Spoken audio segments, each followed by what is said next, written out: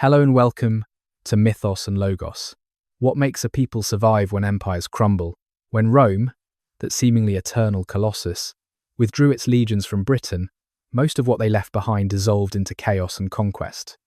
The towns emptied, the roads cracked, the Latin language retreated, and yet, in the mountainous west, something endured.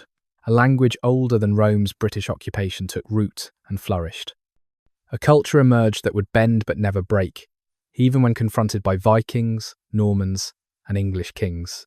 The Welsh, the Cymry as they called themselves, would maintain their identity through a millennium of pressure, creating a civilization as distinctive as their landscape was dramatic. Tonight, we will journey through medieval Wales, from its origins in the ashes of Roman Britain to the twilight of its independence. We will walk its mountain paths, hear its ancient poetry, study its remarkable laws, and witness its long struggle for sovereignty. This is a story of resilience, written in rock and verse, of a small nation that refused to forget itself. May I ask for your help? Liking and subscribing takes just a moment, but makes a huge difference for the channel. I'm grateful for your consideration. I'm also always amazed by our international reach, so I'd appreciate hearing where you're joining from and your local time. As the present fades to whispers, we find ourselves transported to a land of steep valleys and rushing streams, where morning mists cling to mountainsides, and the old tongue echoes through stone halls. The year is perhaps 500 AD, and Rome's shadow has only just lifted from Britain's westernmost reaches. The land between waters. The geography tells you everything you need to know. Wales is a fortress built by time itself, a tumbled landscape of mountains and valleys, where the old Cambrian rock thrusts upward in defiant ridges. To the east, the gentle English lowlands. To the west, the Irish Sea. And between them, this vertical world where every valley is a kingdom, and every mountain passes a border worth dying for. Stand anywhere in Wales, and you are never far from flowing water. Rivers carve through the landscape like the veins of some sleeping giant. The Severn curves along the eastern border. The Dee marks the north. The Wye traces elegant patterns through the south. And countless smaller streams tumble down from the high places, cold and clear and older than memory. These waters isolated communities, created natural boundaries, made Wales a land of many small worlds rather than one unified realm. The mountains themselves form the skeleton of the country. Snowdonia, in the north, where Llywelyn, the burial place, rises over 3,000 feet into clouds that seem perpetually to shroud its peak. The Cambrian mountains march down the spine of the country, creating an interior so rugged that even the Romans built only a handful of roads through it. The Brecon Beacons command the south, their distinctive flat tops visible for miles across the gentler lands below. This landscape shaped everything that would follow. It made Wales difficult to conquer and impossible to hold. An army could march up a valley easily enough, but the valley ended at a mountain wall, and beyond that mountain lay another valley with its own people, its own lord, its own loyalty. Unity was nearly impossible. Conquest from outside was equally difficult. The land itself was Wales's first and most enduring defence. The name they chose for themselves tells you how they saw their position. Cymry, they said, fellow countrymen, people of the same land, not Welsh. That was the Saxon word, meaning foreign. To the Saxons pushing westward, these British speakers were the foreigners, the strangers in their own island. But to themselves, they were the Cymry, the people who belonged to Cymru, the land between the waters, the mountain realm that would become their fortress and their home. The climate conspired with the geography to create a particular way of life. Rain fell generously, perhaps too generously, sweeping in from the Atlantic to drench the western slopes. The high pastures turned brilliant green. The valleys grew thick with oak and ash, but the growing season was short at altitude, and winter came early to the mountains, bringing ice to the passes and snow to the high peaks. This was not a land for easy living, but for a people hardened to its challenges. It offered everything needed to endure when Rome withdrew. The end came quietly at first. In 410 AD, the Roman Emperor Honorius sent his response to a British request for military aid. The cities, he wrote, must look to their own defense. Imperial Rome, beset by barbarians on every frontier, could spare no more legions for distant Britain. The soldiers were already gone, called back over the previous decades to defend Italy itself. What remained was the skeleton of an administration that had no muscle left to enforce its will. For the Romanized British elite, who had grown comfortable under imperial rule, this was catastrophe.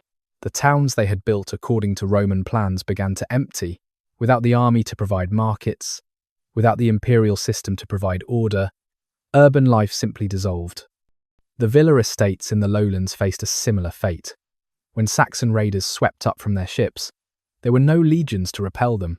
When local strongmen refused to pay taxes, there were no officials to collect them. But in the west, in the mountains, the transition was less dramatic. These lands had never been fully Romanized.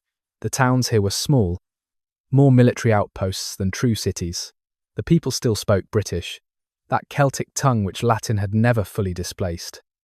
They still organized themselves around tribal loyalties older than Rome's conquest. When the empire withdrew, they did not so much collapse as simply continue, now without the thin veneer of Roman authority. What emerged from this transition was something neither wholly Roman nor wholly tribal, but a distinctive fusion. The tribal kingdoms reasserted themselves, led by men who might claim descent from pre-Roman chiefs, but who bore Latin names and had absorbed Roman ideas about law and governance. They called themselves by titles like Gweledig, the term that had meant provincial governor, but now meant something closer to king. The language shifted, but did not disappear. British, the tongue that had been spoken in these islands before Rome came, evolved in isolation from its continental cousins. Cut off from Gaul by Saxon expansion, the British language of Wales began its transformation into what would become medieval Welsh. The change was gradual, a matter of pronunciation softening, vocabulary adapting, but within a few generations, the language had taken on the distinctive character it would maintain for the next 1500 years. Christianity complicated the picture further. The British had adopted the Roman faith during the later empire, but the Christianity that took root in Wales developed in its own direction, influenced more by Ireland and less by Rome. Monasteries became the new centres of learning, replacing the departed Roman schools. Holy men wandered the mountains, establishing communities that bore their names. The map of Wales filled with places dedicated to saints Rome had never heard of. Power fragmented along ancient tribal lines. The island of Britain, which Rome had governed as a single province, splintered into dozens of kingdoms. In Wales alone, several major realms emerged from the chaos. Gwynedd in the northwest, commanding the most defensible territory around Snowdonia. Powys in the northeast, controlling the routes into Wales from the English lowlands. Deheubarth in the southwest, rich in good farmland, and smaller kingdoms besides, each ruled by dynasties claiming descent from Roman officials or tribal kings or both. These successor kingdoms preserved what they valued from Rome, while abandoning what they did not. They kept Latin as the language of the church and learning. They maintained some Roman legal concepts. They continued to think of themselves as the rightful heirs to Roman Britain, the people who had not been conquered by the Saxon invaders, spreading across the eastern lowlands, but they governed according to older patterns that would have been familiar to their pre-Roman ancestors. The Five Kingdoms rise. By the 6th century, the political geography of Wales had settled into a pattern that would endure for centuries. 5 major kingdoms dominated the landscape, each occupying territory defined as much by mountains and rivers as by human ambition. These were not stable, unified states in the modern sense, but rather loose confederations of territories, held together by the personal authority of kings and the binding power of kinship. Gwynedd rose in the northwest, and the very landscape declared its strength. Here was Snowdonia, that mountain fastness where armies came to die. Here were the offshore islands, Anglesey the breadbasket, Moan that the Druids had once called the mother of Wales for its fertile fields. The kings of Gwynedd ruled from strongholds that commanded the mountain passes, extracting tribute from lesser lords who held the valleys. Gwynedd, the kingdom's founder, according to tradition, had come from the north, from the land between the Roman walls, bringing warriors to drive out Irish raiders in the chaos after Rome's withdrawal. His descendants held Gwynedd for centuries, their power rising and falling but their claim never quite extinguished. Powys commanded the northeast, and the crucial border with the Saxon kingdoms, spreading across what would become England. This was more accessible territory than Gwyned's mountains, more vulnerable to invasion but also richer in agricultural land. The rulers of Powys had to be warriors first, diplomats second, always balancing the threat from the east against their ambitions to the west. They built their power at places like Penguern, maintaining courts that blended British tradition with whatever they could learn from their Saxon neighbours and enemies. Deheubarth occupied the southwest, though in these early centuries it existed as separate kingdoms that would only later combine under that name. Deheubarth in the far west, Ceredigion along the coast, Ystrad Tywys, inland along the Tywys River Valley. This was the most Romanised part of Wales, where Latin inscriptions could still be found on stone memorials, where some memory of urban life lingered longer than elsewhere. The kingdoms here looked outward to the Irish Sea, maintaining contacts with Ireland that were sometimes hostile, sometimes commercial, always significant. Gwent and Llywelyn held the southeast, wedged between the Bristol Channel and the mountains. These small kingdoms occupied the most accessible part of Wales, close to the rich lands of the Severn Valley, and they would spend much of their history trying to maintain independence from both Welsh kingdoms to the north and Saxon kingdoms to the east. Their position made them prosperous but precarious, always the first to feel pressure from outside expansion. Smaller kingdoms filled the gaps between these major powers. Brycheiniog in the central uplands, Builth in the middle marches, Merion Idd on the western coast. Each represented territory held by a family claiming royal blood. Each maintained its own court and warriors. Each guarded its independence jealously. The political map of Wales resembled a patchwork quilt, and the pattern shifted with every generation, as kingdoms were divided among heirs or temporarily united under strong rulers. The system that governed succession guaranteed instability. Welsh law, developing its distinctive character in these centuries, practiced partible inheritance. A king's lands were divided among all his legitimate sons. The idea was egalitarian, but the result was endless conflict. Brothers fought brothers for supremacy, uncles murdered nephews to prevent division. The winner might reunify what had been split, only to have his own death trigger another round of partition and warfare, and yet within this apparent chaos, certain constants emerged. The kingdoms maintained their identities, even when their borders shifted. A man from Gwynedd knew he was not from Powys, even if the current political situation had placed his valley under Powys's temporary control. Language, law, and culture created a shared sense of being Cymru, even when political unity proved impossible. They fought each other constantly, but they also recognised their kinship, maintained by bards who sang of common ancestors, and by laws that extended the same protections to all Welshmen, regardless of which kingdom they inhabited. Walking a mountain path. You wake before dawn in the small stone house that has sheltered your family for generations. The air is cold enough to see your breath, and you move quietly so as not to wake the children sleeping near the central hearth, where last night's fire has burned down to embers. Your wife rises with you. There are no words needed. The sheep will not wait for the sun. Outside, the darkness is not quite complete. The stars are brilliant overhead, uncountable points of light between clouds that move slowly eastward. You can smell the mountain, that particular scent of wet rock and growing things, and the cold water that streams down from the high peaks. Your dog emerges from the shelter, where he guards the flock at night, a dark shape that moves to your side without needing to be called. The path up the mountain is one you could walk blind. Your father walked it, and his father before him. Your feet know every stone, every place where the track narrows or where rain has cut a gully across it. You climb steadily as the eastern sky begins to pale. The darkness turns to grey, then to the particular luminous quality that comes just before sunrise in the mountains. The sheep are where you left them yesterday evening, scattered across the high pasture where the grass grows thick and sweet. They lift their heads as you approach, recognizing your silhouette and the dog at your heels. You count them by habit, though you know each animal individually. 23 ewes, 14 lambs from spring, the old ram who rules the flock with stubborn authority, all present. No losses to the wolves that still roam these heights, or to the eagles that sometimes take the weakest lambs.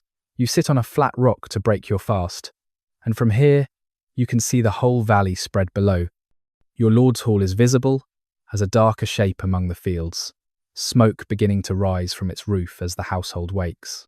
Beyond it, the river catches the morning light, a silver thread winding through the patchwork of small fields.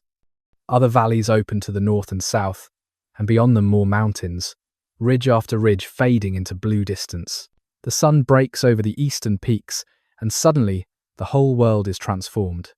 The mountain grass glows green and gold, the clouds turn pink and orange, the streams that cascade down from the heights catch the light and seem to burn. You hear the distant sound of a bell from the monastery in the next valley, calling the monks to their morning prayers. The sound carries clearly, in the still air, this is your world. You know every shepherd in the surrounding valleys, can trace your kinship to most of them within 3 or 4 generations. You speak the language your ancestors spoke when the Romans still walked these mountains. The stories you tell by the fire at night are the same stories your grandfather told. Tales of Arthur and of older heroes still, men who fought giants and won the love of fairy women and held back the darkness when the world was young. You have never seen a town, never wanted to. Your Lord provides justice when disputes arise, and protection when raiders come. The monastery provides a place to bring your children for blessing, and a place to be buried when your time comes. The land provides everything else: grass for the sheep, grain from the small fields in the valley, fish from the river, and the mountain itself standing eternal and unchanging above it all. The Christian dawn, the faith came to Wales in 2 waves. First, dimly during the Roman period, when Britain was still part of an empire that had adopted Christianity as its official religion. Towns like Caerleon had churches, and some villa owners converted, perhaps as much from fashion as conviction. But this Roman Christianity was an urban faith, and when the towns emptied in the 5th century, much of it evaporated with them. The second wave came from Ireland, and it was this Irish influence that truly transformed Wales.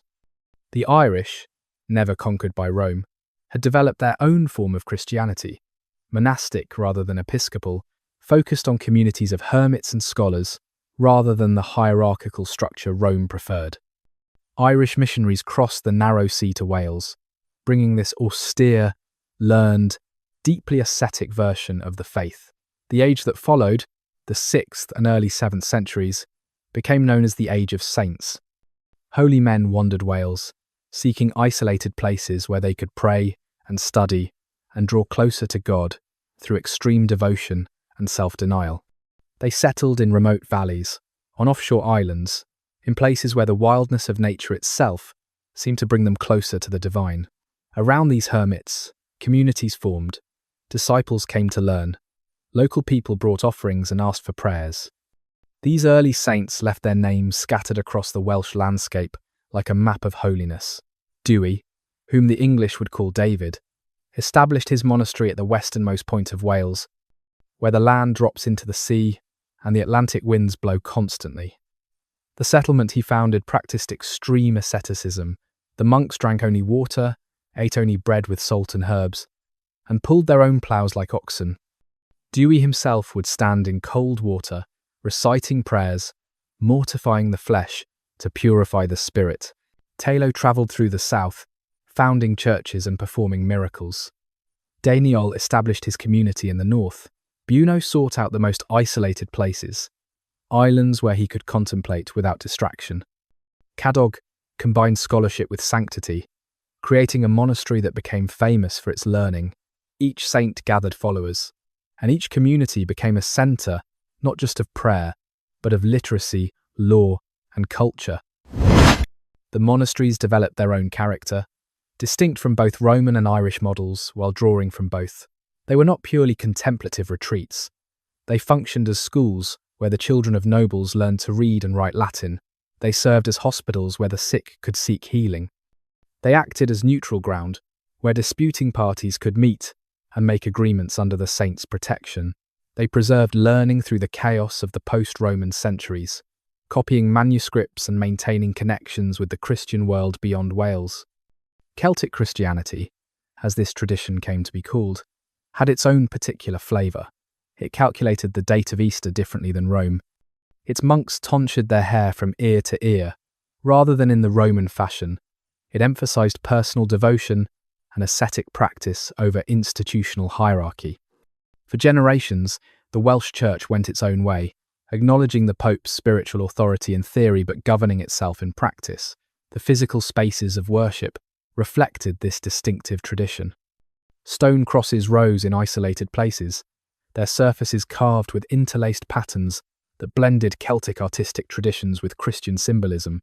Small stone churches, simple rectangular buildings with thick walls and tiny windows, appeared near the monasteries. Holy wells became places of pilgrimage, their waters credited with healing powers. The faith rooted itself in the landscape, becoming as much a part of Wales as the mountains themselves. The saints became more than religious figures. They became clan founders, their followers forming communities bound by shared devotion to a particular holy man. They became legal authorities, their monasteries serving as courts where oaths could be sworn and judgments rendered.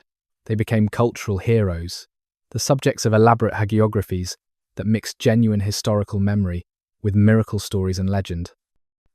To be from the community of St. Dewi or St. Taylo was to have an identity, a belonging that went beyond mere locality. This Christian culture coexisted with older beliefs more easily than it might have elsewhere. The holy wells had been sacred before Christianity came. The great stones that still stood in the landscape had been raised by people who worshipped gods long forgotten. Rather than destroy these relics of paganism, the Church often absorbed them, Christianizing the old sacred places, telling new stories that explain the ancient monuments in Christian terms. The tongue of Taliesin. The poets came before the written word, and their power was absolute. In a world without books, without writing in the common tongue, the poet was memory itself. He carried the genealogies that proved a king's right to rule. He preserved the laws that governed society. He knew the stories that connected the living to their ancestors, and the ancestors to the gods who had become, in Christian times, the saints. To anger a poet was to risk having your name erased from memory, your reputation destroyed, your deeds forgotten. The earliest Welsh poetry that survives comes from around 600 AD, though it speaks of events decades earlier. Two names dominate this archaic period: Taliesin and Aneirin. Their works, copied and recopied over centuries, give us our only glimpse into the world of the 6th century, when British kingdoms still held territory across northern Britain and the Saxon conquest was not yet complete. Taliesin sang for Llywelyn of Reged, a kingdom in what is now northwest England, long since swallowed by Saxon expansion. His poems are tight, compressed, magnificently controlled. He praises his patron's generosity, his prowess in battle, his noble lineage. He describes specific battles, names specific enemies, creates a sense of immediacy that makes events 1300 years gone feel present and urgent. When Llywelyn died, murdered by a jealous rival, Taliesin's lament carried such genuine grief that it echoes still across the centuries. Aneirin composed the Gododin, an epic poem describing the catastrophic defeat of British warriors at Catraeth. 300 men rode to battle. 3 returned. Aneirin, perhaps one of the survivors, memorialized each warrior in verses that blend praise with sorrow. He describes their equipment, their courage, their youth, and the futility of their deaths. The poem becomes a meditation on heroic failure, on the cost of glory, on the bitter knowledge that bravery is not enough when facing overwhelming force. These were not simple praise poems. They worked within complex metrical structures, using alliteration and internal rhyme patterns that made them easier to memorize and more powerful in performance. The language itself was dense, archaic even when first composed, deliberately difficult. A poet's skill was measured partly by his ability to work within these strict forms while still conveying meaning and emotion. The tradition these early poets established would shape Welsh literature for centuries. A class of professional poets emerged, trained through long apprenticeships in the complex craft of verse. They learned the traditional meters, the proper ways to praise a patron, the stories and genealogies they were expected to know. A chief poet, a pensard, stood at the top of this hierarchy, a figure of immense prestige, whose position was guaranteed by law. The language itself underwent transformation during these centuries. British, the Celtic tongue spoken when Rome ruled, gradually became Welsh. The change was not sudden but cumulative. Certain sounds softened or disappeared. Word endings simplified. The vocabulary adapted, borrowing some Latin words from the church, creating new terms for new concepts, but maintaining its fundamental Celtic structure. By the 8th or 9th century, the language had become distinctively Welsh, related to Breton and Cornish, but no longer mutually intelligible with them. Written Welsh appeared cautiously at first. Latin remained the language of formal documents, of legal records, of religious texts, but glosses in Welsh appeared in the margins of Latin manuscripts, explanatory notes for readers who found Latin difficult. Poetry circulated orally, but was occasionally written down, preserved in monasteries where scribes recognized its value. Short phrases in Welsh crept into legal documents, technical terms that had no good Latin equivalent. The poetry preserved not just language, but worldview. The poets sang of a heroic age, of warriors who valued honour above survival, of lords who distributed wealth with open hands, of a social order built on personal loyalty and mutual obligation. They maintained genealogies that connected contemporary kings to heroes of the past, and through them to figures of myth and legend. They kept alive the memory of a Greater Britain, when British kingdoms had stretched from Wales to Scotland, before the Saxon advance had compressed the Welsh into their mountain fortress. This oral culture created its own form of immortality. A king who died left his lands to his sons, but his reputation to the poets, a generous lord who hosted the bards well, would be remembered in verse. A miserly or unjust ruler might find himself the subject of satire, so cutting that his name became a byword for shame. The poets held power that transcended any single kingdom, for their songs travelled, crossing borders that armies could not, carrying reputation throughout the Welsh-speaking world. The singer in the hall falls gradually quiet as the evening meal ends. The lord sits in his place of honour, his warriors ranged along the benches that line the walls. Servants clear away the remains of the feast, the bones and bread crusts, the empty drinking horns. The central fire burns bright, casting dancing shadows on the smoke-blackened beams above. This is the moment everyone has been waiting for. The poet rises from his place near the lord's right hand. He is an old man, grey-bearded, his face carved into deep lines by decades of memorizing and reciting. He wears a distinctive brooch that marks his rank, pensard, chief poet. The gold gleams in the firelight. Conversation dies away completely. Even the dogs sprawled among the rushes on the floor seem to sense the significance of the moment and lie still. He needs no instrument tonight. That will come later, after the formal praise poem, when the mood has softened and the drinking horns have been refilled. For now, there is only his voice and the words that have been shaped and polished over weeks of preparation. This is a praise poem, a commissioned work celebrating the Lord's victory in last month's border raid. The Lord has paid well for this immortality. The poet begins softly, drawing the audience in, forcing them to lean forward and listen. His voice is still strong despite his age, trained over decades to fill a hall, to carry over the crackle of fire and the whisper of conversation. He speaks of the Lord's lineage first, connecting him to his father and grandfather, reaching back through generations to the founder of the dynasty. Each ancestor is named, each worthy deed recalled in compressed, elusive phrases that everyone present knows by heart. Then the praise itself. The Lord's generosity is like the sea, boundless and constant. His courage in battle is like the eagle's swoop, sudden and irresistible. His judgment is like the oak's strength, rooted deep and unwavering. The metaphors are traditional, familiar, but the poet makes them new through the force of his delivery and the particular details he weaves around them. He describes specific moments from the raid: the Lord's spear throwing, the enemy's flight, the cattle taken and distributed among the warriors. The lord sits motionless, but you can see the pleasure in his face. This is why he fights, why he leads raids and risks death in battle, not just for the cattle or the slaves, or the temporary advantage, but for this: to be remembered, to have his name carried forward by the poets, to know that even after death, his reputation will live in song. The poem builds to its climax. The poet's voice rises, filling every corner of the hall. His words come faster now, the metrical structure, carrying them forward with gathering momentum.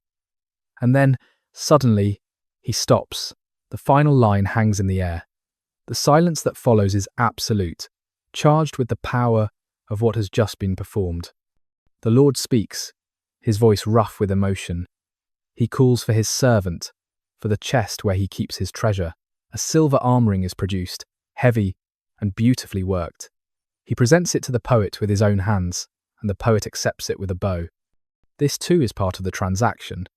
The poem has been given, the payment has been made, the Lord's immortality has been purchased, and the poet's skill acknowledged. Now the mood shifts. The poet takes up his harp, a small instrument cradled against his chest.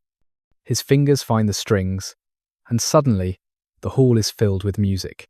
He sings older songs now, stories everyone knows, tales of Arthur and his warriors, of Maxen Dweledig who became Roman emperor, of Bran the Blessed who led an army to Ireland. Others join in the choruses.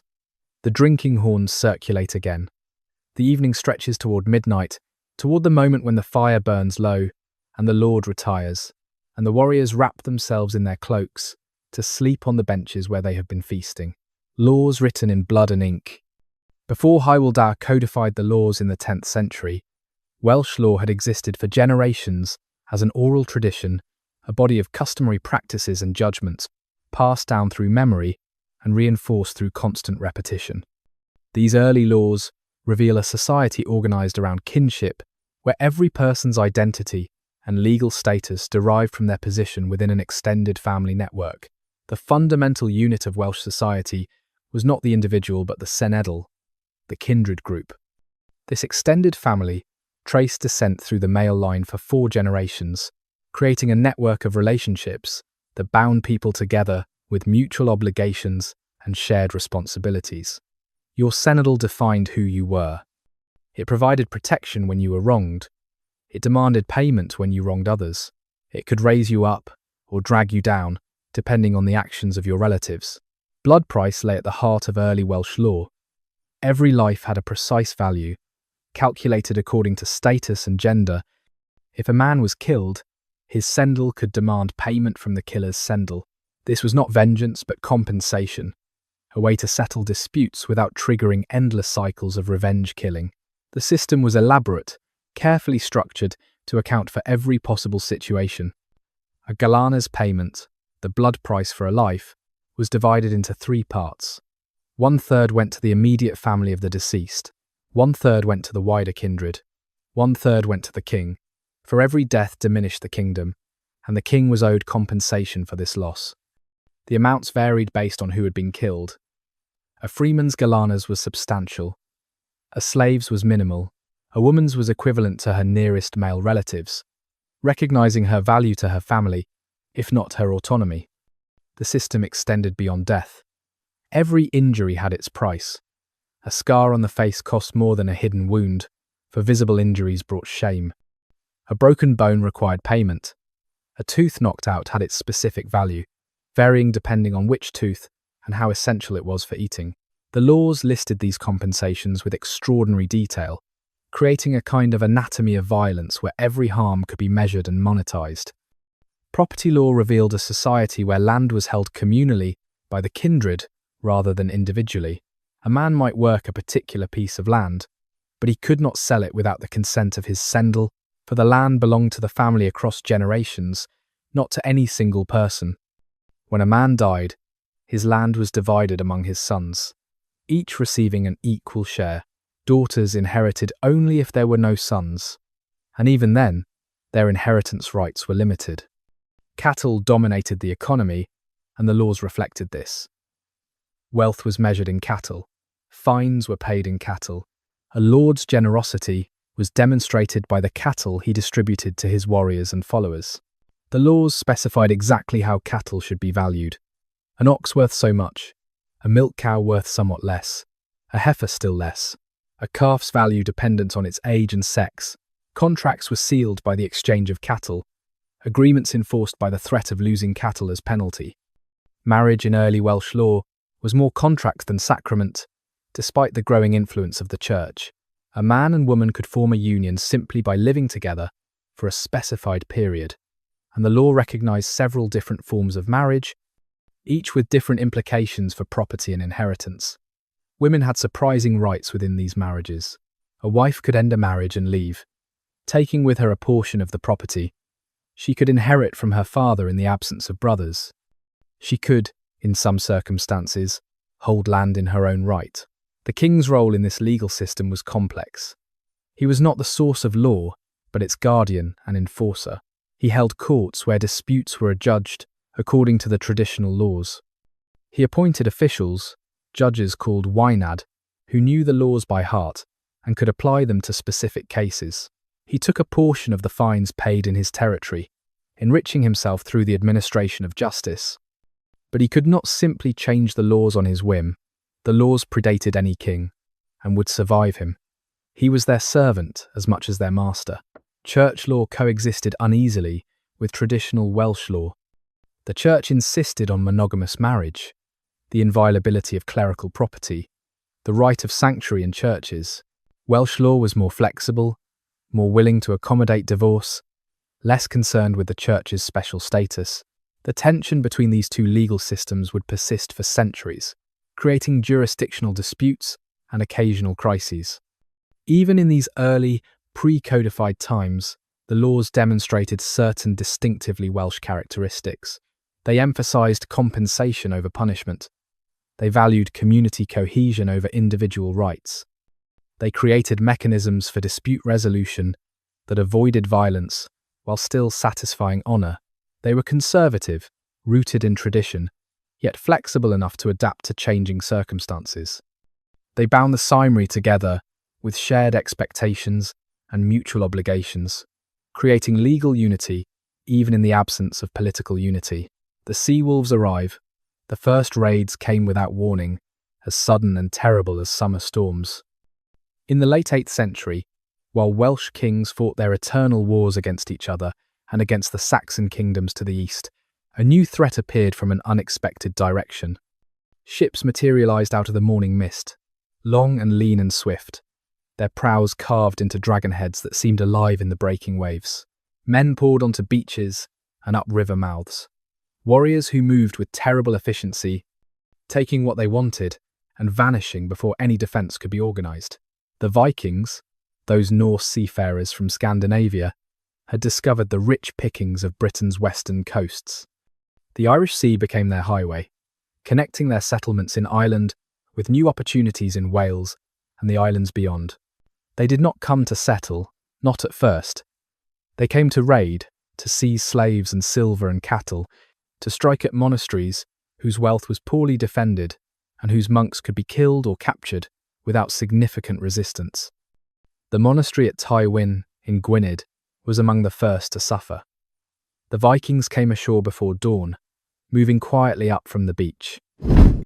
By the time the monks realised what was happening, the raiders were inside the compound, setting fire to the wooden buildings, smashing the shrine, carrying off the precious vessels used in the Mass. Some monks died trying to protect their holy relics. Others were herded together and marched to the ships, destined for slavery in Dublin or beyond. The Vikings were gone before the sun was fully up, leaving behind only smoke and corpses and the sound of weeping. The pattern repeated across the Welsh coast. Anglesey, that rich island breadbasket, suffered terribly. Its exposed position made it vulnerable, and the Vikings returned again and again, burning villages, taking whatever could be carried, destroying what could not. The small monastic communities on offshore islands, places chosen for their isolation and peace, became death traps when the dragon ships appeared. Holy Island off Anglesey was ravaged. The monastery at Penmon barely survived. Bardsey Island in the far west, which the Welsh called the Island of 20,000 Saints, for all the holy men buried there, saw its community scattered. The Welsh response was hindered by their eternal division. A Viking raid on Gwyned's coast was Gwyned's problem. Powys had its own concerns. Deheubarth looked to its southern shores. No coordinated defence emerged. Because no mechanism for coordination existed, each kingdom fought its own battles, won its own victories, or suffered its own defeats. And the Vikings exploited these divisions with the practiced skill of men who had learned to profit from Christian disunity all around the Irish Sea. Yet gradually, the Welsh adapted. Coastal communities moved inland, abandoning villages too exposed to defend. Warning systems developed, chains of signal fires that could alert the countryside when ships were spotted.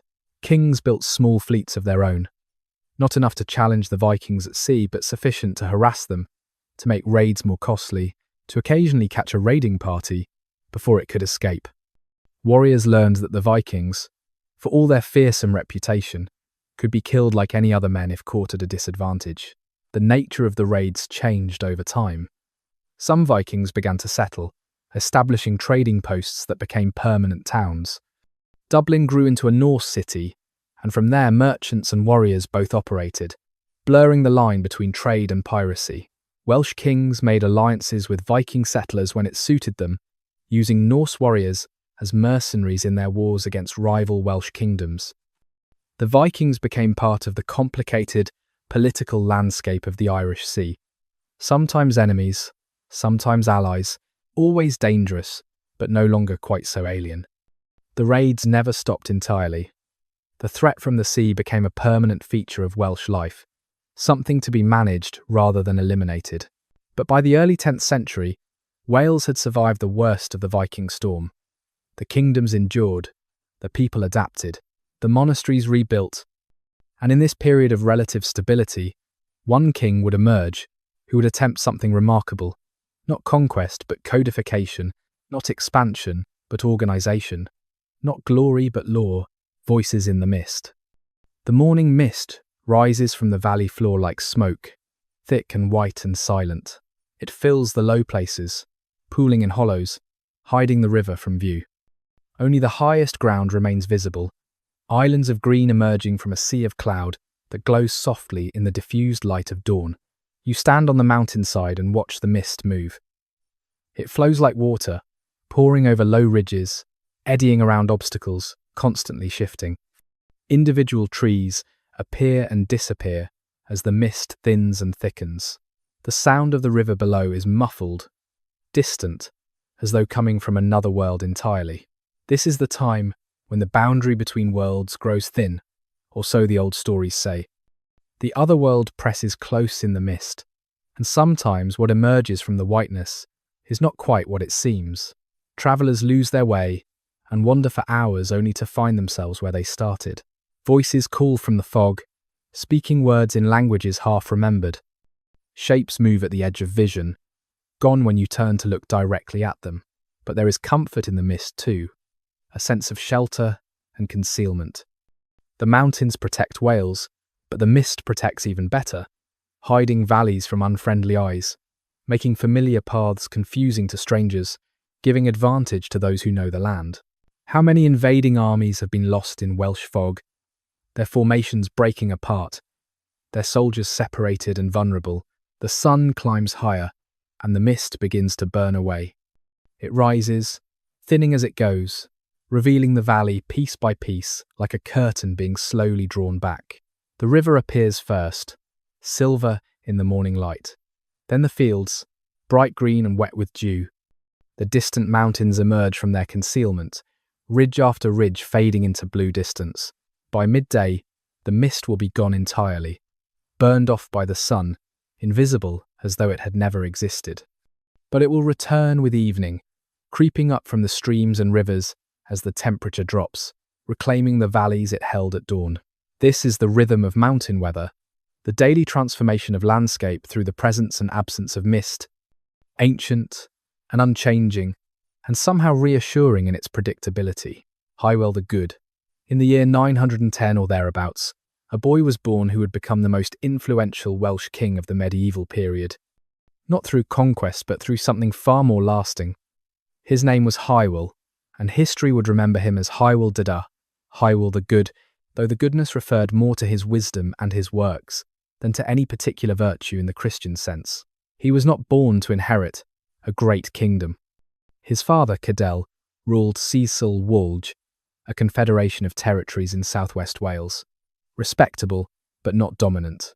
His grandfather, Rhodri Mar, Rhodri the Great, had briefly unified much of Wales before his death triggered the usual fragmentation. Young Hywel grew up understanding the patterns of Welsh politics, the way power accumulated and dispersed, the endless cycle of unity and division that made Wales strong enough to survive, but too weak to dominate. His education was unusually broad for a Welsh prince. The records suggest he could read and write, not just in Welsh but in Latin. He knew the scriptures, the church fathers, the legal traditions of Rome and of the Celtic world. He travelled, an uncommon thing for men of his time, and is said to have made pilgrimage to Rome itself in 928, walking the ancient roads through Francia and over the Alps to see the city that still represented civilization to the Christian world. What he saw in Rome must have impressed him deeply. Here was order, written law, institutional continuity stretching back centuries. Here was a legal system that applied uniformly across vast territories, creating predictability and stability. Here was the idea that law could be written down, studied, compared, refined, rather than existing solely in the memories of judges and the customs of communities. When he returned to Wales, he carried these ideas with him. Through a combination of inheritance, conquest, and fortunate marriage, Hywel expanded his territory significantly. He married Ellen, daughter of the King of Deheubarth, and when his father-in-law died without male heirs, Hywel claimed Deheubarth through his wife. He negotiated and fought and manoeuvred until he controlled most of South and West Wales, from Ceredigion to Pembroke, from the mountains to the sea. Only Gwynedd in the north and the southeast kingdoms remained outside his authority. His relationship with the English kingdom of Wessex was pragmatic rather than heroic. He acknowledged the English king as his overlord, attended the English court, even issued coinage bearing both his name and the English king's. To some Welsh patriots, this submission was shameful, but Hywel understood power. Wessex under Athelstan was becoming the dominant force in Britain. Fighting this reality would accomplish nothing. Accepting it brought him peace on his eastern border and freedom to consolidate his authority within Wales. He seems to have been genuinely curious about law and governance. The few references we have to his personality suggest a thoughtful man, someone who asked questions, who listened to answers, who preferred negotiation to violence when possible. He was not a great warrior king in the traditional mould. There are no famous battles associated with his name, no dramatic victories that the poets celebrated. His greatness lay elsewhere, in his ability to organise, to systematize, to think beyond his own lifetime, to what might endure after his death. Around 940, or perhaps a few years earlier, Hywel called an assembly. The location was Whitland in Carmarthenshire, a place roughly central to his territories, accessible from all parts of his kingdom. He summoned 6 men from each comote, the administrative districts that divided Wales, along with clergy and legal experts. The purpose was ambitious: to review, codify, and write down the laws of Wales. Not to create new laws, Hywel insisted, but to preserve and clarify the old ones, to create a single authoritative statement of Welsh law that could guide judges and prevent disputes about what the law actually required. The assembly lasted weeks, perhaps months.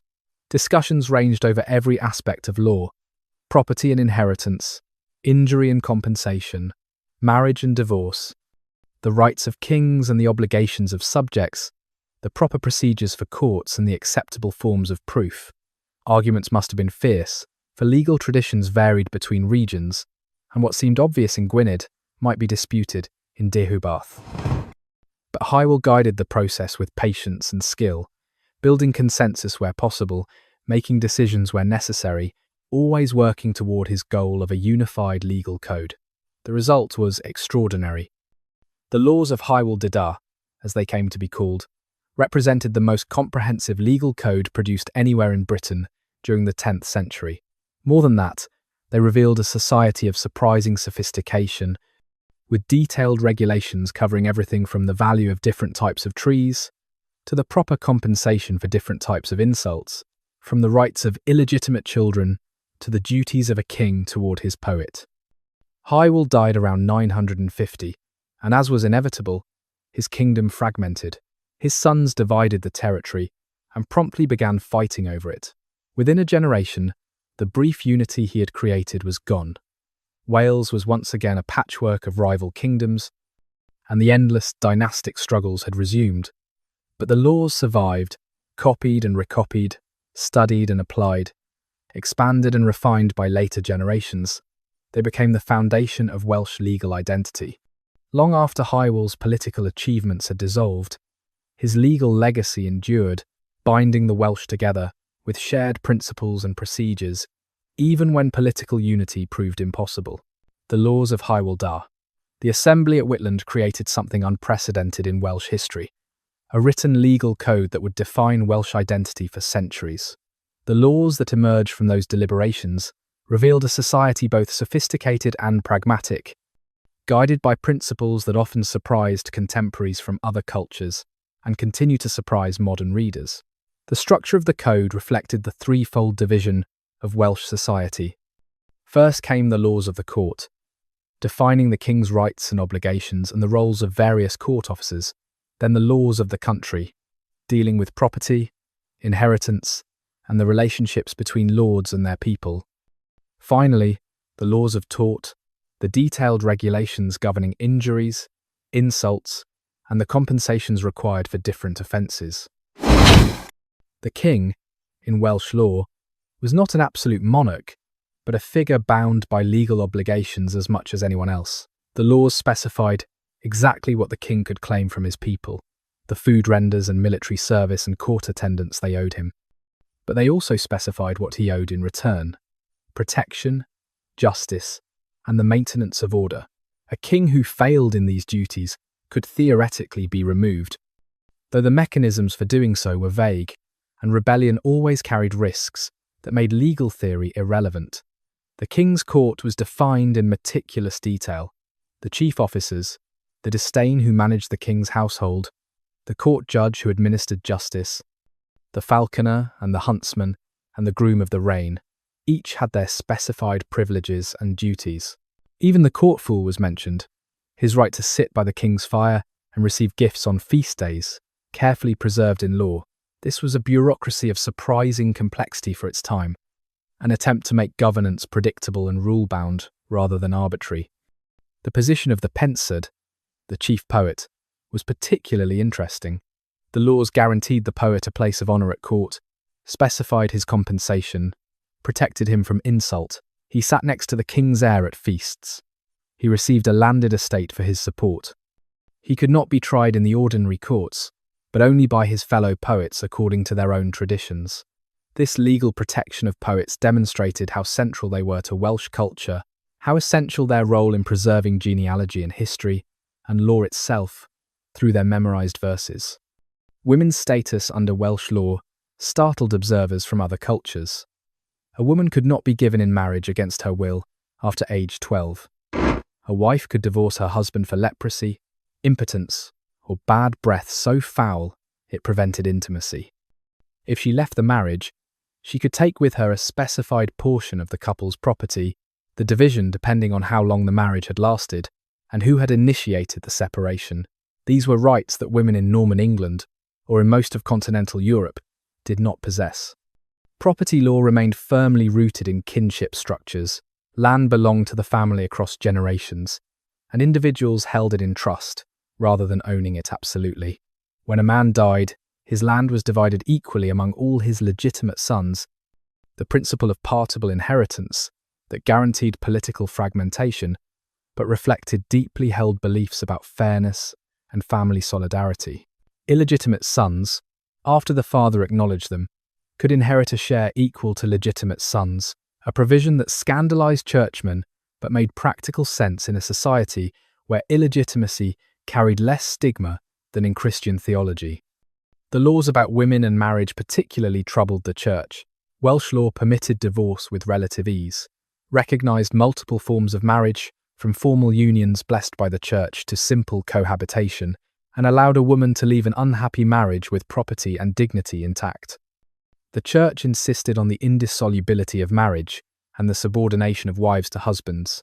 This tension between Welsh customary law and Christian canon law would persist for centuries, with Welsh practice slowly, reluctantly, yielding to church pressure. The detailed compensation schedules revealed a society obsessed with honour and reputation. Every injury had its price, carefully calibrated. A blow to the head cost more than a blow to the body. A wound that left a visible scar cost more than one that healed cleanly. The loss of a front tooth, essential for eating and visible when speaking, required greater compensation than the loss of a back tooth. A lord's injury required higher payment than a commoner's, not because the physical harm was different, but because the insult to dignity was greater. The famous provisions about animals demonstrated the law's practicality and their author's attention to everyday life. The value of a cat was precisely specified: a penny for a kitten, 2p once it caught mice, 4p for an adult mouser. But if you claimed the full adult price, you had to prove the cat's qualifications: that its eyes were good, its ears intact, its claws unbroken, and that it neither harmed food stores nor ate its own kittens. A bee swarm was valued for the honey it produced. A sheepdog worth more than a hunting dog, because it did useful work rather than providing mere entertainment. The laws concerning the kindred, the extended family group, reinforced the centrality of kinship. Your relatives to the fourth generation shared responsibility for your actions and you for theirs. If you killed someone, your kindred helped pay the compensation. If someone killed you, your kindred received their share of the blood price. This system created powerful incentives to keep relatives from acting violently or criminally, since their misconduct could impoverish the entire family. Theft was handled primarily through compensation rather than physical punishment. Stealing cattle, the most serious property crime in an economy based on cattle wealth, required repayment of the animal plus damages. Repeated theft might lead to mutilation or enslavement, but the preference was always for resolution through payment. The goal was not punishment but restoration, returning the victim to their previous position and reintegrating the offender into society once compensation had been made. The laws acknowledged class distinctions without being absolute about them. A bonheddig, a free landholder, had rights and status a slave did not. But even slaves had some protections. They could not be arbitrarily killed, could own small amounts of property, and if freed, their children would be free with most of the rights of the freeborn. Social mobility, while limited, was not impossible. Wealth, royal favour, or exceptional skill could elevate a family's status over generations. The legal procedures themselves emphasised community participation. Cases were judged in assemblies where the community gathered, witnessed proceedings, and validated outcomes. Proof might come from oath helpers, from witnesses, or from various forms of traditional evidence. The system was public, transparent, designed to create consensus and prevent the appearance of arbitrary judgment. These laws, written down around 940 but reflecting traditions centuries older, created a distinctively Welsh legal culture. They were not perfect, not by any modern standard. They excluded whole categories of people from full rights. They valued property and honour over individual autonomy. They were products of their time and place. But they were also remarkably sophisticated, balancing competing interests, creating mechanisms for dispute resolution, attempting to make justice predictable and accessible. They would be copied, studied, expanded, and applied for the next 400 years until English conquest finally imposed English law and relegated Hywel's great work to historical curiosity. Standing in the assembly, you arrive at your lord's court on a morning sharp with autumn chill. The summons came a week ago, carried by the court's messenger, and you have travelled a full day to be here. Others are already gathering in the yard before the hall, men from throughout the comote, all called to witness justice being done. You recognise most faces, can name their fathers, and trace your kinship to many of them within a few generations. The court judge, the Llywelyn, emerges from the hall and calls for attention. He is an old man, white-bearded, his reputation for fairness known throughout the region. He wears no special robes, nothing to mark his office beyond the respect in which he is held, and the gold armring your lord gave him when he accepted the position. His voice carries clearly in the cold air as he announces the cases to be heard today. The first matter is a dispute over cattle. A man claims his neighbour's animals broke through a fence and damaged his grain field. The neighbour admits the fence was broken, but says it was the first man's responsibility to maintain it. Both men step forward, their supporters gathering behind them. You move to stand with others, forming the assembly that will witness and validate whatever judgment is given. The Gwynedd questions both men carefully. How old was the fence? Who built it originally? What does custom in this area say about boundary maintenance? Other men speak up, offering testimony, describing their own experiences with similar situations, invoking precedents from past cases. This is not simply a matter of two men arguing before a judge. This is the community collectively determining what justice requires, guided by tradition and the Gwynedd's expertise. The judge calls for oath helpers. The first man brings forward 3 of his relatives, who swear that he is telling the truth, that his account of events is honest, that he is a man whose word can be trusted. The neighbour brings his own oath helpers, equally insistent on his truthfulness.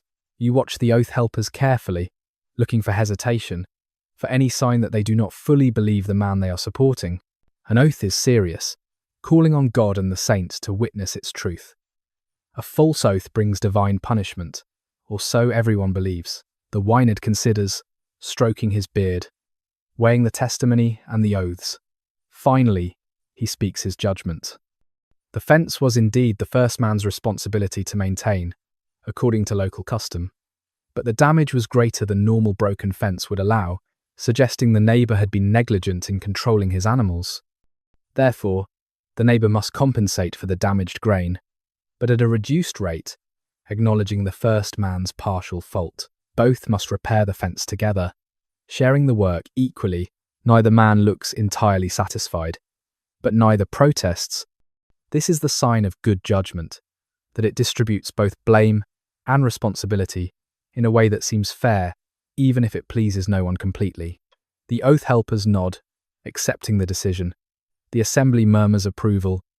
The Gwynedd announces the compensation amount, so many bushels of grain to be delivered before winter, and both men agree publicly before all the witnesses.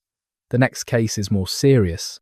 A man struck another during an argument, leaving a scar on his face. The injured man demands compensation, according to the law, the specified payment for a visible facial injury that will mark him permanently. The striker does not deny the blow, but claims provocation, says he was insulted first, called a coward in front of others. His honour required response. The Gwynedd questions witnesses. What exactly was said? Who spoke first? Was the insult genuine or jest that went too far? The community weighs in again, some supporting one man's account, others the second man's version. You find yourself called forward, for you were present at the market where the incident occurred. You describe what you saw and heard as accurately as you can, aware that your testimony matters, that the compensation awarded will affect both families for years to come. The judgment comes down. The blow was unjustified, regardless of provocation. Words, however insulting, do not justify violence. The full compensation for the facial scar must be paid. But the first man's insult was real and witnessed, so he must pay his own smaller compensation for the damaged reputation. Both men must provide sureties, respected members of the community who will guarantee the payments are made. The sun is high now, and the assembly has been standing for hours, but no one leaves. This is important. This public working of justice, this demonstration that law operates openly and fairly, that even lords and their favourites must answer to community judgment. More cases follow. A boundary dispute, an inheritance question where a man's sons disagree about the division of his land, a woman claiming her right to leave her marriage and take her portion of property with her. By the time the day ends, you are tired and hungry but somehow satisfied. Justice has been done in the sight of the community. The law has been applied as Hywel Dda intended, not by royal decree from above but through community consensus, guided by tradition and expertise. You gather with other men for the evening meal your lord provides, discussing the day's judgments, arguing about whether the wynad decided correctly in this case or that, reinforcing through conversation the shared understanding of what law requires. This is how law lives, not in books that few can read, but in the collective memory and agreement of the people it governs. The price of everything. The detailed nature of Welsh law could sometimes seem absurd in its precision, but this specificity served a purpose. In a society without extensive written records, where most transactions were verbal and most agreements witnessed only by memory, having clear, agreed-upon values for everything prevented disputes and made justice calculable. The laws essentially created a price list for all of life's necessities and many of its catastrophes. Consider bees, those essential producers of the medieval world's only concentrated sweetener. A swarm of bees was valued at 12 pence if established in a hive, 6 pence if only recently captured. But the law went further, specifying that you could not sell bees between May and August when they were actively producing honey. If bees from your hive swarmed into your neighbour's property, the first swarm belonged to you, but any subsequent swarms could be claimed by the neighbour. If you found a wild swarm in the forest, you could claim it by marking the tree, but you had to establish them in a proper hive within a specified time or lose your claim. Dogs received similar attention. A hunting dog for the king's use was worth £1, an extraordinary sum. A sheepdog worth far less, but still valuable for its practical work. A house dog, kept for companionship or guarding, had its own specified value. But if a dog killed sheep or cattle, its owner had to pay compensation, and the dog itself might be killed, its meat distributed to the poor. If someone killed your dog without cause, they owed not just the dog's replacement value but also compensation for the insult. Horses were categorized by use and training. A war horse trained for battle commanded prices that might impoverish a family to pay. A pack horse worth far less. A mare less than a stallion, unless she had proven herself as a breeder. If you borrowed a horse and it died while in your care, you owed its full value unless you could prove the death was accidental and unavoidable.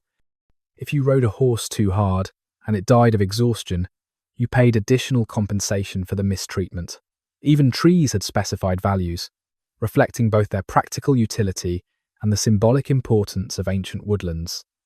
An oak, provider of acorns for pigs and timber for building, topped the list. Ash, essential for tool handles and weapons, commanded high value. Fruit trees were worth more when mature and producing. Cutting down someone's tree without permission required compensation equal to the tree's value, plus damages, for the loss of future production. The laws about women's property rights in marriage were particularly detailed. When a couple married, both brought property into the union. If they separated in the first 7 years, the division depended on who initiated the separation and why. If the wife left without cause, she took only the clothes she brought to the marriage and half the value of any children she bore. If the husband drove her out without cause, she took everything she brought, plus half of everything acquired during the marriage, plus compensation for insult. After 7 years, the division changed. Everything was split equally, regardless of who left or why. Pots and pans, they specified, went to the wife, as did the butter churn and the cloth, and all the household goods women typically controlled. Cattle were divided evenly, with one twist. The husband chose the first animal, the wife the second, husband the third, wife the fourth, until all were distributed. The milk cows went to the wife, the oxen to the husband. The laws even specified what happened to children in a divorce. Young children stayed with the mother until age 7, then could choose which parent to live with. The parent who took the child had to provide for their upbringing, but both parents retained claims on the child's future labour and loyalty. This was remarkably progressive for the 10th century, recognising that children had interests distinct from their parents, and that those interests might be better served by allowing them some choice in their own fate. Illegitimate children, acknowledged by their father, inherited alongside legitimate children after the father's death. The church called this scandalous, insisting on the special status of legitimate heirs born within sanctified marriage. But Welsh law was pragmatic.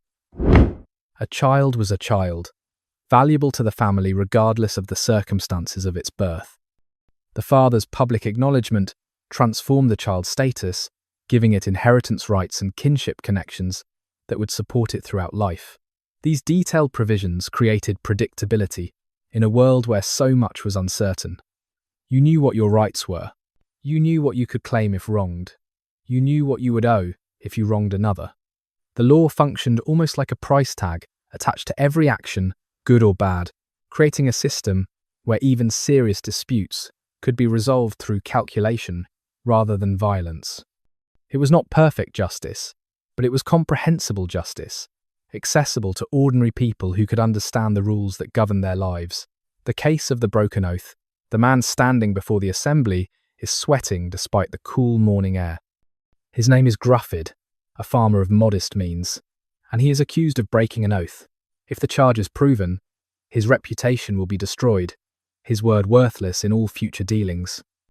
In Welsh society, where contracts depend on trust and disputes are resolved through sworn testimony, a proven oath-breaker becomes nearly impossible to live with.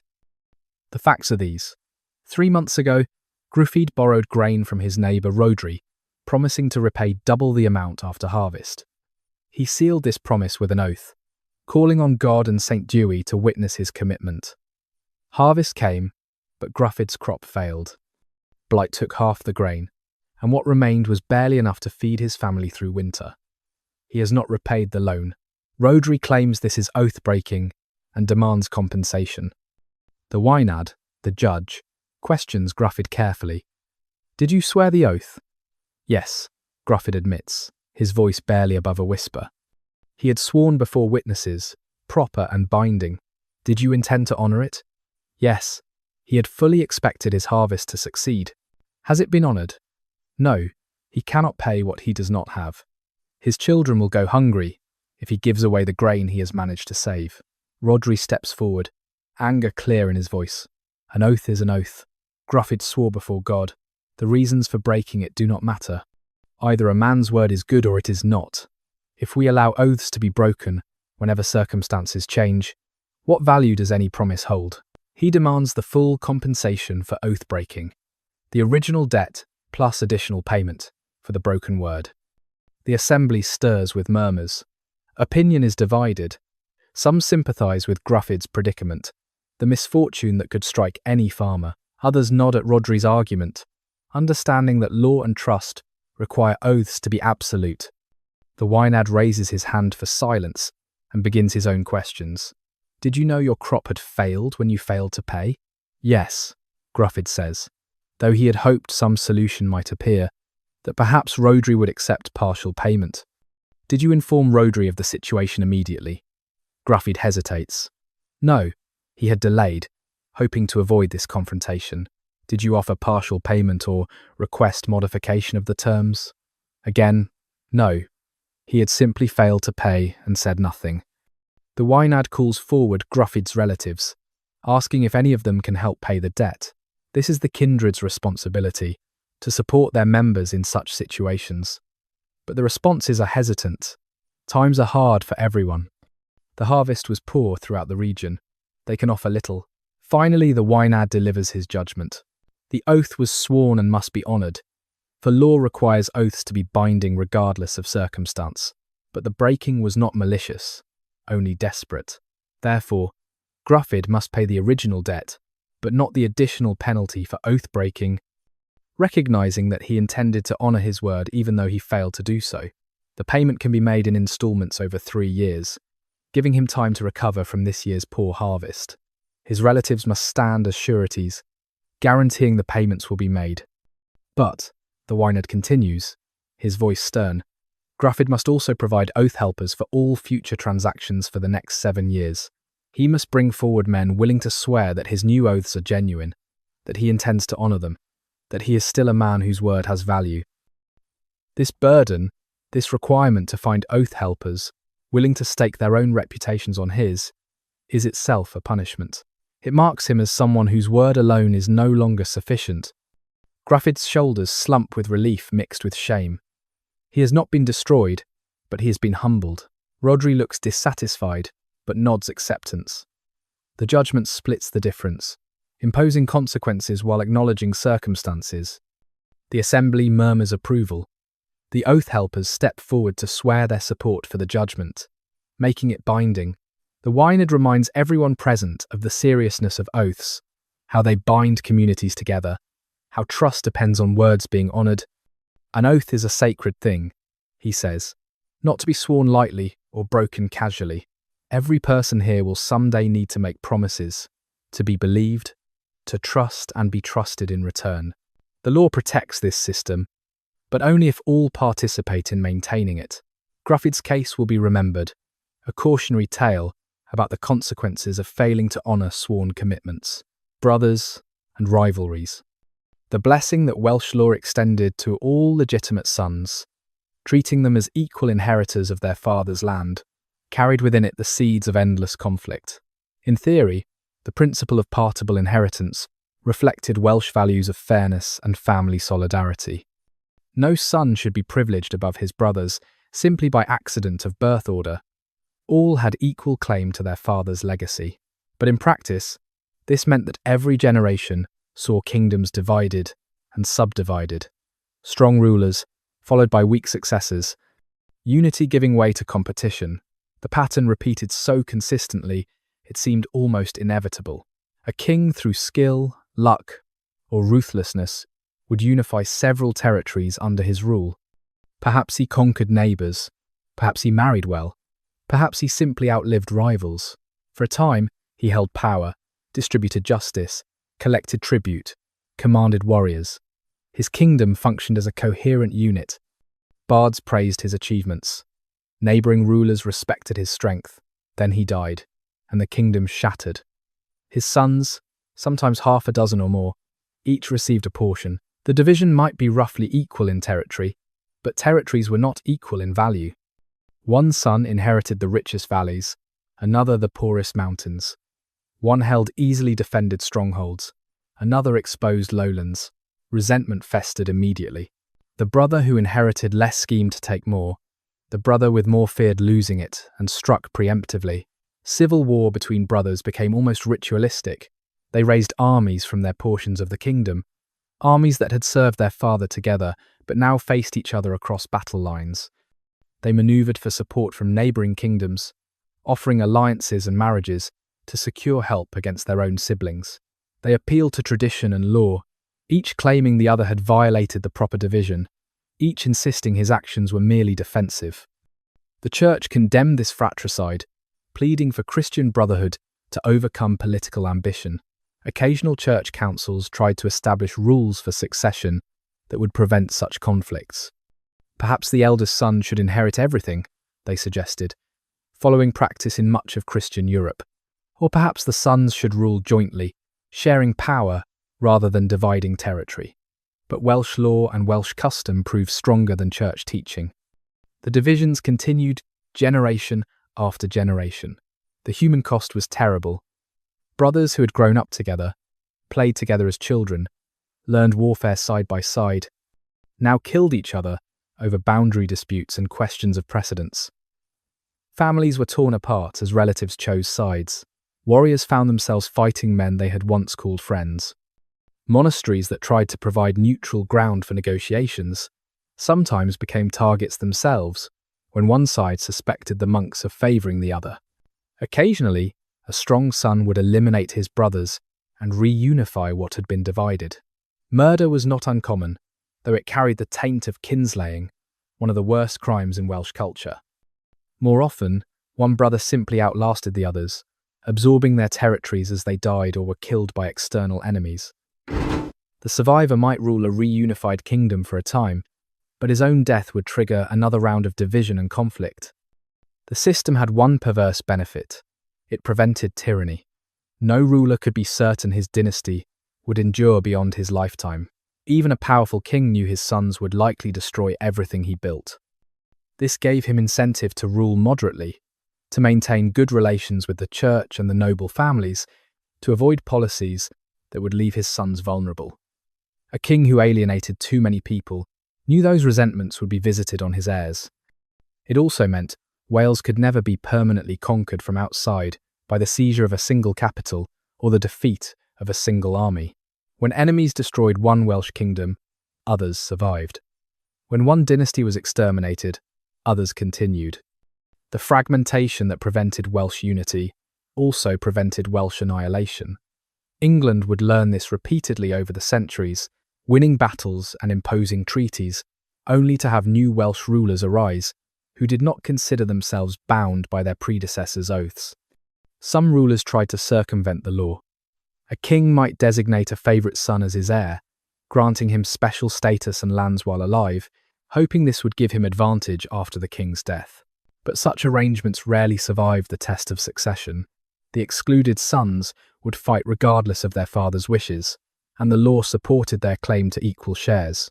Custom was stronger than any individual king's preference. The endless cycle of division and reunification created a peculiar rhythm to Welsh political history. Periods of unity, when strong rulers like Rhodri Mawr or Gruffydd ap Llywelyn managed to dominate much of Wales, alternated with periods of fragmentation, when the kingdoms split into their constituent parts. Neither state was stable. Unity was temporary, built on the personal authority of exceptional men. Division was temporary, lasting only until another exceptional man arose to reunify through conquest or negotiation. Wales oscillated between these poles without ever settling into either state permanently. The Bard's Path. To become a pensard, a chief poet in medieval Wales, required dedication that began in childhood and continued for decades. The path was long and demanding, testing memory and linguistic skill and creative ability in ways that eliminated most aspirants before they reached the highest ranks. But those who persisted and succeeded entered an elite class, whose prestige rivaled that of nobility, whose protection was guaranteed by law, and whose works would carry their names across centuries. Training began young, often around age 7, when a boy would be sent to study with an established poet. The first years focused on memory development, the fundamental skill on which everything else depended. The student learned to memorize prodigiously, to hold in mind hundreds and eventually thousands of lines of poetry. He practiced daily, reciting older works until they became part of his mental furniture, retrievable instantly and perfectly. Simultaneously, he learned the grammatical structures of Welsh, not casually as a native speaker absorbs language, but formally and precisely. He studied the 24 metres that Welsh poetry employed, learning the rules of Singhaned, that complex system of sound correspondences that made Welsh verse instantly recognisable. Each metre had its own rules about syllable count, stress patterns, rhyme schemes, and the intricate internal alliteration that gave Welsh poetry its distinctive music. The student memorised genealogies, those long lists of names connecting contemporary rulers to ancestors of increasing antiquity and decreasing historicity. A competent poet needed to know the lineage of every significant family in Wales, to understand the relationships between dynasties, to recognise when a current ruler's claims to legitimacy rested on descent from this hero or that ancient king. These genealogies were not just historical curiosities, but political tools, weapons in disputes over territory and precedence. He learned the traditional stories, the myths and legends that formed the common cultural heritage of the Welsh. The tales of Arthur and his warriors, of Culhwch's quest to win Olwen, of Pwyll and Rhiannon, of Bran the Blessed, whose head was buried in London to protect Britain from invasion. He learned the various versions of these tales, how they differed in different regions, which elements were essential, and which could be adapted. These stories provided the allusions and references that made poetry rich and gave audiences pleasure in recognizing familiar material transformed through skilled recitation. The study of precedent was crucial. The student read or heard the works of earlier masters, analyzing their techniques, understanding how they praised and satirized, how they chose words for meaning and music simultaneously.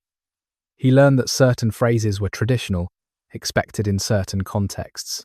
When praising a lord's generosity, certain metaphors were appropriate. When lamenting a death, certain emotional notes had to be struck. Innovation was permitted, but only within traditional frameworks. A poem that strayed too far from established patterns would be judged poor craft regardless of its originality. As he advanced, the student began composing his own work under the master's supervision.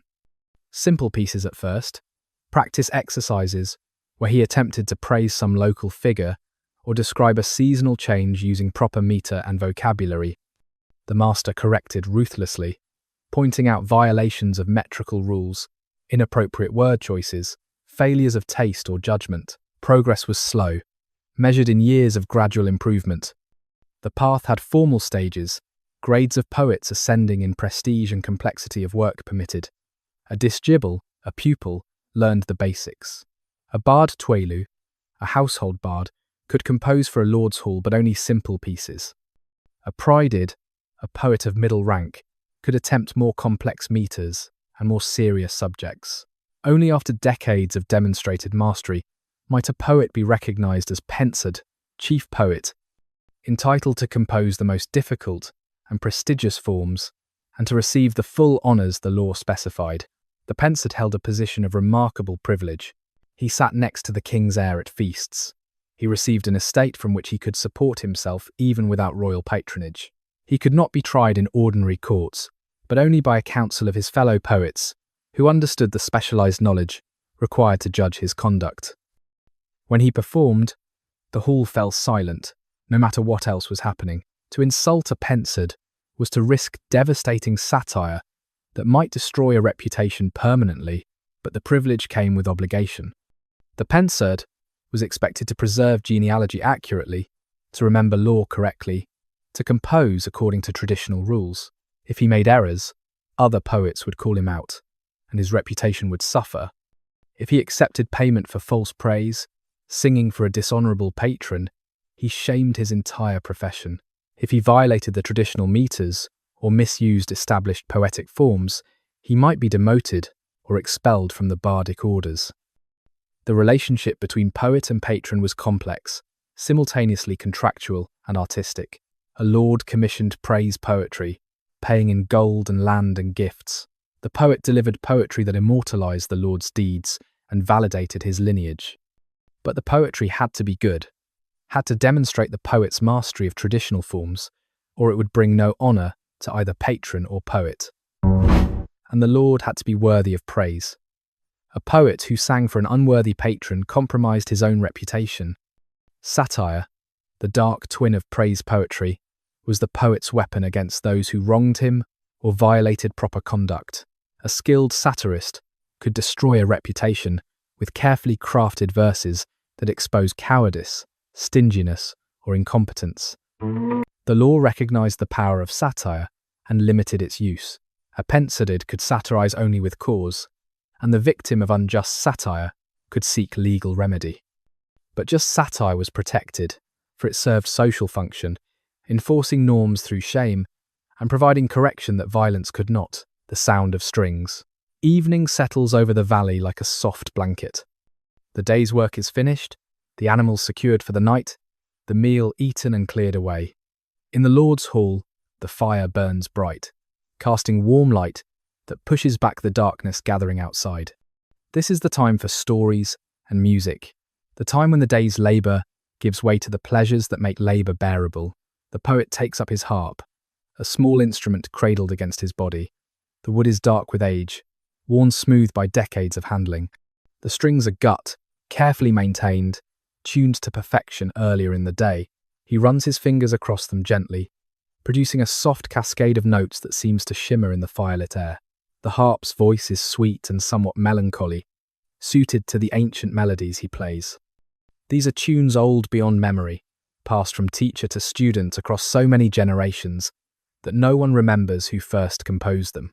They speak of longing and loss, of lovers separated and warriors fallen, of the passage of time and the persistence of sorrow. He begins to sing, his voice blending with the harp's tones, creating something that is neither quite music nor quite speech but partway between. The words are old too, telling of Llywelyn, that ancient prince who lost his 24 sons in battle and lived into bitter old age, mourning their deaths. The audience knows the story, has heard it dozens of times, but this familiarity creates pleasure rather than boredom. They anticipate the turns of phrase, the moments of particular beauty, the emotional climaxes they know are coming. The hall's acoustics are surprisingly good. The high timber roof focuses sound. The wall hangings absorb excess echoes, and the poet's voice carries clearly to every corner without shouting. This is architecture designed for oral culture, for the sharing of stories and songs that bind community together. Every element serves the purpose of creating space where voices can be heard and music appreciated. Others join in at certain points, humming or singing the familiar refrains. This is participatory culture, not performance in the modern sense. The line between poet and audience blurs as the community creates music together, weaving individual voices into a collective expression of shared heritage and emotion. The piece ends and another begins, this one lighter, about the clever tricks of a fox who outwitted hunters and farmers alike. Laughter punctuates the verses. The mood has shifted from melancholy reflection to lighter entertainment. This is the poet's skill, knowing how to modulate emotion throughout the evening, creating a journey through different feelings and memories. Outside, the darkness is complete now. The stars shine brilliantly overhead, visible through the smoke hole in the roof. The night is quiet, except for the sound of the harp and the voice, and the occasional crackle from the fire. This is peace. This is home. This is the civilization that Wales has built in its mountain fastness. Not armies and conquests, but music and poetry, and the transmission of culture through sound and memory, moments of unity. Occasionally, rarely, Wales came together under a single ruler, strong enough to impose unity where law and custom created division. These moments never lasted long, never survived the death of the exceptional man who created them, but they demonstrated that unity was possible, that Wales could be more than a collection of rival kingdoms if circumstances and leadership aligned correctly. Rhodri the Great, was the first to achieve what might be called Welsh unity, though the achievement was partial and brief. Born around 820, he inherited Gwynedd from his father, and through strategic marriages and timely deaths, added Powys and parts of the south to his domain. By the time he died in battle against the English, in 878, he controlled or influenced most of Wales. His sons promptly divided his territories, according to law and tradition, and the unity he had created dissolved back into the familiar pattern of competing kingdoms. What made Rhodri significant was not just the territory he controlled, but his reputation beyond Wales. The Irish annals mentioned him, the Franks knew his name. He corresponded with the Carolingian court, suggesting he saw himself as a legitimate European monarch, rather than merely a Welsh warlord. He defended Wales against Vikings and English alike, maintaining independence while surrounded by threats. His epithet, the Great, testified to genuine achievement, even if that achievement proved temporary. A century later, Hywel Dda came close to matching Rhodri's territorial control, ruling most of Wales except Gwynedd for several decades. But Hywel's greatness lay in law, rather than conquest. He created something more lasting than territorial unity, a legal and cultural framework that survived his death and continued to bind the Welsh together, even when politically divided. The closest Wales came to true unity arrived in the mid-11th century under Gruffydd ap Llywelyn, a king whose achievements and subsequent erasure from English memory demonstrated both Welsh capability and English determination to forget it. Gruffydd became king of Gwynedd and Powys in 1039 through the usual combination of inheritance and elimination of rivals. Over the next 23 years, he systematically conquered or coerced the remaining Welsh kingdoms, until by 1057 he ruled all Wales, the only man in Welsh history to achieve this distinction. He did not stop at Wales's traditional borders. Gruffydd raided deep into England, burning Hereford in 1055 and defeating an English army that came to punish him. He allied with Earl Elfgar of Mercia, marrying Elfgar's daughter, Ealdgyth, creating a coalition that threatened English stability. He forced English kings to negotiate with him as an equal, to recognise his authority over Wales, to pay him tributes in exchange for peace. For nearly a decade, Wales was unified and powerful, capable of projecting force beyond its borders, respected and feared by its neighbours. Gruffydd maintained courts in multiple locations, dispensed justice, collected taxes, commanded a fleet as well as an army. He employed poets who praised him in the traditional manner, but he also minted coins bearing his name, a practice that implied sovereignty in the European sense. Contemporary English sources acknowledged his power reluctantly, but could not deny it. The end came suddenly. In 1063, Harold Godwinson, soon to be the last Saxon king of England, invaded Wales with overwhelming force. Gruffydd's own men, exhausted by constant warfare and fearing Harold's vengeance, turned on their king. They killed him and sent his head to Harold as proof of loyalty and plea for mercy. The unified Wales Gruffydd had created fragmented immediately, and his achievement was carefully forgotten by English chroniclers, who preferred not to remember that a Welsh king had once made England pay tribute. These moments of unity revealed Wales's potential and its tragedy. The potential that the Welsh could create a powerful, unified state when led by exceptional men. The tragedy that law and custom made such unity impossible to sustain, that every achievement was undermined by the rules of inheritance and succession, that Wales seemed doomed to oscillate between fragmentation and temporary unity without ever achieving stable consolidation. The pattern would continue. Strong rulers would arise, dominate Wales for a generation, die, and watch their works dissolve. The kingdoms would divide and fight, and occasionally reunify and divide again. And always, the external pressures grew stronger. The Vikings faded as a threat, replaced by Normans who brought new military technology and ruthless determination to expand. The age of Welsh independence, precarious as it had always been, was entering its final centuries, though no one yet understood how final those centuries would prove to be. The Normans come.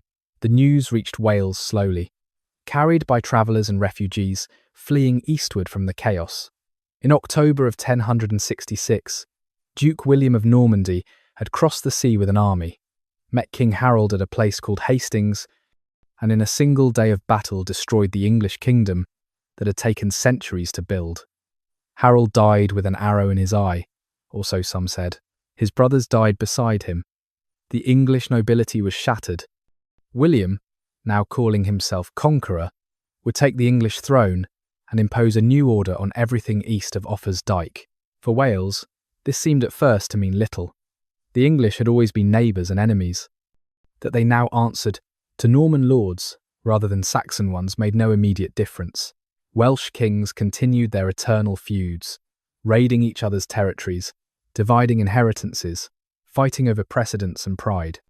The Norman conquest was an English problem. Regrettable, perhaps, for those who fell under Norman rule, but not a Welsh concern. This complacency would prove catastrophic. The Normans were not like the English.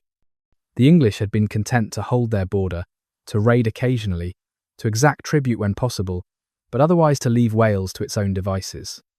The Normans came from a culture of castle building and systematic conquest. They had carved a duchy from the French kingdom through relentless expansion. They had conquered England in a single generation. They saw Wales not as an independent kingdom to be respected, but as unconquered territory ripe for seizure. William's policy toward Wales was deliberate and clever. He did not invade directly, not at first. Instead, he granted the lands along the Welsh border to his most aggressive and ambitious followers, men hungry for wealth and willing to take it by force. These new lords, established in Hereford, Shrewsbury, Chester, received royal permission to expand westward into Wales. Whatever they could conquer, they could keep. The king would not stop them. The king would encourage them. The border became a free fire zone where Norman adventurers could win lands and titles through naked aggression. The first attacks came in the 1070s, probing raids into the border regions. Norman knights in chainmail, mounted on war horses, bred for combat, struck at Welsh settlements with overwhelming force. They did not fight according to the rules of Welsh warfare, that ritualised combats between noble warriors while common folk watched from the sidelines. They burned villages.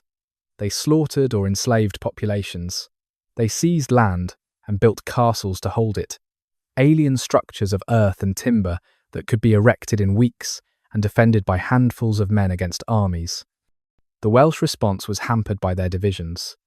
When Normans attacked Gwent in the southeast, it was Gwent's problem. Gwynedd had no love for Gwent and no particular interest in helping its rival. When Normans pushed into Powys, the southern kingdoms watched with indifference or schadenfreude. The pattern that had always served to prevent any single Welsh kingdom from dominating now prevented any coordinated defence against external threat. By the 1080s, the Norman advance had become systematic. Earl Hugh of Chester drove deep into North Wales. Roger of Montgomery pushed from Shrewsbury into Powys. William Fitzosborne and his successors conquered most of Gwent and pushed into Brycheiniog. The Norman tactics were consistent: seize defensible high ground, build a motte and bailey castle, garrison it with knights and men-at-arms, use it as a base to dominate the surrounding countryside. Repeat, the castles were the key to everything. These were not the stone fortresses that would come later, but simpler structures: a raised mound of earth topped with a wooden tower, surrounded by a ditch and wooden palisade. They could be built quickly using local forced labour. They required no sophisticated engineering, but they were devastatingly effective. A few dozen men inside a motte and bailey could hold off hundreds of attackers. Welsh armies that could defeat Normans in open battle found themselves helpless against these fortifications. The Welsh tried to resist. Rhys ap Tewdwr in the south fought back fiercely, winning occasional victories that slowed but never stopped the Norman advance. Gruffudd ap Cynan in Gwynedd made alliance with Viking mercenaries, using their ships and warriors to strike at Norman positions along the coast. But these were individual efforts, kingdom by kingdom, never coordinated, always undermined by the reality that Welsh rulers feared each other as much as they feared the Normans. By 1093, when Rhys ap Tewd Owr died in battle against the Normans, much of southern and eastern Wales had fallen under Norman control. The conquerors established lordships, great estates carved from Welsh territory and granted to Norman nobles. These new lords built stone castles to replace the temporary wooden ones, solid fortresses at Cardiff and Chepstow and Pembroke that announced their intention to stay permanently.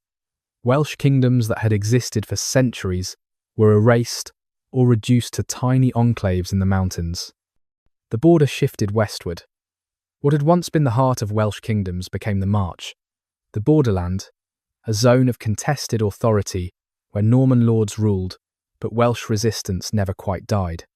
The great lowland valleys fell to Norman control, the productive agricultural land, the river crossings, the trade routes, all passed into Norman hands. What remained to the Welsh were the mountains, the high valleys, the difficult terrain that the Normans found unprofitable to hold. Wales was being compressed into its least hospitable regions, its people driven to the margins of their own country. The first castle. You wake to find the world changed.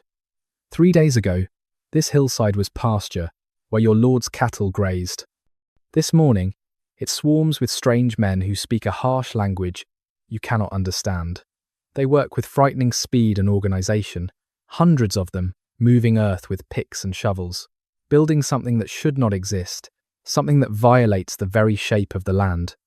The Normans arrived yesterday morning, knights on massive horses, followed by carts carrying tools and supplies, followed by a column of men impressed from English villages to the east. They chose this hill with clear purpose. You realise, as you watch from the tree line below, it commands the valley. It overlooks the ford where the river can be crossed. It sits astride the route that leads into the mountains, where your people have retreated. The Normans have not asked permission. They have not negotiated with your lord or offered compensation for the land they are seizing. They simply took it, and when a handful of warriors rode out to challenge them, Norman archers cut them down before they could close to fighting distance. The bodies still lie where they fell, no one daring to retrieve them, while Norman soldiers stand guard. The thing taking shape on the hillside looks like a wound on the earth. They are building a mound, you realise, piling dirt higher and higher in the centre, creating an artificial hill atop the natural rise. The scale is staggering. Hundreds of workers move like ants, carrying baskets of earth, dumping them, returning for more. A Norman overseer, on horseback, directs the work, shouting orders, occasionally striking a worker who moves too slowly. Around the base of the mound, they dig a ditch, deep and wide, the earth from it going to build the mound higher. The ditch will fill with water when the rains come, creating a moat that will make approach difficult. Already you can see the defensive value. An attacker would have to cross the ditch, climb the mound under arrow fire, assault whatever structure the Normans place on top. It would cost lives, many lives. By midday, the timber arrives, massive logs dragged on sledges by oxen. The Normans are building something on the summit of their artificial hill, a tower of sorts, wooden but substantial. More workers swarm the growing structure, fitting logs together, driving pegs, erecting walls with practiced efficiency. These men have done this before, you realise with growing dread. This is not an experiment, but a perfected technique, something they have built dozens or hundreds of times before. The lower area, the bailey, they will call it, though you do not know this word yet, receives its own fortifications. A wooden palisade rises around the base of the mound, logs set into the earth side by side, creating a wall. Gates are fitted. A smaller tower goes up in the bailey, a guardhouse or barracks. Workshops appear, a forge, a stable. In 3 days they have created a fortified compound where there was only pasture before. You watch the Norman lord, who commands this operation. He wears fine mail that gleams even under the cloudy sky. His helmet is polished. He moves with the confidence of a man who has never doubted his right to take what he wants. When he looks toward the mountains where Welsh resistance still holds, his expression shows no concern, only patient certainty. This castle is a declaration that he will stay, that the land is his now, that resistance is futile. By evening of the 3rd day, the basic structure is complete. Smoke rises from cooking fires in the bailey. Sentries walk the palisade. The tower on the mound flies a banner you do not recognise. Bright colours announcing Norman presence and Norman power. The transformation is complete and terrifying in its speed. You retreat into the mountains with the other survivors, carrying word of what you have seen. Your lord listens with a face like stone, understanding what this means. The Normans can build these castles faster than the Welsh can destroy them. Every castle becomes a base for further conquest. Every valley with a Norman castle becomes Norman territory. The mountains are all that remain. And even the mountains may not remain long. In the village that night, gathered around fires, people speak in hushed voices about the future. Some talk of fighting, of gathering warriors, and storming the castle before it is fully established. Others speak of flight, of moving deeper into the mountains, of abandoning the lowland farms and accepting exile in the high valleys. A few, shamefully, whisper about submission, about making peace with the Normans, about learning to survive under foreign rule. The castle sits on its hill through the night, torches burning on its walls, a point of alien light in the darkness. It is the first you have seen, but it will not be the last. Within a generation, these Norman fortresses will dot the landscape, stone markers of a conquest that proceeds not through glorious battles but through systematic occupation. The world you knew is ending, replaced by something harder, more organised, less forgiving. The castle is its symbol and its instrument, and you sleep poorly, dreaming of towers and walls and the sound of foreign voices giving orders in your valley. The Marcher Lords, the March, the border region between England and Wales, developed into something unique in medieval Europe. A zone where normal rules of feudal authority barely applied, and violence was not just tolerated, but expected.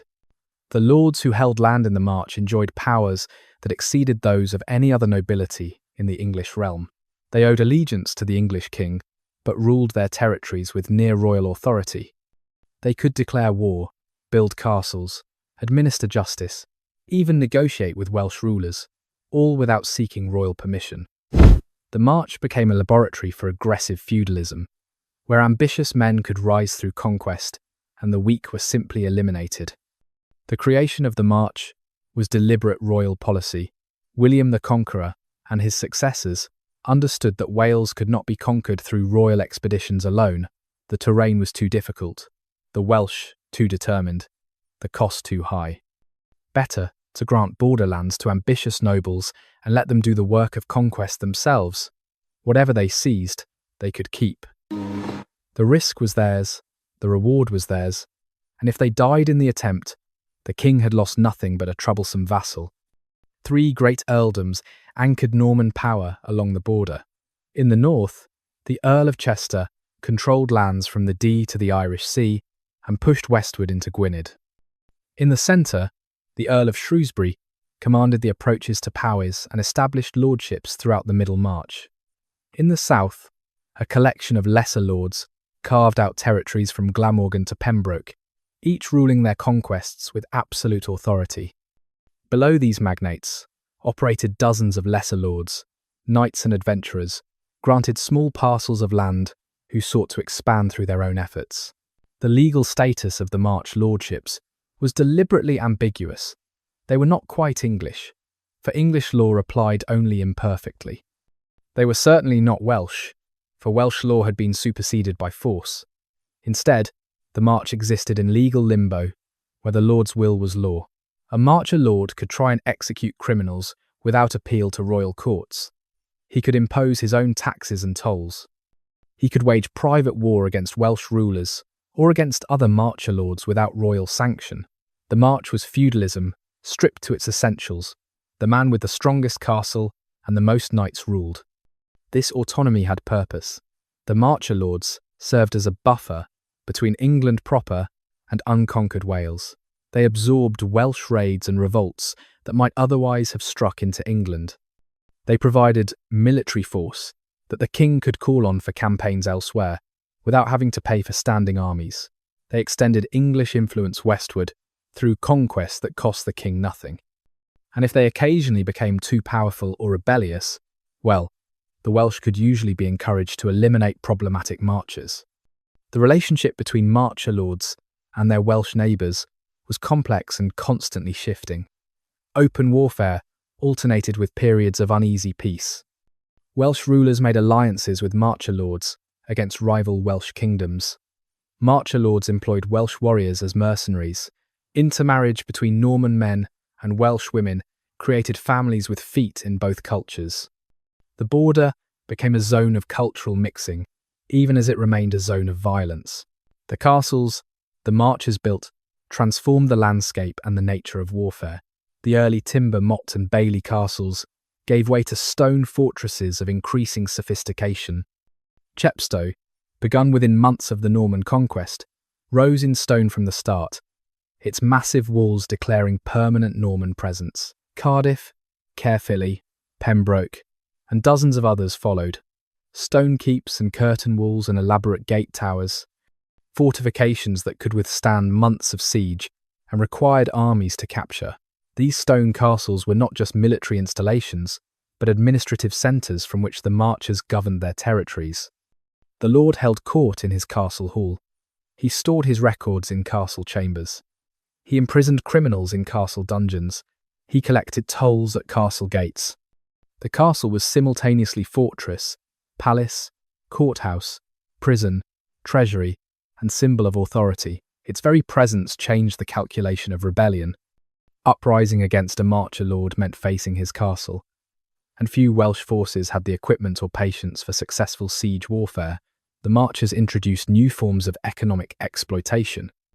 They imposed unfamiliar obligations on Welsh populations that fell under their control, demanding labour service to build castles and maintain roads, requiring payments in coin rather than kind, enforcing forest laws that restricted hunting and gathering on lands the Welsh had always used freely. They founded boroughs, planned towns, inhabited by English and Norman settlers who received commercial privileges and legal protections that native Welsh were denied. These borough towns became islands of foreign culture, market centres where Welsh farmers had to come to trade, but where they were always outsiders, always suspect.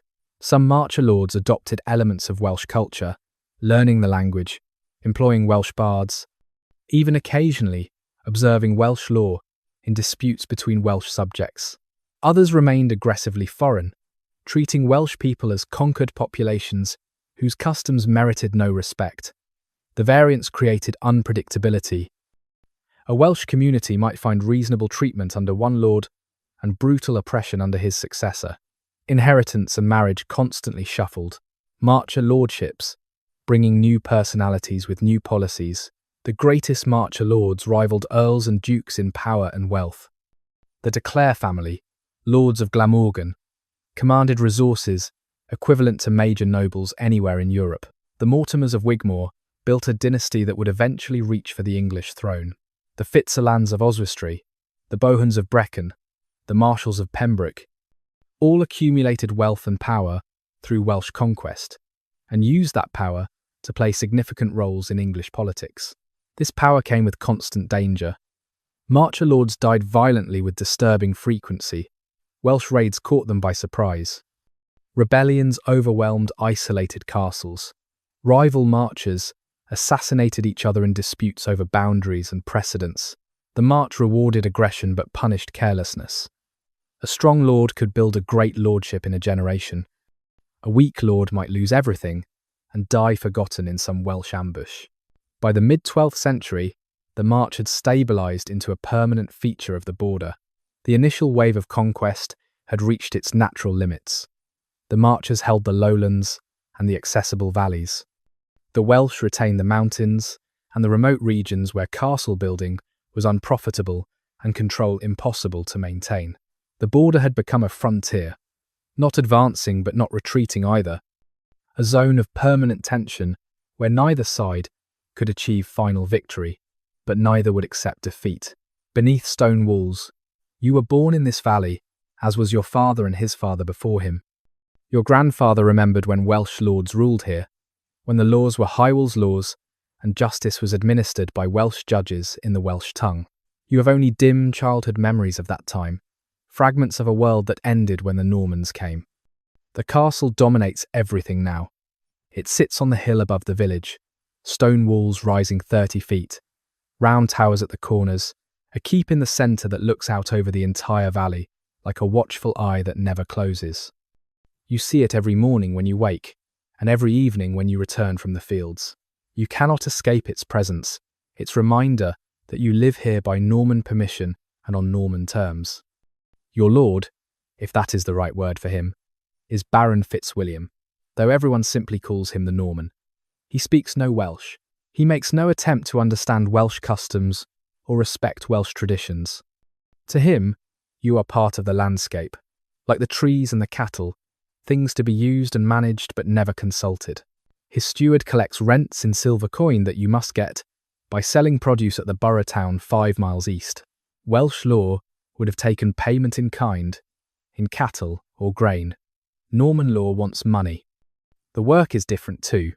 Welsh lords demanded military service when needed, hosting obligations, respect. The Normans want labour. 3 days a week, you must work the Baron's demesnes, the lands he farms directly for his profit. You plough his fields, plant his grain, harvest his crops while your own land receives attention only in whatever time remains. Your father tells you this is worse than what came before, that Welsh lords at least shared risk with their people. The Norman takes his share first, and what remains is yours, if anything does remain. The castle guards watch constantly. They patrol the roads, demand to know your business if you travel beyond the village, search carts for hidden weapons, or evidence of contact with the Welsh rebels in the mountains. You have learned to keep your head down, to answer questions briefly, to show deference even when rage burns in your chest. The guards are Englishmen mostly, brought in from the east, men who see you as barely human, who call you sheep, thief, and savage in their harsh language. Your language itself has become dangerous. You speak Welsh at home, in the village, anywhere the Normans are not present, but in the castle, or the borough town, Welsh marks you as suspect. The assumption is that if you speak Welsh, you are plotting rebellion, hiding something, cannot be trusted. Your children learn English from necessity, picking up the conqueror's tongue to navigate the world the conquest has created. You watch Welsh dying among the young and feel something essential slipping away. The church has changed too. The old priest, the one who knew your family and understood the community, died 5 years ago. The new priest is English, appointed by the Norman bishop, unable to hear confessions in Welsh or deliver sermons that anyone fully understands. He seems more interested in collecting tithes than providing spiritual comfort. The Latin of the Mass is the same, but everything around it feels foreign and cold. Sometimes at night, lying awake while your wife sleeps beside you and your children breathe softly in the darkness, you imagine rebellion. You picture Welsh warriors descending from the mountains, overwhelming the castle guards, pulling down the stone walls stone by stone until nothing remains but the hill as God made it. You imagine justice for the steward who beats anyone who questions his decisions, for the guards who take liberties with village women, for the baron himself sitting in his keep, counting the silver extracted from your labour. But imagination changes nothing. The castle is too strong, the Normans too organised, the consequences of failure too terrible. You have heard what happens to rebels, how they are hanged or mutilated, how their families are driven out to starve, how their villages are burned in reprisal. Survival requires submission, requires swallowing pride and anger, requires raising your children to accept Norman rule as permanent and unchangeable. You teach your son to plough and to keep accounts in the Norman manner. You teach your daughter to spin and to lower her eyes when Normans pass. You teach them both to survive in this world, even as you secretly pray they will live to see it end. The stone walls watch over you, immovable and eternal, or so they seem. But stone can fall, kingdoms can collapse. Perhaps your children, or your children's children, will see the valleys free again. Perhaps the mountains will reclaim what was taken. You hold this hope quietly, carefully, a small flame that must not be extinguished, even if it cannot yet become the fire that burns down castles. The Welsh learn war anew. The first Welsh response to Norman castles was straightforward: attack them. Welsh armies gathered, surrounded newly built fortifications, and attempted to take them by storm. These efforts generally failed catastrophically. Warriors accustomed to open battle found themselves helpless against walls and gates. They had no siege engines, no experience with systematic assault on fortifications, no patience for the long waits that siege warfare required. Norman defenders, safe behind their walls, simply waited for Welsh determination to collapse. The failures were costly and demoralising. At Montgomery in 1102, Welsh forces besieged the castle, but withdrew after weeks without progress. At Bridgenorth, at Carmarthen, at Cardiff, similar patterns emerged. The Welsh could ravage the countryside, could burn villages and drive off cattle, but they could not take the castles that anchored Norman power. Each failure reinforced Norman confidence and Welsh despair. If castles could not be taken, how could territory be recovered? Gradually, painfully, the Welsh adapted.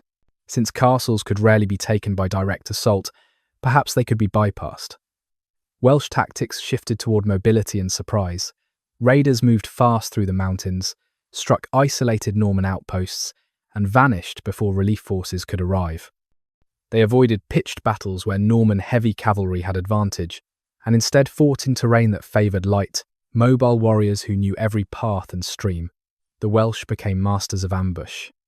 A Norman patrol, entering a narrow valley, might find the path ahead blocked, and Welsh warriors emerging from the forest on both sides, arrows striking before the alarm could be raised. Norman knights, magnificent in open-field combat, became vulnerable when forced to fight on foot in rough terrain.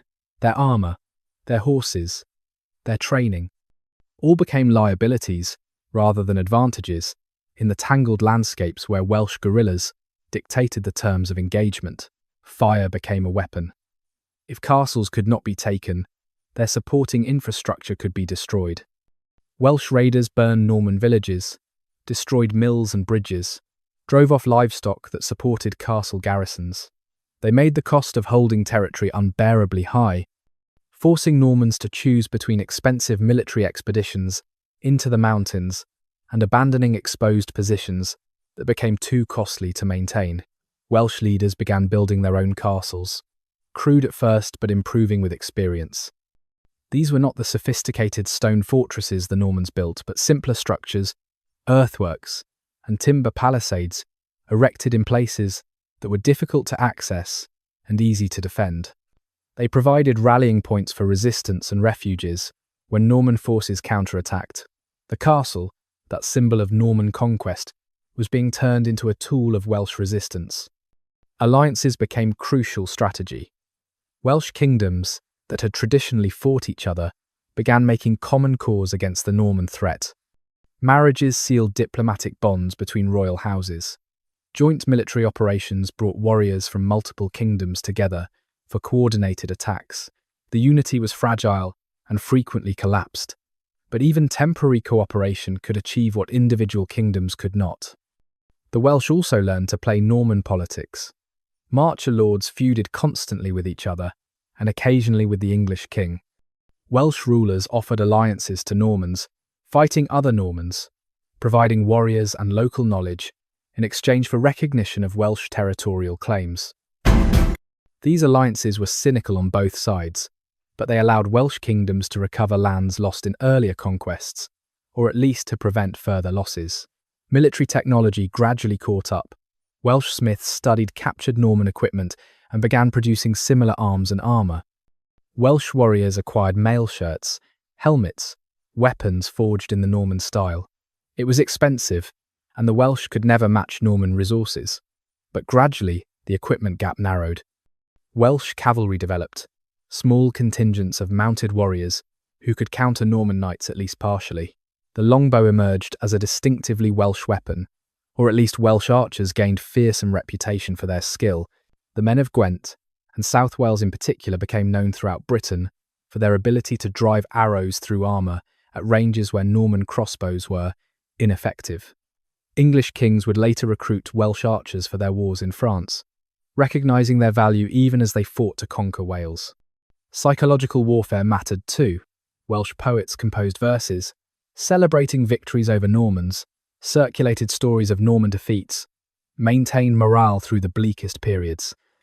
The tradition of oral culture became a weapon, preserving memory of independence and keeping alive the conviction that Norman rule was temporary, that the Welsh would eventually reclaim their own lands.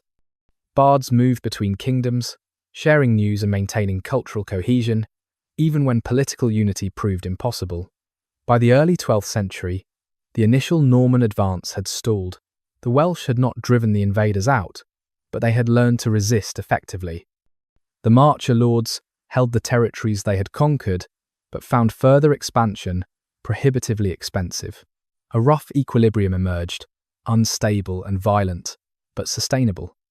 The border fluctuated with the fortunes of individual rulers, but the basic division held: lowlands to the Normans, mountains to the Welsh, and a permanent state of low-intensity warfare between them.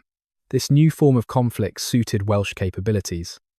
They could not field the massive armies needed to besiege major castles or defeat Norman forces in open battle, but they could make occupation expensive, could ensure that every Norman advance cost blood and treasure, could maintain pressure that never quite broke Norman power, but never quite allowed it to rest secure. It was not victory in the traditional sense, but it was survival, and survival meant the possibility that circumstances might change, that opportunity might arise, that a leader might emerge who could do more than just resist. Mountain refuge. The path climbs steeply, winding through oak forest that thickens as you ascend. Your breath comes hard in the thin mountain air. Behind you, far below, the smoke from burning villages stains the afternoon sky. The Norman reprisal is thorough and terrible. Collective punishment for a Welsh raid that killed a Marcher lord's son. Anyone who can flee has fled. Those too old or too stubborn to leave will face consequences too grim to contemplate. You are not alone on this path. Refugees stream upward into the mountains, carrying what they could grab, driving what cattle they could gather, abandoning everything else to Norman torches. Children cry, old people stumble and are helped along by younger relatives. The community that lived in the lowland valley is dissolving, scattering into the high country, where Norman horses cannot easily follow, and Norman supply lines cannot easily reach. The path levels out onto a high plateau, a hidden valley cupped between peaks that rise another 1,000 feet above. Others are already here, earlier refugees who fled previous raids, people who have made this mountain refuge their home. They have built rough shelters, cleared small garden plots in the thin soil, created the skeleton of a community in exile. This is resistance of a different kind. Not glorious battle, but stubborn refusal to submit. The mountains protect what the sword cannot defend. Up here, in these difficult heights, Welsh language and Welsh law and Welsh identity can survive even when the lowlands fall to foreign rule.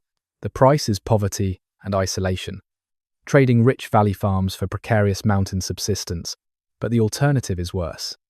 As evening comes, fires dot the plateau, each marking a family or a handful of refugees sharing what food they have. People gather, sharing news from below, trying to understand what has been lost and what might be recovered. An old man recites genealogies, connecting everyone present to their ancestors and to each other, reinforcing kinship bonds that give structure and meaning to this scattered community. A poet arrives, walking up the mountain path with the confidence of one who has nothing to fear. Poets are protected even from Norman violence, their status recognized across cultural boundaries.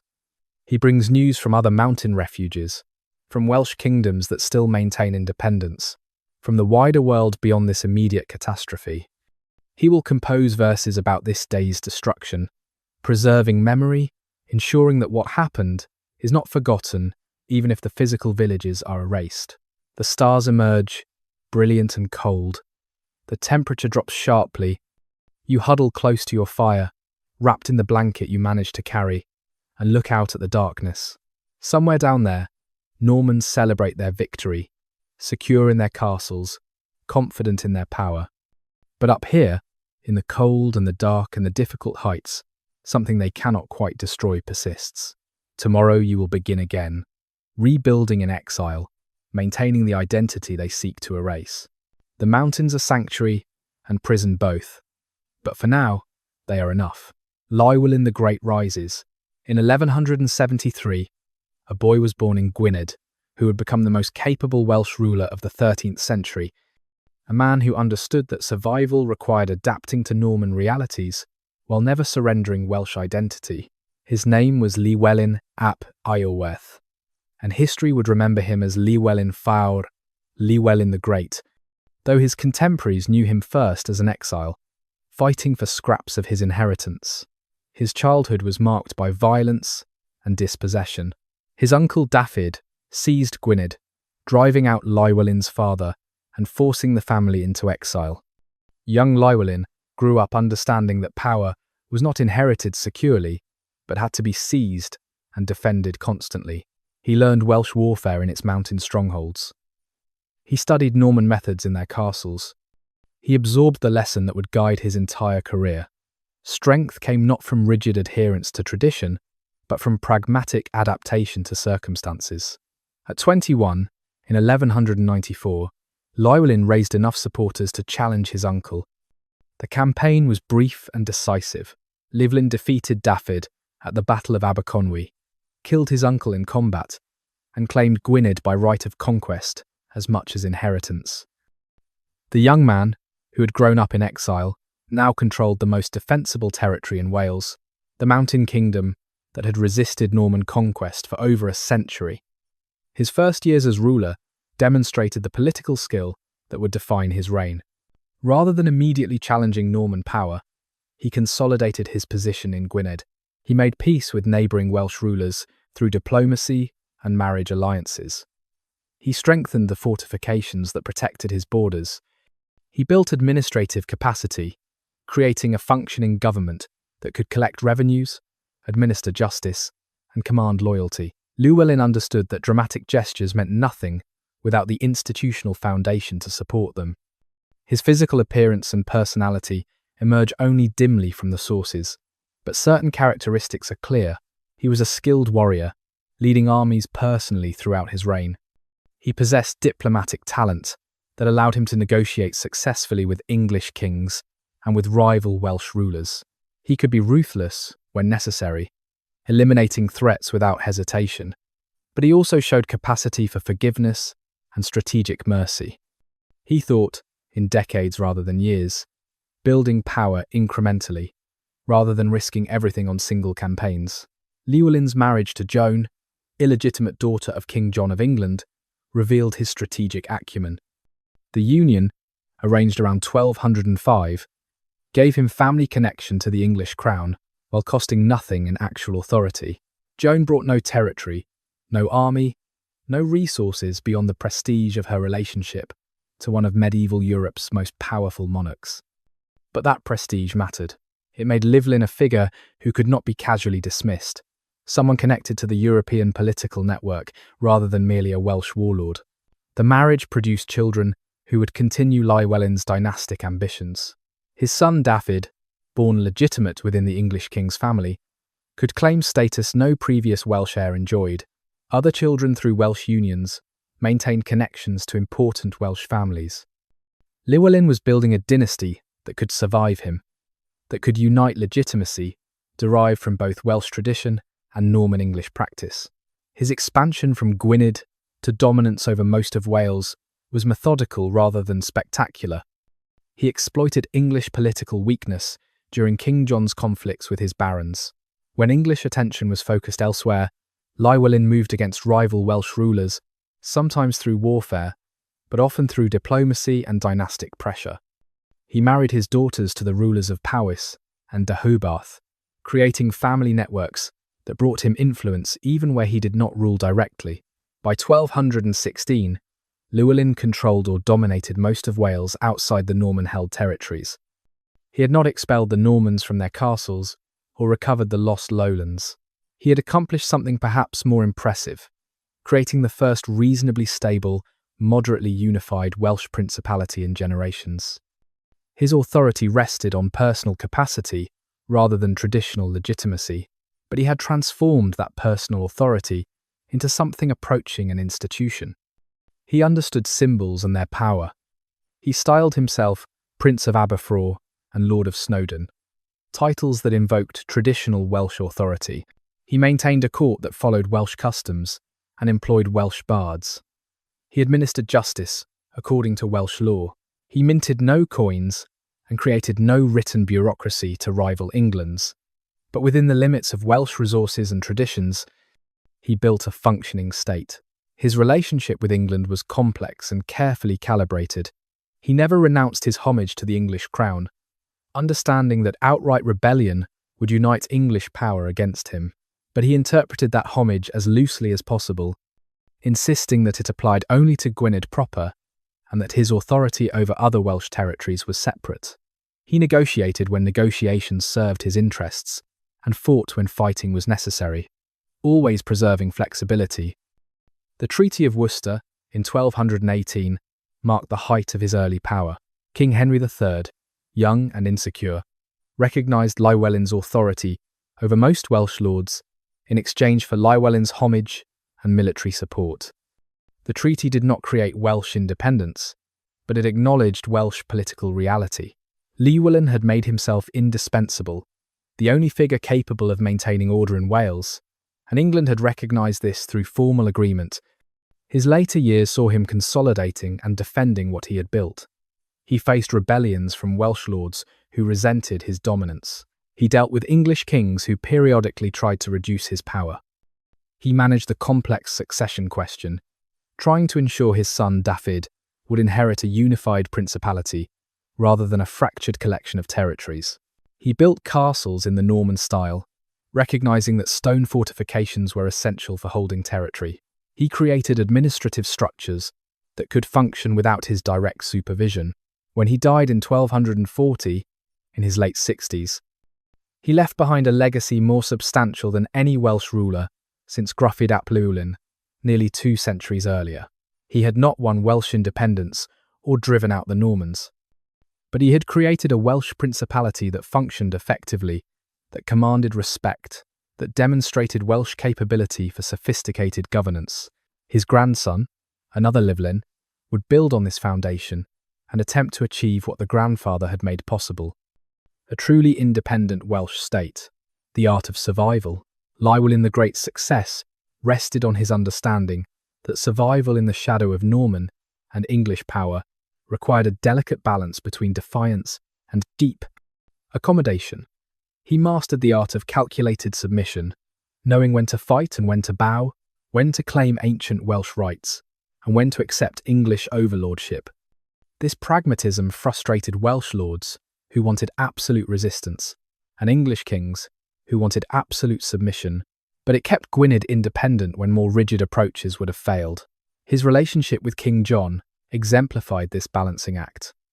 John was paranoid, ruthless, and powerful, one of the most dangerous monarchs to sit on the English throne. Many English barons who defied him lost everything. Yet Llywelyn managed to maintain his position throughout John's reign, sometimes through alliance, sometimes through careful neutrality, sometimes through limited military action that annoyed without directly threatening. When John's barons rebelled in 1215, forcing the king to accept Magna Carta, Llywelyn supported the rebellion discreetly. He did not join the baronial army directly, which would have made him a target for royal vengeance. Instead, he used the distraction to expand his authority over other Welsh territories, seizing opportunities that English civil war created. When John died in 1216 and the civil war ended, Llywelyn quickly made peace with the new government, presenting himself as a stabilizing force rather than a rebel. His use of marriage alliances demonstrated sophisticated dynastic strategy. His daughters married into important Welsh families, binding those families to his interests through kinship. His son's marriage connected him to powerful marcher lords who had reasons to keep peace with Gwynedd. Even his own marriage to Joan, daughter of King John, served multiple purposes. It gave him family connection to English royalty, it provided a channel of communication to the English court, and it created situations where attacking Llywelyn meant attacking the English king's daughter's husband. Llywelyn managed internal Welsh politics with similar skill. Welsh tradition demanded that kingdoms be divided among all legitimate sons, creating the endless cycle of partition and conflict that had weakened Wales for centuries. Llywelyn tried to break this pattern, designating his son Dafydd as sole heir and demanding that other Welsh rulers accept this succession. He was only partially successful, as tradition was deeply rooted and challenged by powerful families who had their own claims. But he established the principle that Gwynedd would not be divided, that unity was possible even if it violated ancient custom. His administration of justice balanced Welsh tradition with practical necessity.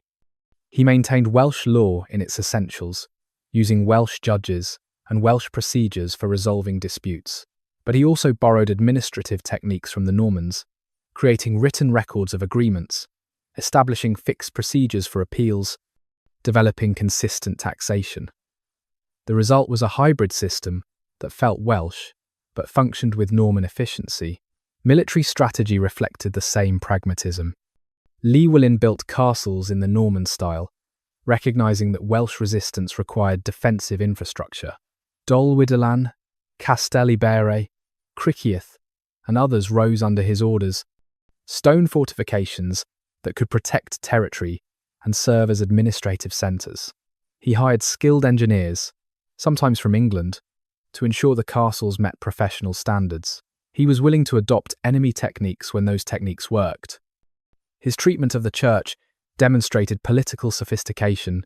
Llywelyn was genuinely pious by all accounts, generous to monasteries, and respectful of ecclesiastical authority. But he also understood that the church was a political institution whose support mattered. He cultivated good relations with bishops and abbots. He founded Cistercian monasteries that provided both spiritual and economic benefits. He used church networks to communicate with the English court and with Rome. The church appreciated his generosity and generally supported his authority. He manipulated symbols carefully. When dealing with Welsh subjects, he presented himself as defender of Welsh law and culture, the prince who maintained traditions against English encroachment. When negotiating with English authorities, he emphasised his loyalty and his role as guarantor of order in Wales. He could shift between these presentations seamlessly, recognising that different audiences required different messages. He was whatever he needed to be to preserve his power and his principality. His greatest achievement was creating the expectation that Wales could function as a unified entity under a single prince. Previous unifications had been personal, depending entirely on the ruler's strength and disappearing at his death. Llywelyn built something more institutional, a principality with administrative structures, established procedures, recognized authority. It was fragile and incomplete, but it was real. His grandson would inherit not just territory, but a functioning state apparatus. The limitations of his achievement were also clear.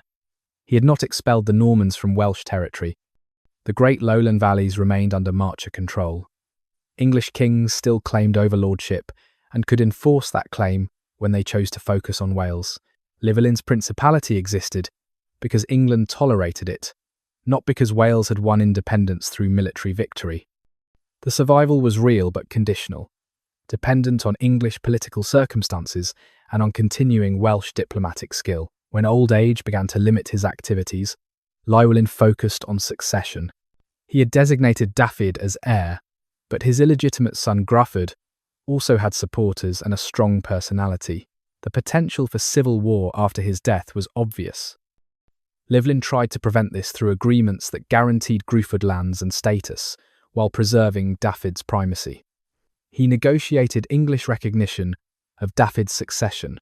He made rival Welsh lords swear oaths accepting the arrangement.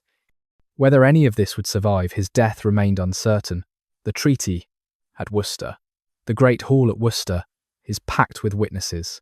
English barons stand along the walls in their fine clothes, watching this unprecedented ceremony, with expressions ranging from curiosity to contempt. Welsh lords cluster near their prince, some proud, others uncertain what this day will mean. At the centre, two thrones have been placed, one for the young English King Henry III, barely 11 years old but already wearing the dignity of his office, the other for Llywelyn ap Iorwerth, Prince of Gwynedd, who has come to swear fealty and receive recognition. The negotiations leading to this moment took months, letters carried back and forth, terms debated and refined, each side pushing for advantage, neither willing to concede too much. Llywelyn's representatives insisted on recognition of his authority over other Welsh territories, not as English grant, but as acknowledgement of existing reality. English negotiators demanded explicit homage, military service when called, and financial payments that would demonstrate subordination. The final terms split differences without fully satisfying either party. The ceremony begins with deliberate formality. Llywelyn rises from his throne, and you can see the calculation in his bearing. He is dressed magnificently, not in English fashion but in fine Welsh clothes that announce his status. His manner is dignified, neither servile nor arrogant. He approaches the young king and kneels, placing his hands between the king's small hands in the gesture of homage that seals feudal relationships throughout Christian Europe. The words are ritual, ancient, heavy with meaning. Llywelyn swears to be Henry's man, to provide counsel and aid, to maintain faith and loyalty. Henry, coached by his regents, accepts the homage and promises protection and justice in return. The exchange lasts perhaps 2 minutes, but everyone present understands its significance. Llywelyn has acknowledged English overlordship. Henry has recognised Llywelyn's position as paramount Welsh ruler. Then comes the treaty itself, read aloud in Latin by a clerk whose voice carries to the back of the hall. The terms are specific and detailed. Llywelyn will hold Gwynedd and exercise authority over other Welsh lords who owe him allegiance. He will provide military service with specified numbers of troops when the king requires. He will pay a substantial sum, not quite tribute, but not quite voluntary gift either. In exchange, Henry recognises Llywelyn's authority, promises not to support Welsh lords who rebel against him, and agrees to resolve disputes through negotiation rather than war. The English barons listen with poorly concealed dissatisfaction. Some have lands in the March, territories they won through conquest of Welsh kingdoms, and they see this treaty as limitation on their freedom to expand. Others simply resent seeing a Welsh lord treated as near equal to English nobility. But the young king's regents have decided that peace in Wales serves English interests better than endless expensive warfare, and the treaty proceeds despite baronial grumbling. The Welsh lords present show mixed reactions. Some are genuinely pleased, seeing the treaty as recognition that Wales can negotiate with England as entity rather than collection of weak kingdoms. Others worry about Llywelyn's growing power, fear that English recognition will make him too dominant, too able to enforce his will over traditionally independent Welsh territories. The treaty binds them to Llywelyn as his vassals, just as it binds Llywelyn to the English king. After the formal ceremony, Llywelyn meets privately with the English regents. The conversation is more frank than the public ritual. They discuss specific border disputes, ways to prevent Welsh raiders from harassing English territories, mechanisms for resolving conflicts that inevitably will arise. Both sides understand this treaty is beginning rather than conclusion, that its success depends on continued goodwill and careful management. They are creating something new, a stable relationship between Welsh and English power, and no one is certain it will work. Gifts are exchanged, another ritual that softens political realities with personal gesture. The king presents Llywelyn with a fine horse and a jewelled cup. Llywelyn gives the king a Welsh hound, one of the prized hunting dogs for which Wales is famous. The gifts are symbolic but meaningful, suggesting relationship beyond mere legal obligation, hinting at possibilities for genuine cooperation. As evening falls and the ceremonies end, you watch Llywelyn prepare for his journey back to Wales. His expression is unreadable, neither triumphant nor defeated.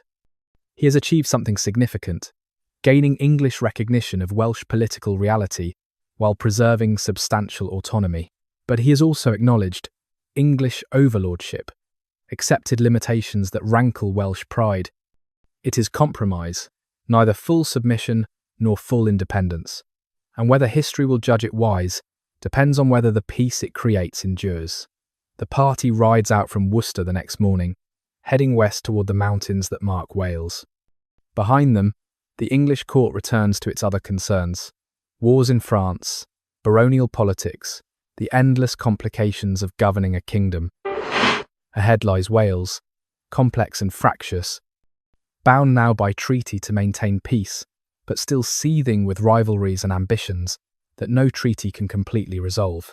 The Treaty of Worcester has created space for Welsh development, bought time for consolidation, but it has also created expectations. Llywelyn must now deliver the peace he promised, must prove that Wales under his leadership can be trusted. The work of maintaining this precarious arrangement has only just begun. Ancient stones. The standing stones rise from the moorland, like fingers of a buried hand reaching toward the sky. No one remembers who placed them here or why. They stood before the Romans came. They stood when the Cymry emerged from British tribal kingdoms. They stand now, in the 13th century, as Norman and Welsh fight over territory. The stones have witnessed changing hands 100 times. You rest against one, feeling the sun-warmed rock against your back. The surface is rough, weathered by centuries of rain and wind, but still solid, still enduring. Lichen grows in the crevices, orange and grey and pale green. Living patient lives measured in decades, the stone remembers nothing but time itself. Around you, the moorland stretches empty to distant horizons. Heather blooms purple in late summer. Cotton grass waves white tufts in the breeze. A hawk circles high overhead, searching for prey that moves through the grass below. This landscape has changed little since the stones were raised. Wars come and go. Kingdoms rise and fall. The moor endures. There is something peaceful about this deep time. This perspective that makes human conflicts seem brief and insignificant. The battles that feel so urgent. The disputed borders. The arguments over who rules which valley. All of it will pass. The stones will remain, outlasting every kingdom, every dynasty, every ambition. They teach patience without words, persistence without effort. The light begins to change as the sun drops toward the western horizon. Shadows lengthen across the moor. The hawk calls once, a thin cry that carries across the empty space. You should return before darkness falls, before the moorland becomes dangerous for travellers. But you linger a moment longer, letting the peace of this place settle into your bones, carrying it with you as armour against the troubles waiting in the world below. The grandson's inheritance. When Llywelyn the Great died in 1240, He left behind a principality more unified than Wales had been in centuries. His son Dafydd inherited this achievement, but Dafydd would not enjoy it long. He died just 6 years later, in 1246, leaving the succession to his sons. The elder, Owain, showed little political ambition. The younger, Llywelyn, would attempt to complete what his grandfather had begun, and in the attempt would bring both Welsh independence to its apex and to its end. Llywelyn ap Gruffudd, as he would be known, was born around 1223. His childhood coincided with his grandfather's final years, that period when Llywelyn the Great's power seemed unshakable and Welsh prospects appeared bright. But by the time young Llywelyn came of age, the situation had deteriorated significantly. His father Dafydd's brief reign had been marked by conflict with England and internal Welsh dissent. The principality that had seemed so solid under the grandfather's rule revealed itself as fragile, dependent on personal authority rather than institutional strength. The succession was complicated by Welsh tradition and family rivalry. Llywelyn shared his inheritance with his brother Owain Glyndŵr, creating the predictable tensions that partable inheritance always produced. For nearly a decade, the brothers governed uneasily together, neither strong enough to dominate the other, both hampered by this division of authority. Gwynedd, which had been unified under one prince for 2 generations, fractured once more along familiar fault lines. In 1255, Llywelyn moved decisively against his brother.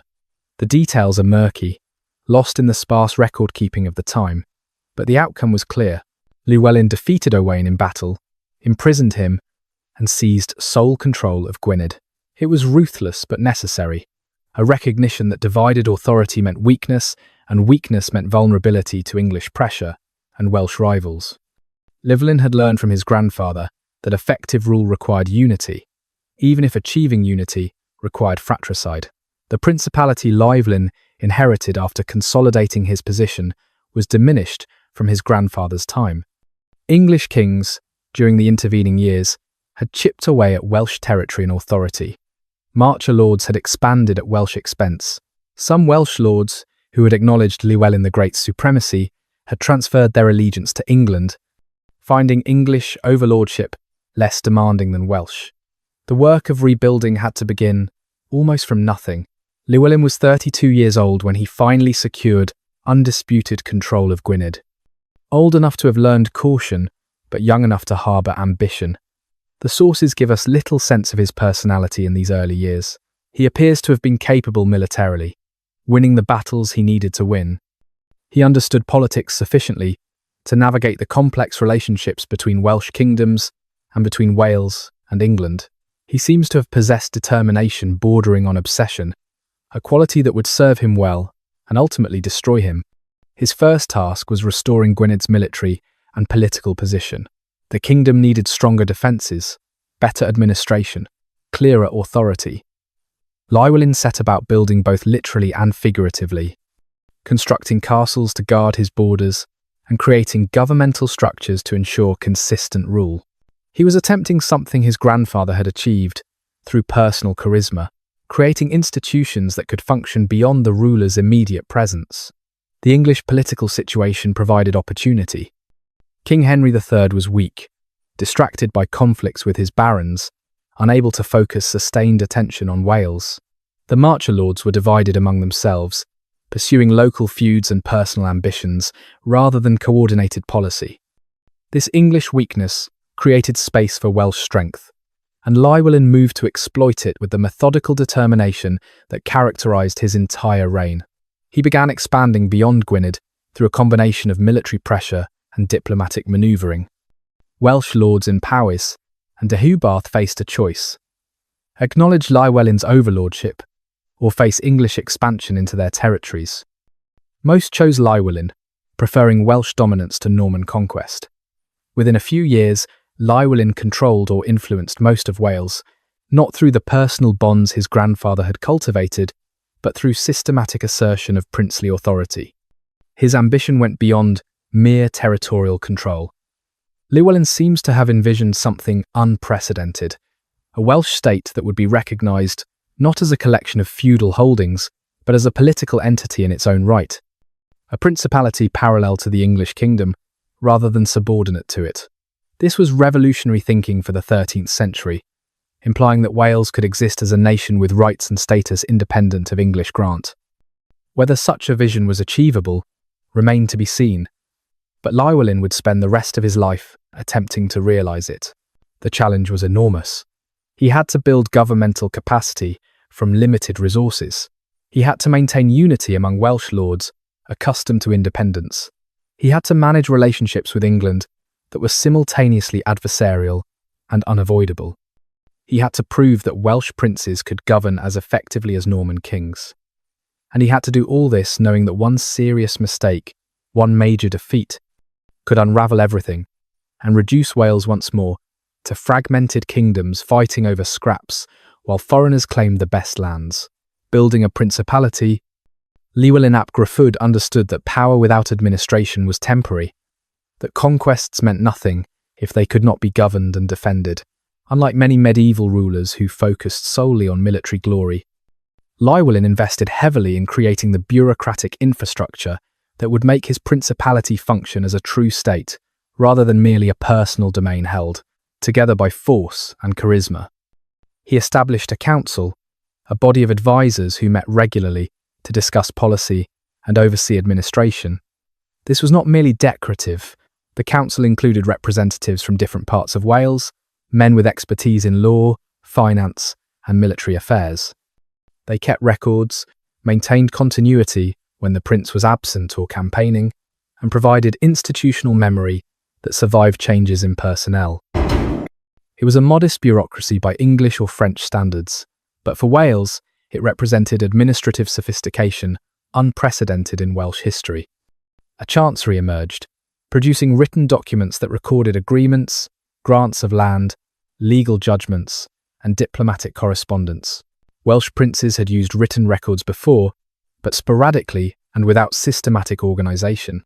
Llywelyn created something approaching a professional administrative office. Clerks, many trained in monasteries, produced documents in Latin, following established forms. They maintained archives where important records could be stored and retrieved. They created the paper trail that legitimate governance required. Taxation became more systematic. Traditional Welsh renders, payments in kind based on ancient custom, continued but were supplemented by money taxes modelled on English practice. Llywelyn needed cash to pay soldiers, to hire craftsmen for castle construction, to purchase supplies that Wales could not produce. Creating a tax system that generated sufficient revenue without triggering rebellion required careful calibration. He had to balance the need for resources against the limits of what his subjects would tolerate. Justice administration evolved beyond the traditional system of wandering judges holding courts according to ancient custom. Llywelyn appointed officials with defined jurisdictions and regular responsibilities. He issued legal pronouncements that clarified ambiguous areas of Welsh law. He created appellate procedures that allowed disputes to be resolved through institutional channels rather than private warfare. The system remained recognisably Welsh, based on Hywel Dda's laws and traditional practices, but it functioned with greater consistency and predictability. Military organisation became more professional. Llywelyn maintained a body of household troops, warriors who served him directly and received regular payment, rather than being called up only for specific campaigns. This small professional corps provided rapid response capability and training for the larger forces raised from the population when needed. He invested in equipment, ensuring his soldiers had decent arms and armour. He hired or developed expertise in castle construction and siege warfare, recognising that modern conflict required technical knowledge. Castle building consumed enormous resources but was essential for holding territory. Llywelyn constructed or significantly improved fortifications throughout his principality.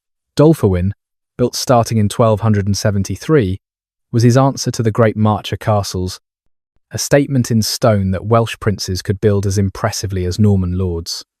Chryseath was strengthened and expanded. Dolwydlan received improvements. Castell y Bere, in the remote south, commanded approaches from multiple directions. Each castle required years of work, thousands of pounds in expenses, and ongoing garrisons to maintain. The prince's court became more elaborate, modelling itself partly on English royal practice, while maintaining Welsh cultural identity. Llywelyn employed a staff that included stewards, chamberlains, constables, huntsmen, falconers, and numerous other officials whose titles and duties reflected both Welsh tradition and Norman influence. The court poet maintained his privileged position, but now he shared space with clerks and accountants whose literacy and record-keeping enabled modern government. Llywelyn established a capital at Abergwyngregin in Gwynedd, though he travelled extensively throughout his territories. Having a recognised centre of government created a focal point for administration and diplomacy. Foreign envoys knew where to find the Welsh court. Documents could be dated from Abergwyngregin, giving them official character. The town itself grew in response to governmental presence, developing the commercial and service activities that administrative centres generated. Foreign relations required attention unprecedented in Welsh history. Llywelyn maintained diplomatic correspondence with other rulers, sending envoys to England, Scotland, Ireland, even to the papal court in Rome. These relationships required staff who could write appropriate letters in Latin, who understood diplomatic protocol, who could negotiate on the prince's behalf. Wales was entering the European political system as a recognised player rather than a peripheral annoyance. Economic development, limited by Wales's geography and resources, received what encouragement Llywelyn could provide. He chartered boroughs, towns with commercial privileges intended to foster trade. He welcomed craftsmen whose skills Wales needed, offering protection and favourable terms. He tried to develop mining, particularly of silver, though Welsh mineral resources could never match English wealth. Every source of revenue mattered for a principality attempting to function as a state, while controlling territory that was mostly mountains and sheep pastures. The administrative achievement was real, but precarious. Everything depended on continued stability and sufficient resources. If war disrupted tax collection, the system faltered. If key officials died or defected, institutional memory evaporated. If Llywelyn's authority was challenged successfully, the entire structure might collapse back into the traditional pattern of fragmented kingdoms. He was building on sand, creating institutions without the centuries of development that made English administration robust. But he was building, attempting something his ancestors had never seriously tried, making Wales function as a state. The effort consumed the 12 years between his consolidation of power and the Treaty of Montgomery. When that treaty was signed in 1267, recognising Llywelyn as Prince of Wales with authority over virtually all Welsh territories, it seemed to validate everything he had worked to achieve. The bureaucracy had produced a principality capable of negotiating as an equal with England. The question was whether this achievement could survive the tests that were coming. The Treaty of Montgomery. The spring of 1267 brought to Wales what might have seemed impossible a generation earlier: formal English recognition of Welsh political unity under a single prince. The Treaty of Montgomery, signed on the 29th of September, represented the culmination of Llywelyn ap Gruffudd's efforts to establish Wales as a recognised political entity. For a brief moment, Welsh independence appeared not only possible, but actual. The treaty's origins lay in English weakness rather than Welsh strength, though Llywelyn had created the conditions that made English concessions necessary. King Henry III had spent years fighting his own barons, a civil war that devastated England and left the monarchy dependent on baronial goodwill. The barons, led by Simon de Montfort, had briefly controlled the government before Henry's son Edward crushed them at the Battle of Evesham in 1265. The kingdom needed peace and consolidation. Fighting Wales simultaneously was more than England could manage. Llywelyn had supported the baronial rebellion, not through direct military intervention, but by expanding his authority. While England was distracted, Welsh forces raided Marcher territories. Welsh influence spread into regions that had been contested or English-dominated. By 1267, Llywelyn controlled more of Wales than any ruler since Gwynedd ap Llywelyn 2 centuries earlier.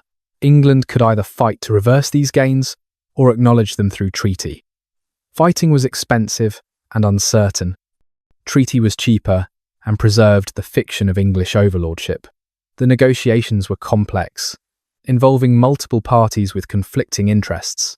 Llywelyn wanted maximum recognition of his authority with minimum acknowledgement of English overlordship. Henry wanted formal submission and financial payment that would demonstrate continued English superiority. Marcher lords wanted protection for their territories and rights. Welsh lords wanted guarantees that Llywelyn's authority would not become tyrannical. Everyone wanted something, and the treaty had to balance these competing demands without satisfying anyone completely. The final terms represented substantial Welsh gains. Henry recognised Llywelyn as Prince of Wales, a title previously informal but now officially acknowledged. Nearly all Welsh lords, including those in territories outside Gwynedd, owed allegiance to Llywelyn, and through him to the English crown. Disputed territories were assigned to Welsh authority. The Marcher lords were restricted in their ability to expand. In exchange, Llywelyn performed homage to Henry, acknowledged English overlordship in theory, and agreed to pay 30,000 marks over 10 years, an enormous sum that demonstrated submission through financial obligation. The title Prince of Wales carried weight beyond its ceremonial character. Previous Welsh rulers had styled themselves kings, princes, lords, using various titles that had no formal recognition from England or from the wider European political community. Now Llywelyn held a title that England acknowledged, and that implied authority over a defined territory. It was not quite sovereignty, but it was closer than Wales had ever come. The title suggested that Wales was an entity, a principality, something more than scattered kingdoms that happened to share language and culture. The political implications were profound. If Wales was a principality under a single prince, it could function diplomatically as a unit. It could make treaties, send embassies, participate in European politics. It could develop institutions that would outlast individual rulers. It could begin thinking of itself as a nation in the emerging medieval sense, a people with defined territory and recognised government. These possibilities had not existed before. The Treaty of Montgomery created them. Llywelyn celebrated with appropriate grandeur. His court at Abergwyngregin hosted feasts and ceremonies that declared Welsh achievement. Poets composed verses praising the prince who had united Wales and won English recognition. Foreign dignitaries attended, acknowledging Llywelyn as a ruler of consequence. For Welsh lords who had spent generations fighting defensive actions against English expansion, this moment felt like vindication. Wales had not only survived but triumphed, transforming weakness into strength and fragmentation into unity. The treaty's limitations were also clear to anyone who examined it carefully. Llywelyn's authority as Prince of Wales derived from English recognition, not from Welsh constitutional tradition. England had granted the title and could theoretically revoke it. The homage Llywelyn performed, kneeling before Henry and swearing fealty, symbolised subordination that undermined claims to true independence. The massive financial payment demonstrated that this recognition came at a cost Wales could barely afford. And the treaty protected Marcher lords' existing holdings, guaranteeing that Welsh territorial losses could not be recovered. The treaty assumed continued English weakness and Welsh strength, conditions that could change quickly. If England found a strong king who prioritised Wales, if English baronial conflicts were resolved, if the English monarchy regained the financial and military resources that civil war had depleted, the balance of power could shift dramatically. The treaty was a snapshot of a particular moment's political reality, not a permanent settlement of Welsh status. Whether it could endure depended on factors beyond Llywelyn's control. Some Welsh lords viewed the treaty with mixed feelings. They had acknowledged Llywelyn's supremacy under pressure, preferring Welsh overlordship to English conquest, but not necessarily enthusiastic about either. The treaty formalised relationships that had been fluid, replacing traditional independence with legal subordination to the Prince of Wales. These lords retained their lands and local authority, but they had become subjects rather than sovereigns, and the loss of autonomy rankled even when accepted as necessary. The Marcher lords were furious. The treaty restricted their freedom to expand, protected Welsh territories they had considered legitimate targets for conquest, and elevated a Welsh prince to status approaching their own. Some viewed the treaty as temporary expedient, to be repudiated when circumstances permitted. Others began planning ways to undermine Llywelyn's authority, while technically observing treaty terms. The march would be a source of friction and conflict, regardless of what documents said. For a few years, roughly 1267 to 1272, the Treaty of Montgomery functioned reasonably well. Llywelyn governed his principality, collected revenues, administered justice, and maintained order. England was too busy with internal affairs, and with Edward's crusade to the Holy Land to focus on Wales. The border remained relatively peaceful. The system worked, demonstrating that Welsh self-government was viable, that the principality could function without constant English intervention, but the treaty's foundation was fragile. It rested on English distraction, on Welsh unity, on Llywelyn's personal authority, on assumptions about power relations that could change overnight. When those conditions changed, when England found a king capable of focusing overwhelming force on Wales, when Llywelyn made mistakes that provided pretext for English intervention, the careful edifice would collapse with shocking speed. The Treaty of Montgomery represented the high point of medieval Welsh independence. It also marked the beginning of the end. In the Prince's Hall, you stand in the Great Hall at Abergwyngregin on a winter evening in 1270, and for perhaps the first time in your life, you feel something approaching pride in being Welsh. The hall is crowded with lords and ladies from throughout the principality, gathered for a feast, celebrating the marriage of one of the prince's cousins. Torches burn in iron brackets along the walls. The central fire blazes bright. The smell of roasted meat and fresh bread fills the air. At the high table sits Llywelyn ap Gruffudd, Prince of Wales, a title that still sounds strange and wonderful when proclaimed. He is in his late 40s now, his beard showing grey, but he carries himself with the confidence of a man who has achieved what he set out to do. On his right sits his wife Eleanor, daughter of Simon de Montfort, a woman of noble English blood who chose exile in Wales over submission to the English king who killed her father.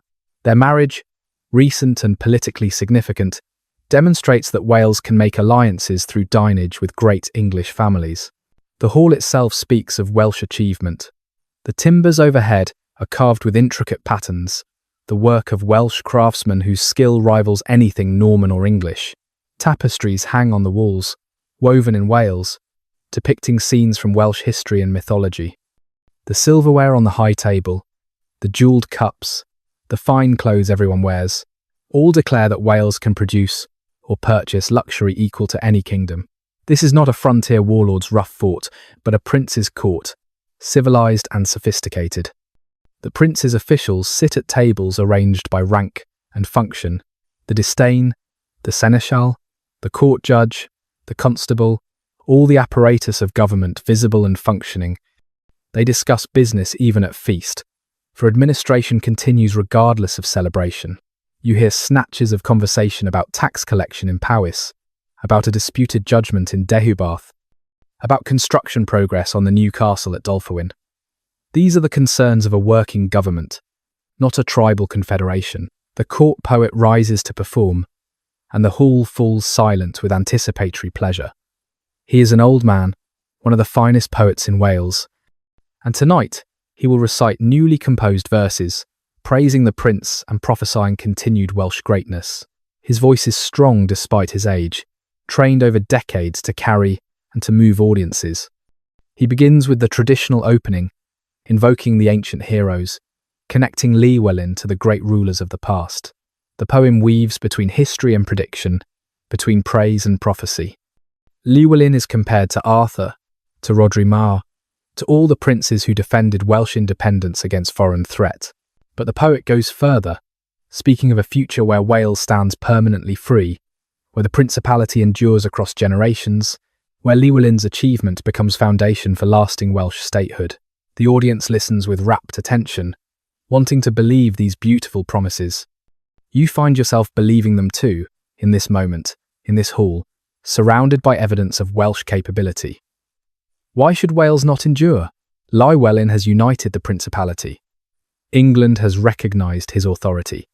The administrative structures function effectively. Welsh law governs Welsh people. Welsh culture flourishes openly rather than surviving in secret. The mountains still protect the heartland. What can England do that it has not already tried and failed to achieve? The feast continues late into the night, course after course of fine food, wine flowing freely, music and conversation blending into a celebration that feels both joyous and significant. This is what independence looks like, you think. This is what was worth fighting for across centuries of resistance. Your children will grow up in a Wales that governs itself, that maintains its identity, that has a future beyond mere survival. But beneath the celebration, if you listen carefully, you can hear undertones of anxiety. People speak quietly about the new English king, Edward, who returned from crusade 2 years ago and has been consolidating his power with frightening efficiency.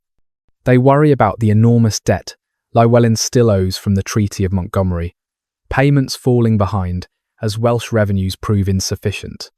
They mention disputes with marcher lords that are escalating despite treaty protections. They note that some Welsh lords are transferring their allegiance to England, finding English overlordship more profitable or less demanding than Llywelyn's authority. You push these concerns aside. Tonight is for celebration, for believing in the possibility that has been created, for enjoying this moment of Welsh achievement. The future can wait.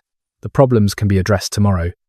Tonight, in this hall, Wales is free and strong and confident. Let that be enough, at least for these few hours, before the world intrudes again with its complications and its threats. The shadow of Longshanks, Edward Plantagenet, became King of England in 1272, and Wales's brief period of security ended with his accession. Edward was 33 years old, tall and formidable, a veteran of civil war and crusade, a man who understood power and how to project it. His contemporaries called him Longshanks for his height, but they would remember him for his relentless determination to dominate Britain completely, to bring Scotland and Wales under English control through any means necessary. Edward was not like his father Henry III, who had been weak, distracted, and willing to compromise when faced with determined opposition. Edward focused on objectives with single-minded intensity. He was methodical, planning campaigns carefully and executing them thoroughly. He was ruthless, willing to use overwhelming force and exemplary brutality when he judged such measures would advance his goals. He was also intelligent, understanding that conquest required not just military victory, but administrative control, legal integration, and systematic suppression of resistance. His experience in the Holy Land had taught him valuable lessons about castle warfare. He had seen the great Crusader fortifications, had studied their design and function, had understood how properly built and garrisoned castles could control hostile territory with relatively small forces.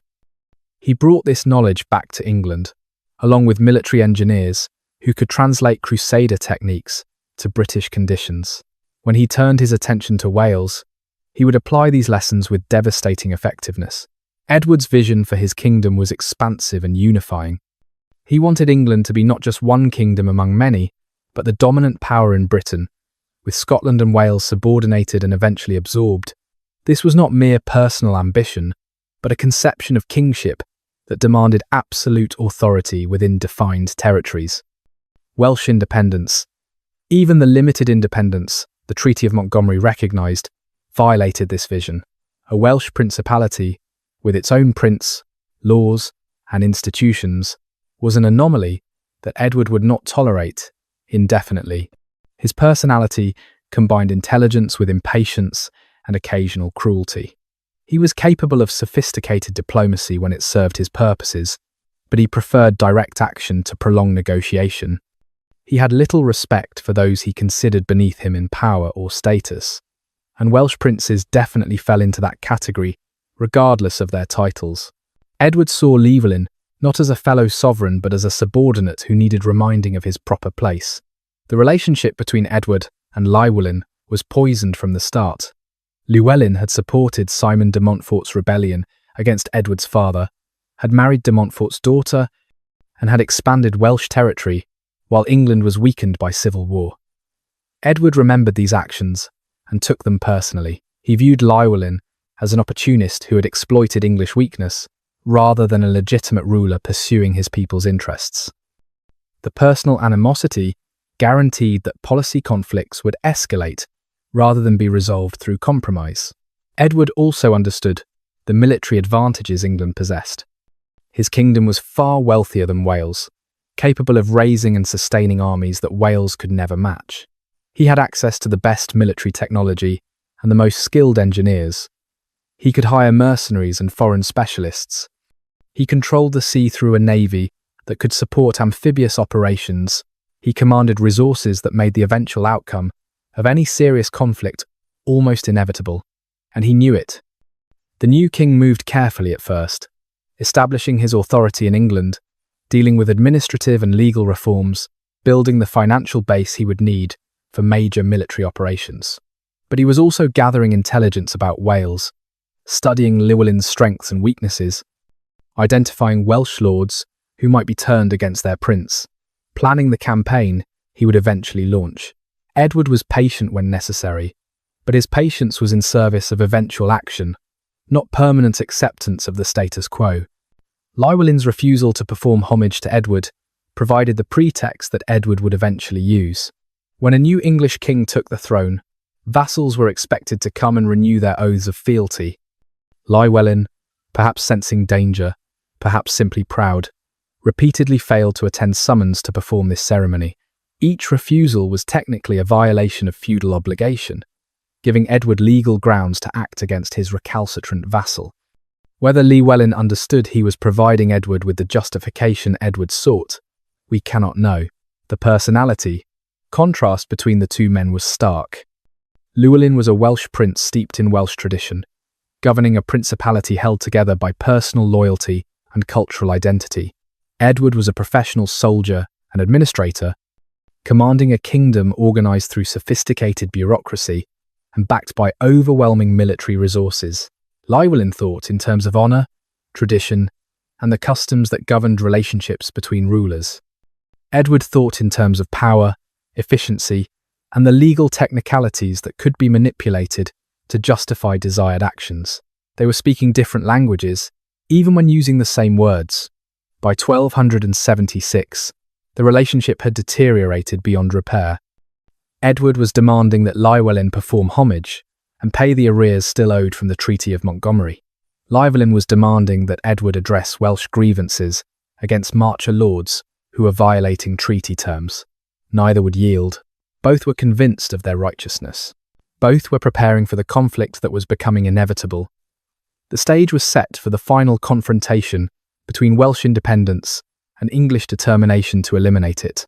The English surveyor. The man rides a small, sturdy horse, picking his way carefully along the mountain track. He is English. That much is obvious from his clothes and his bearing. But he is not a soldier. He carries no weapons beyond a small knife. A satchel hangs from his saddle, heavy with papers and instruments. 2 Welsh guides accompany him, local men hired to show him the paths and keep him from getting lost in the maze of valleys. You watch from the tree line above as the party passes below. You know what this man is, what his presence means. He is a surveyor, one of King Edward's officials sent to map Wales, to measure distances, to identify routes that armies might follow, and places where castles might be built. The English are preparing for war with the thoroughness that characterises everything they do. They will know this land, as well as the Welsh know it, before they invade. They will have maps and measurements, while Welsh defenders rely on memory and experience. The surveyor stops frequently, pulling out instruments you do not recognise, sighting along them toward distant peaks, making notes in a leather-bound book. One of the Welsh guides points out landmarks, names, valleys and mountains, provides the information the Englishman wants. The guide is probably from the lowlands, you think, from territories already under English control, earning English coin by betraying Welsh secrets. Or perhaps he sees no betrayal in it. Perhaps he thinks the English will come regardless, and that cooperating is simply pragmatic. The 3 men pause to rest near a stream. The surveyor spreads papers on a flat rock, comparing his new observations to existing notes adding details to a growing map of the region. You can see him sketching the contours of the land, marking where the valleys narrow and where they open, noting which passes are easiest to traverse and which are nearly impassable. This is military intelligence gathered with bureaucratic precision, the kind of preparation that precedes systematic conquest. The party moves on, following the valley northward. You shadow them from above, keeping to the cover of trees and rocks, watching their progress. The surveyor is methodical and patient, taking his time, getting everything right. He has no deadline driving him to rush. Edward's invasion, when it comes, will be planned thoroughly, with every detail considered and every contingency prepared for. This is how empires work, you realise. They do not rely on courage and desperation. They rely on organisation and overwhelming resources and careful preparation. By evening, the party camps in a shepherd's abandoned hut. You watch the firelight flicker through gaps in the walls. The surveyor is probably reviewing his notes, adding details while memory is fresh, preparing the reports he will send back to England. Somewhere in the English court, military commanders will study these reports, planning their campaign with the advantage of precise information. They will know which routes to take, where to expect resistance, how to position their forces for maximum effect. You slip away into the darkness, heading back to your village to report what you have seen. The elders will nod grimly, understanding what the surveyor's presence means.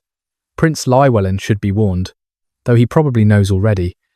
Probably has reports from throughout Wales about English surveyors mapping the land, and English agents recruiting informants, and English officials documenting grievances that can be used as pretexts for intervention.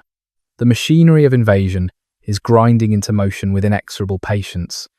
All Wales can do is prepare as best it can, and hope that courage might somehow overcome the disparity in resources and planning. But hope feels increasingly fragile against the systematic efficiency you have witnessed today. The Noose Titans. The years between 1274 and 1277 saw the careful construction of Edward's case against Wales. The English king did not simply declare war. He built a legal and diplomatic foundation that would justify military action, that would make Llywelyn appear to be a rebellious vassal rather than a defending sovereign, that would ensure European observers would view English actions as legitimate enforcement rather than naked aggression. Llywelyn's repeated refusals to perform homage provided the central charge. 4 times Edward summoned the Welsh prince to come and swear fealty. 4 times Llywelyn failed to appear, citing various excuses and grievances. Each refusal was documented carefully in English records. Each summons was witnessed by nobles and clergy who could testify to its propriety. The accumulated pattern painted Llywelyn as contumacious, a vassal who refused his feudal obligations and therefore forfeited his rights. The grievances Llywelyn cited were real but legally irrelevant from Edward's perspective. Marcher lords were violating the Treaty of Montgomery, seizing Welsh lands and attacking Welsh subjects. Edward's courts were ruling against Welsh interests in border disputes. English officials were supporting Welsh lords who rebelled against Llywelyn's authority, undermining the princely power that England had supposedly recognised. But none of this excused failure to perform homage. In feudal law, a vassal was obligated to attend his lord regardless of grievances, which could be addressed after the homage was performed. So, Llywelyn's marriage to Eleanor de Montfort, Simon's daughter, complicated matters further. Eleanor was travelling from France to Wales in 1275 when Edward's ships intercepted her vessel in the Bristol Channel. She was taken into comfortable captivity in England, held as both prisoner and potential bargaining chip. Edward claimed he had every right to control a woman who was his subject by birth and whose father had been a rebel and traitor. Llywelyn protested vehemently, but could do nothing to secure her release. The marriage he had intended to seal in triumph became another humiliation. English agents worked systematically to detach Welsh lords from Llywelyn's allegiance. Offers of land, promises of protection, subtle threats of what might happen to those who remained loyal to a Prince Edward considered rebellious. All these inducements were deployed with calculated effect. Some Welsh lords, particularly those in southern territories, where English power was most immediate, began transferring their homage directly to Edward, bypassing Llywelyn entirely. The unity the Prince of Wales had carefully constructed began to fracture. Llywelyn's brothers provided additional leverage. Dafydd and Owain, both with claims to share in Welsh territories under traditional inheritance law, both resentful of Llywelyn's sole authority, both willing to cooperate with England if it served their interests. Dafydd, in particular, oscillated between supporting his brother and plotting against him, unreliable and ambitious, seeing opportunity in the deteriorating relationship with England. Edward cultivated these internal divisions, offering support to Welsh nobles who challenged Llywelyn's authority. Financial pressure increased. Llywelyn still owed substantial sums from the Treaty of Montgomery, payments that had fallen badly behind. Welsh revenues were insufficient to meet these obligations, while also maintaining the military forces and administrative apparatus the principality required. Edward demanded payment and used non-payment as additional evidence of Llywelyn's bad faith. The prince was trapped. He could not pay without impoverishing his government, but not paying provided England with another grievance. Border incidents escalated. Marcher lords raided Welsh territories with increasing boldness. Welsh forces retaliated, striking English holdings. Each incident generated formal complaints, diplomatic protests, demands for justice, and compensation. Edward's courts invariably ruled in favour of English interests, demonstrating that Welsh grievances would not be addressed through legal channels. The message was clear. The law would not protect Welsh interests. Only force mattered, and England possessed superior force. By 1277, the situation was untenable. Llywelyn could not perform homage without appearing weak and conceding the legal superiority of all Edward's claims. But continuing to refuse meant giving Edward justification for military action. There was no good option, no diplomatic solution that would preserve Welsh dignity and English legal forms simultaneously. The prince had manoeuvred himself, or been manoeuvred by Edward's superior political skill, into a position where any choice led to disaster. Edward issued a final summons in November of 1276, setting a deadline of January 1277 for Llywelyn to appear and perform homage. The summons was delivered with maximum formality, witnessed by bishops and nobles, recorded in multiple copies. When Llywelyn again failed to appear, Edward had the legal justification he needed. On the 12th of November, 1277, Parliament formally declared Llywelyn a rebel and authorised military action to enforce the king's rights. The noose had been tightened gradually, professionally, with the methodical patience that characterised Edward's approach to complex problems. Every step had been documented. Every legal form had been observed. When the war came, as it now inevitably would, England would claim to be the aggrieved party, the kingdom forced to discipline a rebellious vassal who had violated his sacred oaths. The reality that England had systematically created conditions that made Welsh submission or Welsh resistance equally disastrous would be buried under the legal language of feudal obligation and righteous enforcement. Prayers in the dark. The chapel at Gwynedd is cold tonight, the stone walls holding the chill of early winter. You kneel on the floor before the altar, your knees aching against the hard surface, your breath visible in the dim light of a single candle. The hour is late. The household has retired. You are alone with your prayers and your fears. You are not a man given to excessive piety. You attend Mass when required, observe the festivals, give your tithes without complaint but without enthusiasm. But tonight, with English armies gathering to the east, with rumours of overwhelming force and systematic destruction, you find yourself seeking divine intervention because human agency seems insufficient to prevent the catastrophe approaching. The wooden crucifix above the altar shows Christ in his agony, suffering the death that purchased salvation.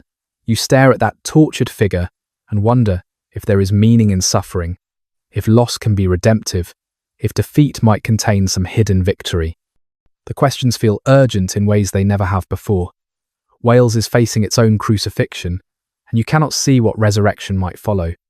Your prayers are formless at first, just wordless pleading directed at a God whose purposes remain mysterious. You ask for protection, for deliverance, for the miracle that might turn aside the English threat. You pray for Prince Llywelyn, that he might find the wisdom to navigate these impossible circumstances. You pray for your family, that they might survive whatever comes. You pray for Wales itself, that the identity and culture you value might endure even if political independence does not. The candle flame wavers in a draught you cannot feel. Shadows dance on the walls. The silence is profound, broken only by your breathing and the occasional settling of timber overhead. You strain to feel some response, some sign that your prayers are heard, that divine power might intervene in human affairs. Nothing comes. The stone remains cold. The darkness remains dark. God, if he listens, does not answer in ways you can perceive. You think of all the prayers that have been offered in all the chapels throughout Wales, generations of petitions for protection and justice and survival. Were they answered? Wales endured, but at terrible cost, losing lands and people, retreating into the mountains, surviving but diminished. Perhaps endurance itself is the answer. Perhaps the fact that Welsh prayers are still offered in Welsh chapels is proof that God heard and responded. But it is a hard answer, offering continued existence rather than triumph, survival rather than victory. The hours pass slowly. Your knees go numb, your back aches. But you remain, because movement feels like abandonment, like admitting that prayer is futile and human beings are alone in facing their catastrophes. Better to maintain the vigil, to demonstrate faith even when faith brings no comfort, to believe in divine order even when that order permits terrible things to happen. Eventually, you rise stiffly and make your way back to the hall where your pallet waits. The chapel remains behind you, empty now but still consecrated, still holy regardless of whether holiness translates into protection. Tomorrow will bring its challenges and its news, likely bad news, given the trajectory of events. But you have prayed, and in praying, you have connected yourself to something larger than the immediate crisis. It will have to be enough. The First War, Edward's army assembled in the spring of 1277 with methodical efficiency. This was not a spontaneous baronial expedition, but a planned royal campaign, organised with the full resources of the English state. 15,000 men gathered at Chester and Worcester, infantry from throughout England, cavalry from the great noble houses, engineers and carpenters, and smiths bringing the tools of systematic warfare. Supply trains stretched for miles, carrying the provisions needed to sustain this massive force in hostile territory. The strategy was simple and devastating. 3 columns would advance simultaneously into Wales from different directions, compressing Welsh forces into the Snowdonian heartland. The Earl of Warwick would lead forces from the south. The Earl of Lancaster would strike from the northeast. Edward himself would command the main army, driving westward along the north coast. Welsh defenders would face overwhelming force from multiple directions, unable to concentrate their strength against any single threat. Edward brought innovations that changed the nature of warfare in Wales. He hired woodcutters by the hundreds, men whose job was to clear the forests that bordered roads and concealed ambushes. Welsh tactical advantage had always depended on surprise and mobility through wooded terrain. Edward eliminated that advantage systematically, creating clear fields of fire along his routes of advance. Welsh raiders found themselves exposed, unable to approach without being seen and shot by English archers. The engineering capability Edward deployed was unprecedented. Bridges appeared across rivers that would normally have impeded advance. Roads were graded and improved to allow supply wagons to follow the army. Temporary fortifications were erected at key points, creating bases that could be defended by small garrisons while the main force pushed forward. This was organised warfare at a level Wales had never seen, combining military force with logistical sophistication. Llywelyn's response was hampered by the fragmentation Edward had deliberately created. Some Welsh lords refused to fight, claiming neutrality or having already transferred their allegiance to England. Others fought locally, but would not coordinate with Llywelyn's forces. The principality that had seemed unified just a few years earlier revealed itself as a collection of semi-independent territories held together by personal loyalty to a prince whose authority was collapsing. The Welsh tactic of avoiding battle and conducting guerrilla warfare was less effective against Edward's methodical advance. English forces did not overextend themselves, chasing raiders into the mountains. They moved slowly and systematically, securing each position before advancing, maintaining supply lines, establishing strong points. When Welsh forces attacked supply trains or isolated detachments, they found themselves facing professional soldiers in prepared positions rather than vulnerable patrols. Anglesey fell to English assault by summer. Edward hired a fleet from the Cinque Ports, ships that transported forces across the Menai Strait, and established control of Wales's breadbasket. The loss was catastrophic, cutting Gwynedd off from its primary food source and demonstrating English naval capability. Llywelyn's forces could control the mountains, but mountains did not feed armies. Without Anglesey's grain, the principality faced starvation if resistance continued into winter. Castle warfare demonstrated the gap in resources. English forces besieged Welsh fortifications with professional patience, surrounding them, building siege engines, cutting off supplies and waiting. Welsh castles, built with limited resources and garrisoned by small forces, could not hold indefinitely. Some negotiated surrender on terms. Others held out until starvation forced capitulation. None received relief from Llywelyn's field forces, which were too weak to break English siege lines. By autumn, Llywelyn's position was hopeless. His forces were driven back into Snowdonia. His territories outside Gwynedd had been occupied or had submitted to England. His supply situation was desperate. His Welsh allies were deserting or had already deserted. Edward offered terms: complete submission, substantial territorial losses, massive financial payments, but personal safety for Llywelyn and retention of Gwynedd as an English fief. The alternative was continued warfare that would end with Llywelyn's death and the complete dissolution of Welsh independence.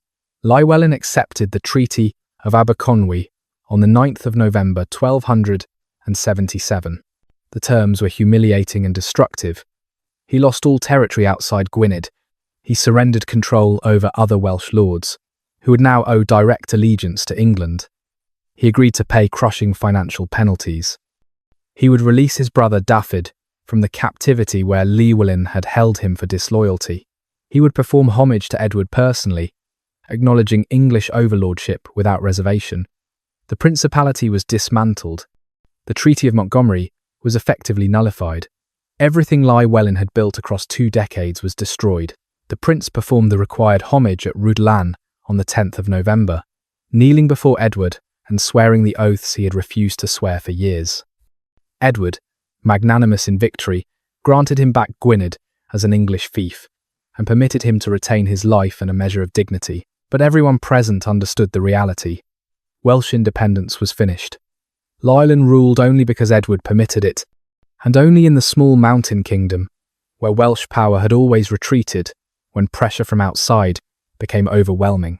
The war had lasted 7 months and demonstrated conclusively that Wales could not resist English power when that power was systematically applied.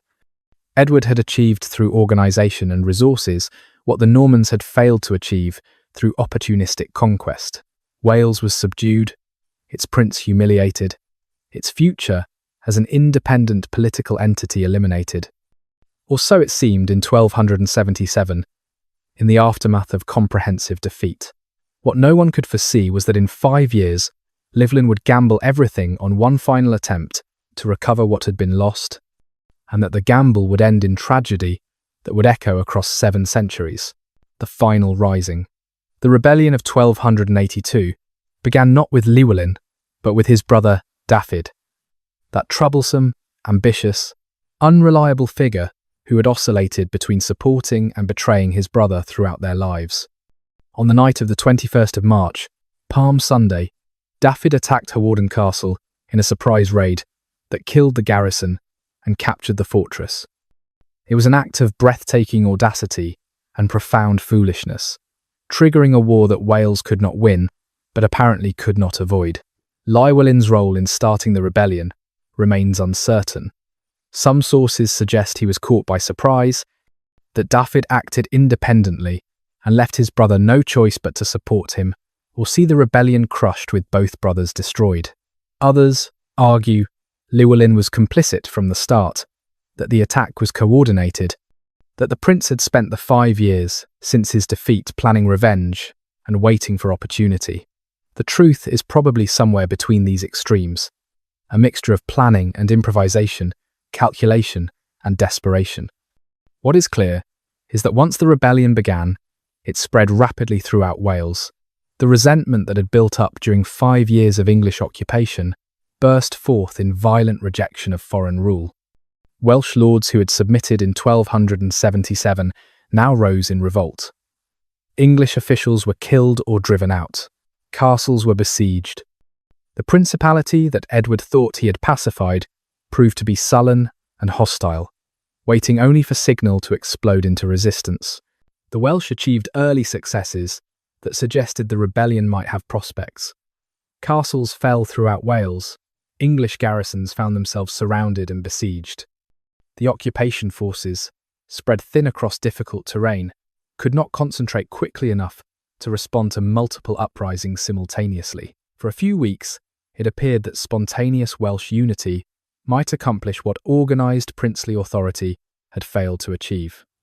Edward's response was methodical and overwhelming. He would not simply defeat this rebellion, he would eliminate Welsh independence permanently, crush resistance so thoroughly that it could never rise again. The army he raised dwarfed the force deployed in 1277. 20,000 men gathered under royal command. Additional forces operated under Marcher Lord's authority. The fleet was enlarged, providing naval support for amphibious operations. The expenditure was enormous, over £100,000, but Edward was determined that this would be the final war, the one that would solve the Welsh problem forever. The campaign of 1282 followed the same strategy as 1277, but with greater force and determination. Multiple columns advanced into Wales from different directions. Engineers cleared forests and built roads. Supply trains kept the armies fed and equipped. Castle garrisons that had been reinforced after the previous war held their positions and provided bases for operations. The machinery of English military power ground forward with patient inevitability. Llywelyn attempted to coordinate Welsh resistance from his base in Snowdonia. He sent urgent messages throughout Wales, calling on Welsh lords to unite and maintain the rebellion. He knew this was the final chance, that if this rising failed, no other opportunity would come, that Wales was fighting for survival as a distinct political entity. But coordination was difficult across mountainous terrain, with English forces interrupting communications. Welsh unity, that perennial weakness, remained elusive even in this moment of existential crisis. The Welsh strategy, such as it was, depended on making occupation too expensive to maintain. If they could inflict sufficient casualties, if they could make holding Wales require permanent deployment of massive English forces, if they could demonstrate that pacification was impossible, perhaps Edward would accept some accommodation that preserved Welsh autonomy. It was a desperate hope, built on questionable assumptions about English patience and resources. Edward had decided that any cost was acceptable to achieve permanent solution. By autumn, the military situation was deteriorating rapidly. Anglesey fell again to English forces. The harvest, always crucial in pre-modern warfare, went to English control. Welsh forces found themselves compressed into Snowdonia, their supply situation becoming critical, their options narrowing. Llywelyn faced the same choice he had faced 5 years earlier: submit on worse terms than before, or continue fighting toward inevitable defeat. But this time, submission was not really an option. Edward had made clear through actions and statements that he would not permit Llywelyn to remain as prince of even a diminished Gwynedd. The rebellions had destroyed whatever trust had existed after 1277. English policy now aimed at complete elimination of Welsh political structure, replacement of Welsh law with English administration, integration of Wales into the English kingdom as subordinate province rather than semi-autonomous principality. Llywelyn had nothing to gain by surrendering and nothing to lose by continuing to fight. The prince left Snowdonia in late autumn, moving south with a small force to attempt building wider coalitions and relieving pressure on the main Welsh forces. It was a desperate move, recognizing that static defense in the mountains would eventually fail. He needed to expand the war, to create threats that would force English forces to disperse, to buy time for something unexpected to develop that might shift the strategic balance. It was also incredibly dangerous, leaving the relative safety of his stronghold to operate in territory contested by English and Marcher forces. December found Llywelyn in mid-Wales near Builth, trying to negotiate support from local lords, attempting to raise additional forces, maintaining the rebellion through personal leadership and appeals to Welsh identity. He was 59 years old, exhausted by decades of struggle, watching everything he had built collapse around him. But he continued, because surrender meant destruction anyway, and fighting at least offered the possibility of honourable death if victory proved impossible. On the 11th of December, 1282, near a small bridge over the river Irfon, Llywelyn ap Gruffudd's long fight ended in circumstances that remain unclear and disputed. What happened at Irfon Bridge would be debated for centuries. The subject of Welsh poetry and English propaganda, a moment of tragedy that marked the end of Welsh political independence and the beginning of 7 centuries under foreign rule. December at Irfon Bridge. The morning is cold and grey, mist hanging in the valley like breath visible in winter air. You are with the prince, part of the small force that has marched south from Gwynedd, perhaps 200 men, who remain loyal even as the rebellion crumbles around you. Prince Llywelyn is somewhere ahead in the mist, riding to meet with local lords who have promised support, negotiating alliances that might yet turn the war's tide. The bridge over the Irfon is narrow, barely wide enough for 2 horses abreast, stone and ancient and slick with moisture. The river runs quick beneath it, swollen with winter rain, too deep and cold to ford. The hills rise steeply on both sides of the valley, covered with trees that disappear into the mist. It is perfect country for ambush, which is why scouts should be watching the high ground, why the force should be moving with caution. But something has gone wrong with the scouting. Or perhaps the English moved too quickly. Or perhaps, as will be claimed later, there was treachery, someone revealing the prince's route to English forces hunting him. Whatever the cause, the first warning you have is the sound of hoofbeats and shouting from ahead, muffled by mist, but unmistakable in its urgency. You run forward with others, weapons drawn, trying to understand what is happening. The mist parts briefly, and you see English cavalry emerging from the tree line, perhaps 20 knights in mail with lances lowered, charging down the slope toward the bridge. Welsh forces are scattered, caught in the open, trying to form defensive positions on unfavourable ground. "The prince!" they are shouting. "Where is the prince?" The fighting is brief and chaotic. Welsh infantry cannot stand against mounted knights in open ground. Men scatter, some running for the trees, others trying to reach the bridge and retreat across the river. You see bodies falling, hear the screams of wounded horses and dying men. The English knights are professionals, moving with practiced efficiency, cutting down resistance with workmanlike brutality. Someone is calling for the prince, shouting his name with desperate urgency. You push through the confusion trying to find him, needing to protect him, needing to get him to safety. The mist thickens again, reducing visibility to a few yards. You can hear fighting all around, but cannot see clearly who is winning or where the main threat is concentrated. A body lies near the bridge, face down in the mud. Welsh clothing, nobleman's quality, but covered in dirt and blood. You turn him over, and for a moment do not recognise the face. Then recognition strikes like a physical blow. Prince Llywelyn ap Gruffudd, last native Prince of Wales, lies dead with wounds that suggest he died quickly, perhaps never knowing who killed him, or why fate chose this moment and this place for his end. Later, much later, you will hear various accounts of what happened. Some will say Llywelyn was killed in the fighting, cut down by an English soldier who did not recognise him. Others will claim he was separated from his main force, lured into ambush by false promises, betrayed by Welsh lords who had made secret terms with England. Still others will whisper that he died seeking death, that he knew the cause was lost and chose to fall in battle rather than face capture and execution. What you know is only what you see. The prince dead in the mud, near a minor bridge in mid-Wales. His force scattered and defeated, the rebellion effectively ended with his death. The body will be taken, the head removed and sent to London to be displayed on a pike at the Tower, the ultimate humiliation for the man who tried to make Wales free. The corpse will be buried at Abbey Cerzeau-Teshire, a Cistercian monastery nearby, in an unmarked grave that will become legend and pilgrimage site for those who remember.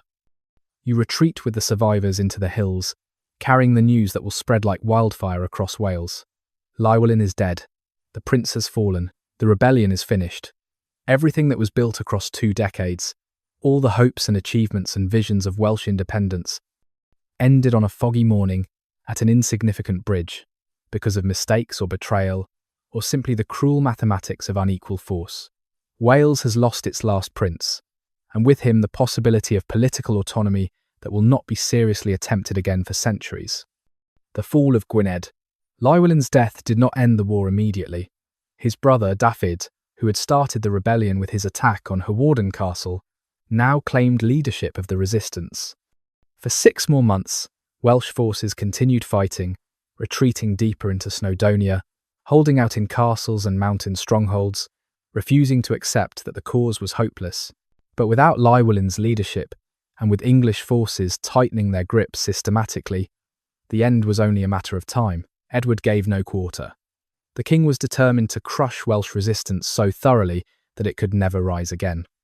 English forces pursued Welsh bands into the mountains, burning villages that supported rebels, destroying crops and livestock, making continued resistance practically impossible. The brutal efficiency of the campaign demonstrated that this was not merely military conquest, but deliberate elimination of Welsh capability to resist. Castles fell one by one through spring and early summer of 1283. Castell y Bere surrendered in April. Llywelyn was taken in May. Crisiaeth capitulated in June. Each fortress had been built by Welsh princes to defend Welsh independence. Each now passed into English hands, its garrisons killed or imprisoned, its purpose transformed from Welsh defence to English occupation.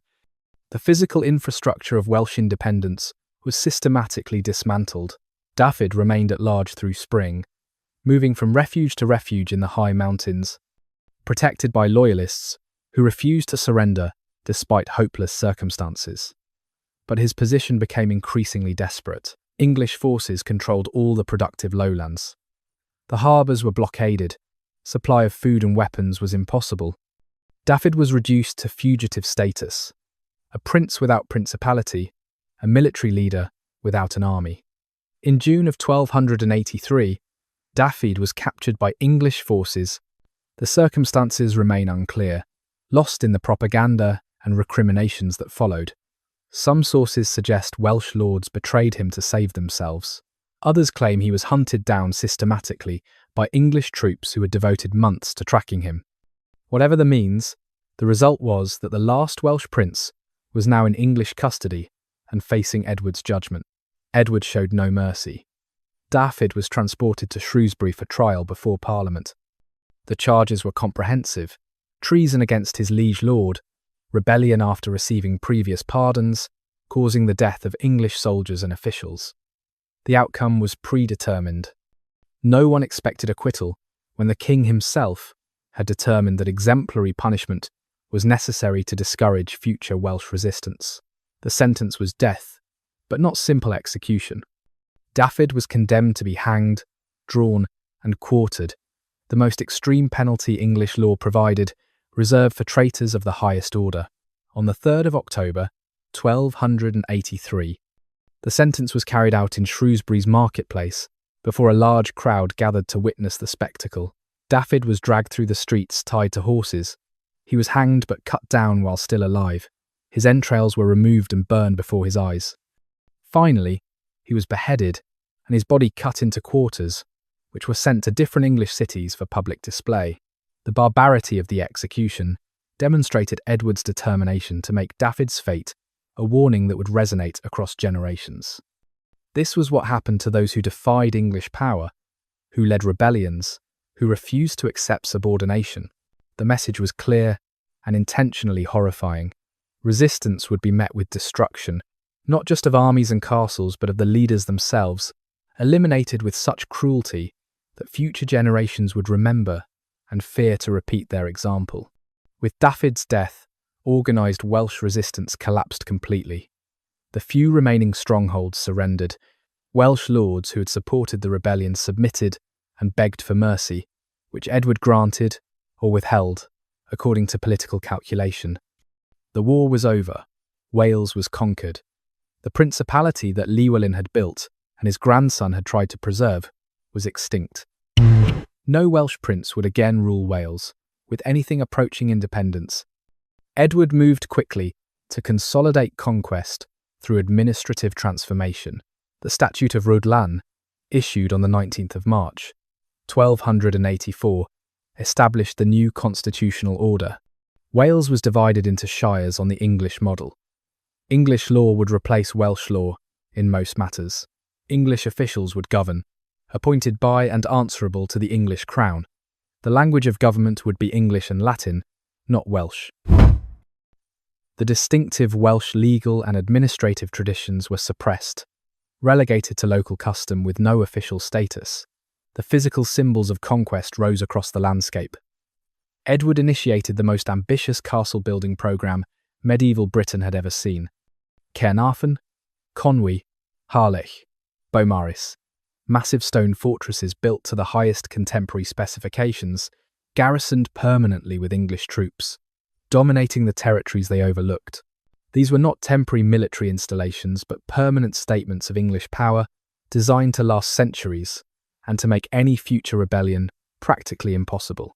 The castles consumed enormous resources.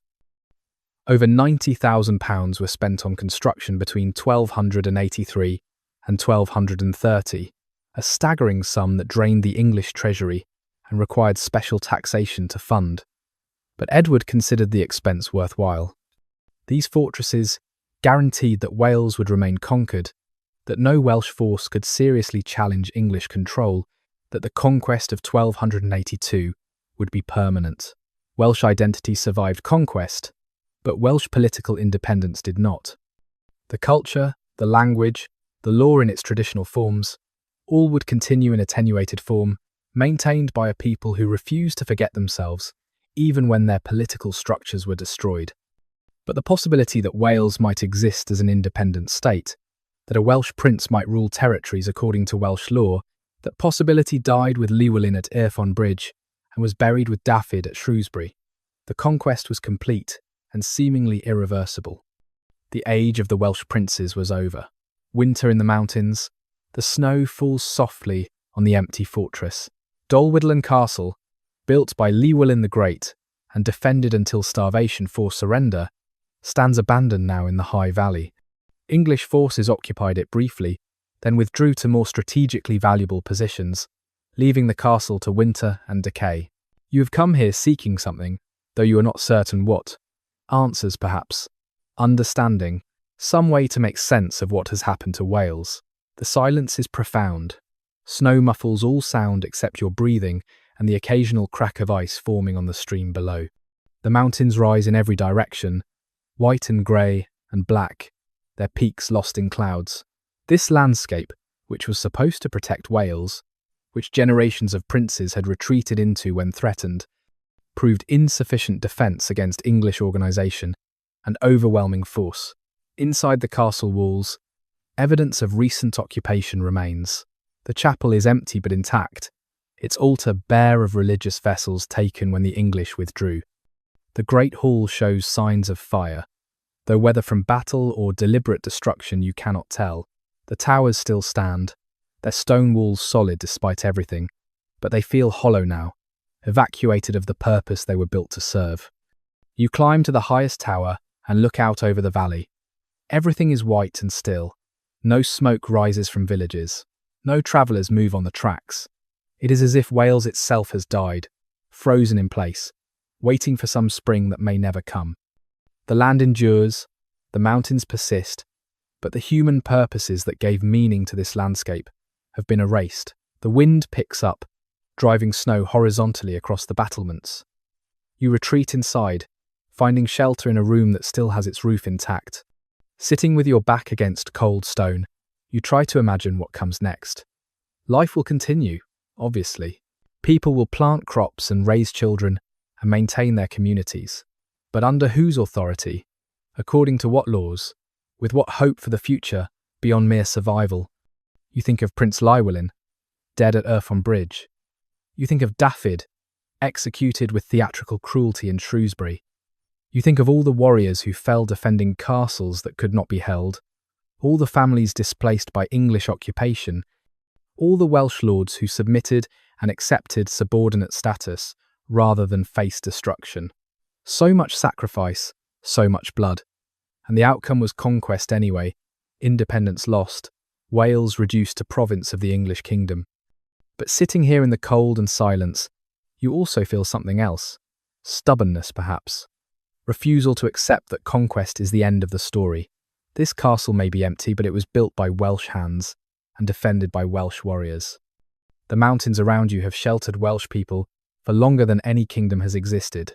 The language you speak has been spoken here since before Rome came to Britain. These things persist beyond the rise and fall of principalities and the victories and defeats of princes. Night falls early in the mountains in winter. Darkness comes before you have finished your meditation. You wrap yourself in your cloak and prepare to descend, to return to whatever life is possible in conquered Wales. The castle will stand here through winter, and through spring, and through uncounted seasons to come. A monument to ambitions that failed but were not ignoble, and somewhere in the cold and dark, Wales survives, diminished but not destroyed, waiting in the only way it knows how, by enduring. The statute and the ring. On the 19th of March, 1284, King Edward issued the Statute of Rhuddlan from his castle, overlooking the valley where Welsh princes had once held court. The document was comprehensive and methodical, establishing the legal framework through which Wales would be governed as a conquered territory. Every clause was calculated to eliminate Welsh distinctiveness and integrate Wales into the English kingdom as subordinate provinces indistinguishable from English shires. The statute divided Wales into counties on the English administrative model. Anglesey, Caernarfon, and Merioneth in the northwest formed one jurisdiction. Flint in the northeast became another. Cardigan and Carmarthen in the southwest completed the reorganisation. Each county would have its sheriff, appointed by the English crown, answerable to English authority, administering English law. The traditional Welsh territorial divisions, the Cantrefi Camotes that had organised Welsh life for centuries, were either abolished or reduced to mere subdivisions within the imposed English structure. English law replaced Welsh law in most important matters. Criminal justice would follow English procedures. Land inheritance would conform to English practice, ending the Welsh system of partable inheritance that had created both egalitarian distribution and endless conflict. The elaborate Welsh legal code that Hywel Dda had codified and generations had refined was relegated to local custom, applicable only in minor civil disputes, and only when it did not conflict with English law. The legal identity that had bound the Welsh together across their political divisions was being systematically erased. The statute permitted some continuation of Welsh custom, but carefully circumscribed. Welsh tenants could follow traditional land tenure arrangements if they had existed before the conquest. Welsh communities could maintain certain local practices regarding boundaries and common resources.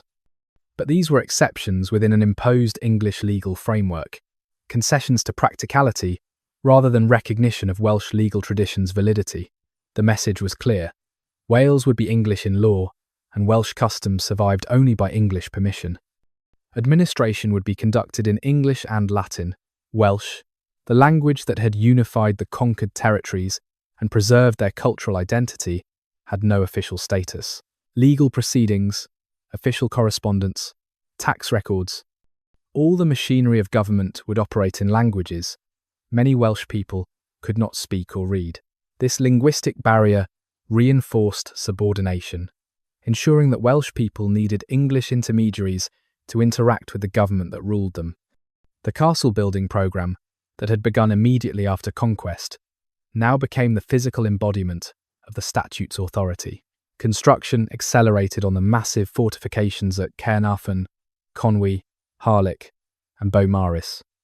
These were not crude military installations, but sophisticated examples of contemporary fortification technology, incorporating lessons Edward had learned in the Holy Land and employing the best military engineers available. They rose with astonishing speed. Thousands of workers conscripted from throughout England and Wales, stone and timber, assembled in quantities that seemed inexhaustible. Caernarfon was the centrepiece, the symbolic heart of English power in Wales. Edward intended it to evoke Rome's imperial authority, modelling its towers and walls on Constantinople's great fortifications. The castle dominated the landscape, its polygonal towers and banded masonry declaring that English rule would be permanent and magnificent. No Welsh fortress had ever approached this scale or sophistication. The contrast between Caernarfon and the modest Welsh castles that had fallen in 1282 demonstrated the disparity in resources and will that had doomed Welsh resistance. English settlers received encouragement to move into Wales, particularly into planned towns adjacent to the new castles. These borough communities received commercial privileges and legal protections that native Welsh were denied. They became islands of English culture, market centres where English law applied and English customs prevailed. Welsh people could trade in these boroughs, but could not reside there, could not hold office, could not participate in the governance of communities built on land recently seized from Welsh control. The economic exploitation that accompanied administrative transformation drained Wales of resources that might have funded resistance. Taxes increased dramatically to pay for the castles and the occupying forces. English officials extracted revenues with efficiency that Welsh princes had never achieved. The wealth that remained in Wales flowed increasingly to English hands, to the crown, to the marcher lords, to the settlers in the new boroughs. Wales was becoming poor even as it was being rebuilt to English specifications. Edward's final symbolic gesture came in 1284 when he presented his newborn son, the future Edward II, to Welsh notables at Caernarfon. The English chroniclers claimed Edward promised the Welsh a prince, born in Wales who spoke no English, then produced his infant son. The story is probably apocryphal, invented later to explain why English heirs apparent bore the title Prince of Wales.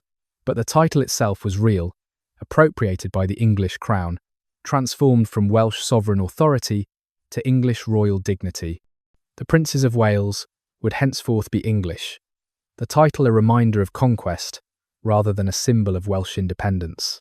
The Ring of Iron, as these castles came to be called, encircled Gwynedd and dominated Wales's strategic centres. From Flint to Rhuddlan to Conwy to Caernarfon to Crisieth to Harlech, the fortresses formed an interlocking system of control. Each castle could be supplied by sea, immune to siege. Each dominated its region, providing bases for English forces and refuges for English officials. Together, they made reconquest impossible, guaranteed that whatever resistance might emerge could be crushed before it threatened English authority. The Statute of Rhuddlan and the castles that enforced it represented Edward's solution to the Welsh problem. He had not simply conquered Wales militarily, but had transformed it administratively, legally, economically, and symbolically. This was systematic, modern state building applied to conquest, creating conditions that would maintain English control not for years, but for centuries. Wales was being remade in England's image, and the process was deliberate, comprehensive, and seemingly irreversible, what the conqueror could not take. But Edward, for all his power and methodical efficiency, discovered limits to what conquest could achieve. He could destroy principalities and execute princes. He could build castles and impose laws. He could tax and administer and garrison conquered territory. What he could not do was eliminate Welsh identity, could not make the Welsh forget they were Welsh, could not transform them into English simply by decree and force. The things that made Wales distinct survived conquest because they lived in hearts and minds and habits that no statute could reach. The Welsh language persisted despite losing official status. Farmers continued speaking Welsh in their fields. Families spoke Welsh at their hearths. Communities maintained Welsh in churches and markets, and all the daily transactions of life. The language retreated from government and law and formal record, but it flourished in oral culture, in poetry and song and story, in the intimate spaces where state power could not effectively reach. Welsh children learn their mother tongue before learning the English that might be necessary for dealing with officials. The language adapted, absorbed new vocabulary for new realities, but remained distinctively Welsh. The bardic tradition continued, though the court patronage that had supported the highest practitioners was gone. Poets found new patrons among Welsh gentry who retained wealth and status under English rule.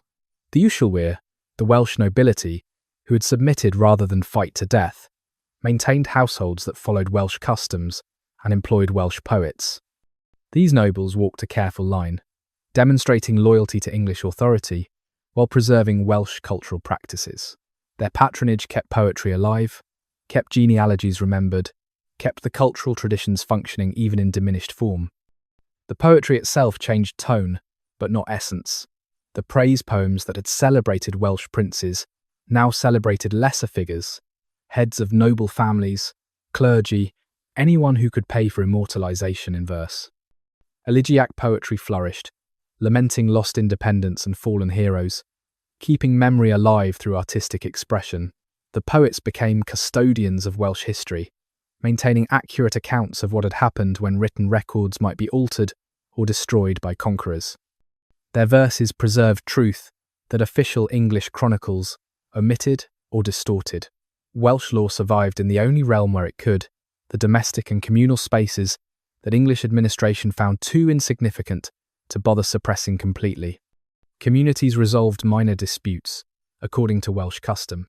Traditional inheritance practices continued in areas where they did not obviously conflict with English property rights. The intricate Welsh kinship structures maintained their social function even when they had no legal recognition. People remembered the Laws of Hywel Dda and applied them informally when English law was absent or irrelevant. The church became a space where Welsh identity could be maintained with relative safety.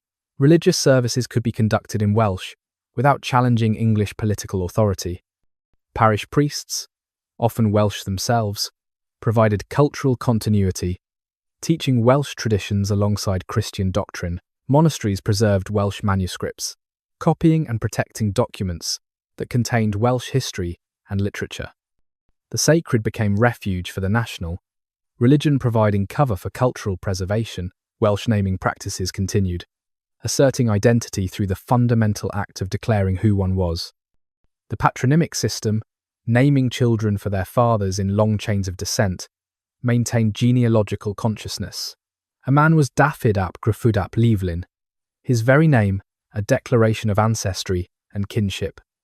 English authorities might record him with an anglicised name for official purposes, but among his own people he bore his Welsh name proudly, carrying his ancestors forward into the present.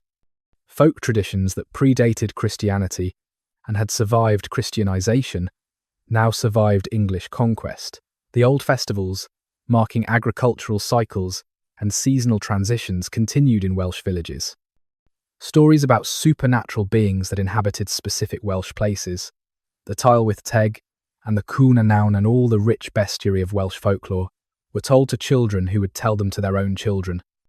These traditions rooted Welsh identity in the landscape itself, in specific mountains and valleys and streams that had their own names and histories. Resistance took forms other than military rebellion. Communities maintained Welsh customs deliberately and conspicuously, asserting identity through cultural practice. Families arranged marriages, according to Welsh tradition, rather than English law, when possible. Disputes were taken to respected Welsh elders before English courts when feasible. These small acts of cultural maintenance were forms of resistance, assertions that conquest had not eliminated Welsh distinctiveness, that the conquerors ruled bodies but not souls. The very geography of Wales protected cultural survival. The mountains that had failed to prevent military conquest served better as barriers to cultural assimilation. English settlement concentrated in the lowlands and the planned boroughs. The upland communities remained overwhelmingly Welsh, distant from English population centres, conducting their lives much as they had before conquest, except for the taxes they paid and the laws that theoretically governed them. In these communities, English rule was an abstraction, taxes collected by travelling officials, but daily life remained Welsh in language, custom, and identity. Education happened informally, but persistently. Welsh children learned their language and culture from parents and community members who understood that cultural transmission was now an act of preservation.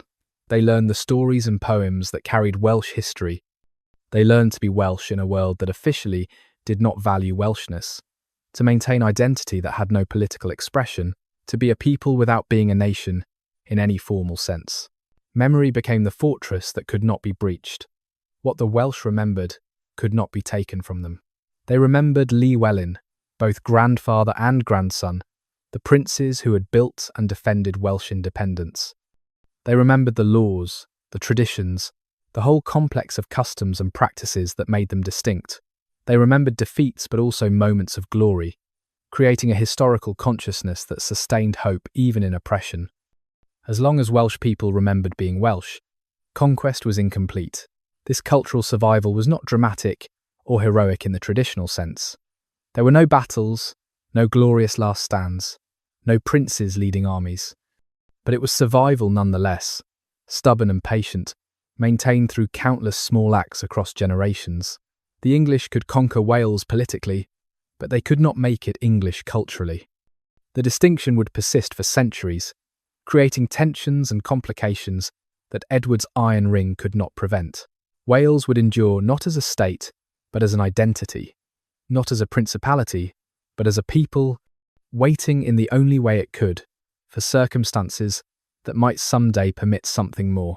Speaking the old tongue, you are 12 years old, and your father has taken you aside today to teach you something dangerous. You sit together behind the house, where no English official might pass and overhear. Your mother watches from the doorway, nervous but determined that this knowledge be passed to you. This is education that could bring trouble, but it is education your parents consider essential. Your father speaks in Welsh, which is normal enough. Welsh is still the language of your home, your village, your daily life. But what he teaches you today is not ordinary conversation. He recites to you the genealogy of the Welsh princes, the line that connects through Llywelyn ap Gruffudd, back through centuries of rulers, to Gwynedd and beyond, into legend. He makes you memorize it, repeat it back perfectly, understand that you come from a people who had kings, who ruled themselves, who were not always subjects of the English crown. This knowledge is not forbidden exactly. The English do not execute people for knowing their ancestry, but teaching it deliberately, emphasizing it, using it to maintain consciousness of Welsh sovereignty lost. These actions make English officials nervous.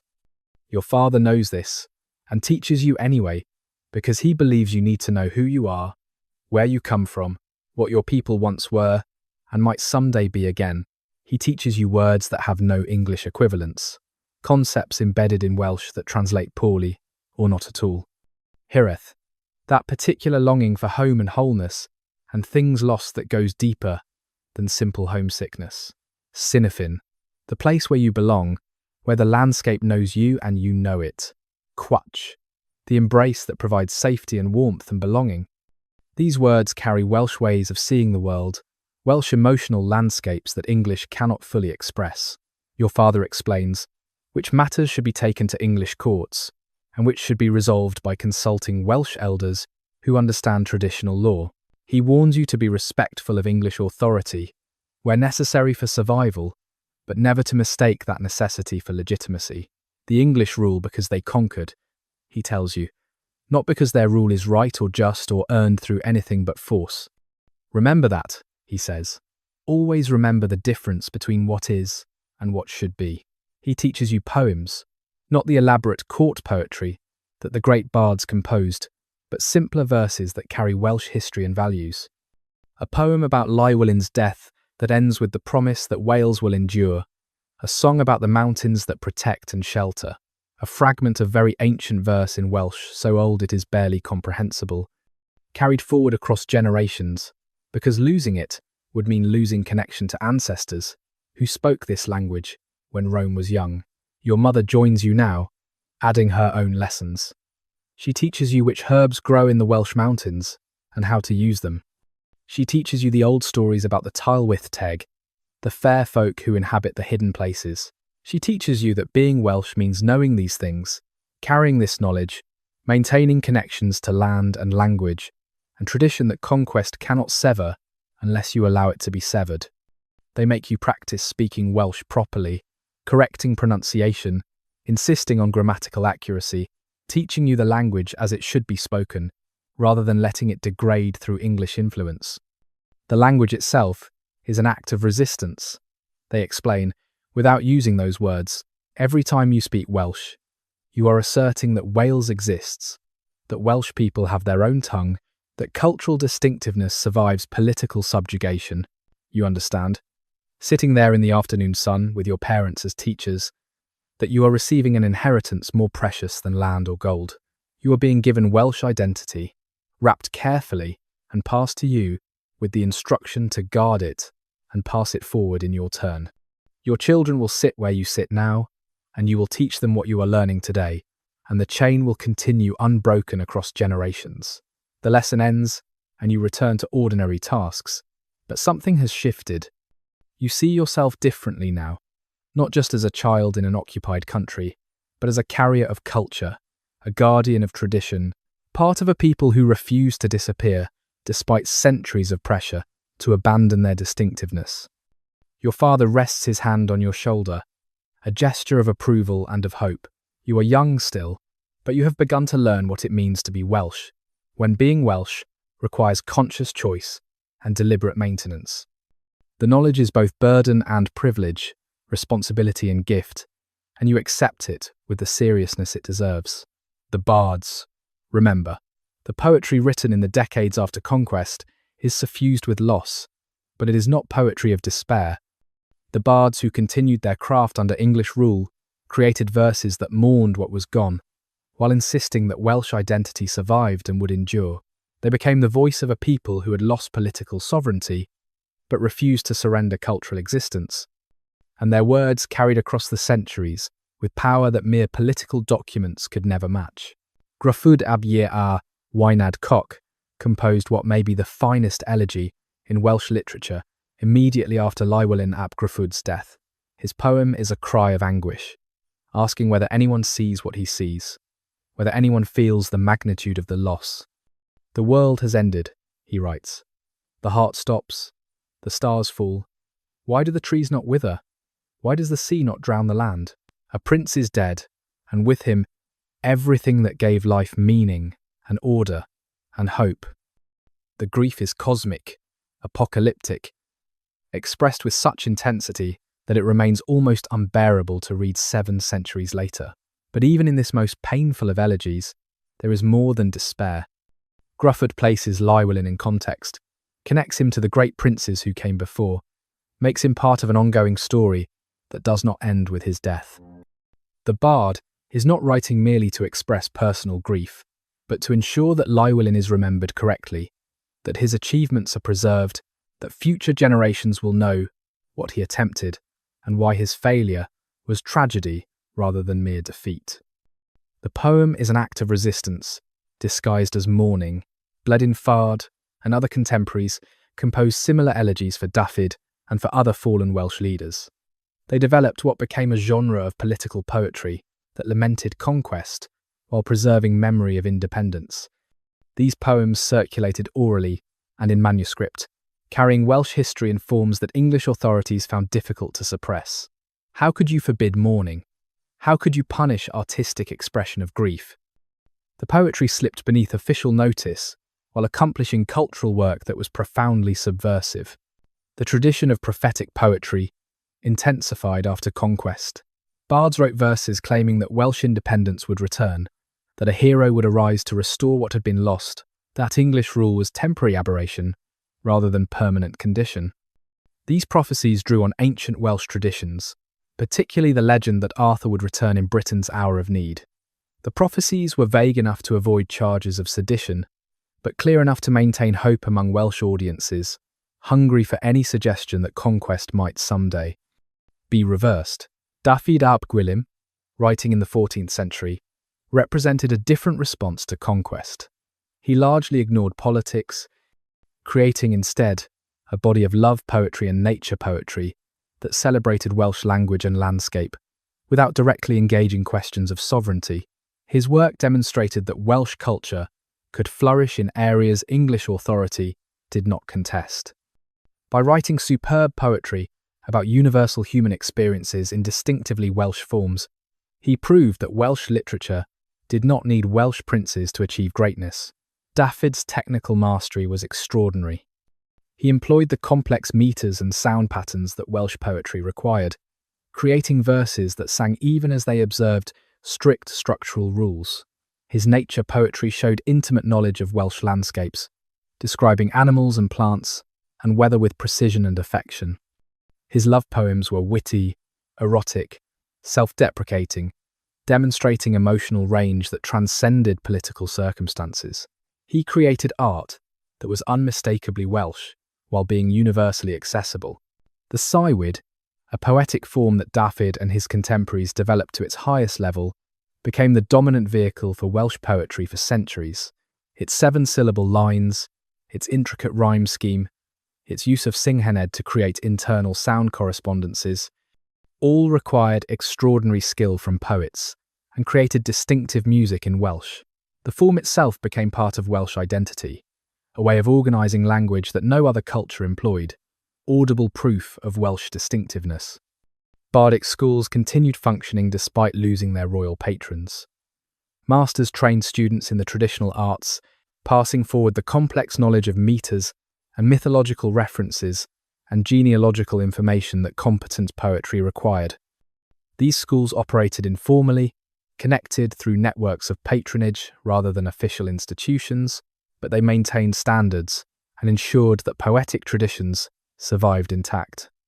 A poet trained in 1400 could recognise and appreciate poetry written in 800 because the fundamental structures remained constant. The professional poets, the Bard Tiwlw and Predating and Pensered, found new patrons among Welsh gentry. These nobles could not support poets at the level Welsh princes had, but they could provide enough patronage to keep the tradition alive. A poet might serve multiple patrons over his career, composing praise, poetry, and elegies for various families, maintaining his status through demonstrated skill rather than through royal appointment.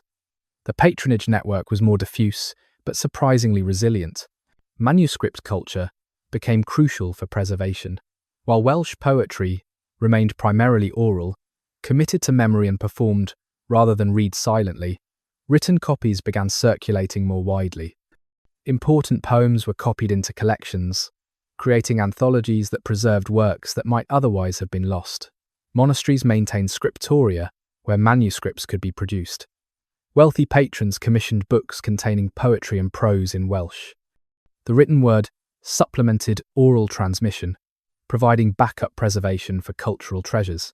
The poets maintained their traditional function as keepers of genealogy and lore, but now this function carried additional weight. With Welsh political structures destroyed, the poets became one of the few institutions that connected present Welsh communities to their past. They preserved accurate memory of lineages, maintained knowledge of traditional lore, kept alive the stories and myths that formed common cultural heritage. They were historians and archivists as much as artists, performing cultural work that no other group could accomplish. The poetry written under conquest created an alternative history, a Welsh narrative that contradicted English accounts.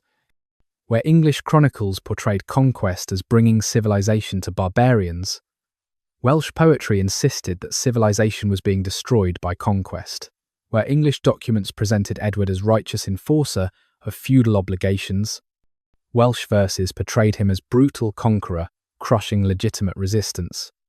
The poets ensured that Welsh perspective survived, that future generations would have access to accounts that validated Welsh experiences and interpretations of events. This poetic tradition would continue for centuries, adapting to changing circumstances, but maintaining core characteristics that made it recognisably Welsh.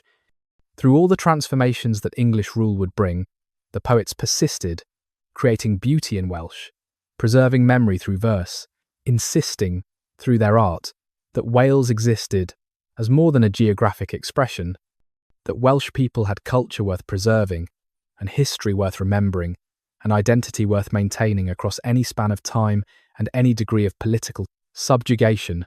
The hidden school, the barn is old, and its walls admit daylight through gaps in the timbers, but it provides enough shelter and privacy for what must be done here. 8 children sit on the packed earth floor, ranging in age from perhaps 6 to 12 years.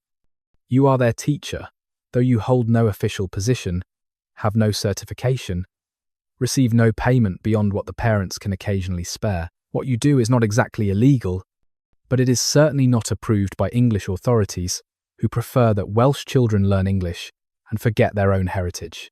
You begin with the alphabet, teaching the children to recognise letters written on a slate with chalk. Welsh uses the Latin alphabet, so this knowledge is not obviously seditious, but you are teaching them to read Welsh, not English, preparing them to access Welsh texts if they should ever encounter them. The younger children struggle with letters, confusing similar shapes, but the older ones are progressing well. One girl can already read simple sentences, and her pride in this accomplishment is evident. Next comes poetry, which is really memory training disguised as cultural education. You have the children recite verses, short poems that tell Welsh history, or celebrate Welsh heroes, or simply describe Welsh landscapes with affection. They repeat the lines until memorization is perfect, learning the rhythm and music of Welsh poetry, training their minds to hold and retrieve large amounts of verbal information. This skill will serve them throughout their lives, allowing them to preserve knowledge that might not be available in written form. You tell them the story of Llywelyn, not the whole complicated political history, which they are too young to fully grasp, but the essential narrative. Wales had princes who ruled the land, the English conquered Wales, the last prince died fighting for freedom. The children listen with rapt attention. They have heard hints of this story from parents and grandparents, but you provide details and context, making the history vivid and immediate. You watch understanding dawn on their faces, the realization that they come from people who were once independent, who lost that independence through force rather than choice. One of the older boys asks the dangerous question, "Will Wales be free again?" You pause, considering how to answer honestly, without crushing hope or encouraging foolish dreams. Perhaps, you say carefully, perhaps someday circumstances will change. Perhaps a leader will arise. Perhaps England will weaken. Perhaps many things. But whether or not Wales regains political independence, you continue, Welsh people can be free in their hearts, in their language, in their knowledge of who they are. No conqueror can take that freedom unless Welsh people surrender it. You teach them practical matters too, how to behave around English officials, when to speak English, and when Welsh is safe, how to avoid trouble while maintaining dignity. These are survival skills as important as reading and history. You want them to be proud of being Welsh, but you also want them to survive and prosper as much as any conquered people can prosper. The balance is delicate, and you are always conscious of walking a line between cultural preservation and dangerous provocation. The mathematics you teach has no particular Welsh character, but you teach it in Welsh, using Welsh words for numbers and operations, demonstrating that complex thought can be expressed in Welsh as well as in English or Latin. This is subtle resistance, insisting through educational practice that Welsh is a complete language, capable of expressing any idea, suitable for any intellectual work. The children absorb this lesson unconsciously, learning that their mother tongue is not inferior or limited, but rich and sufficient. You tell them about the old laws, the Laws of Hywel Dda, that governed Wales before conquest.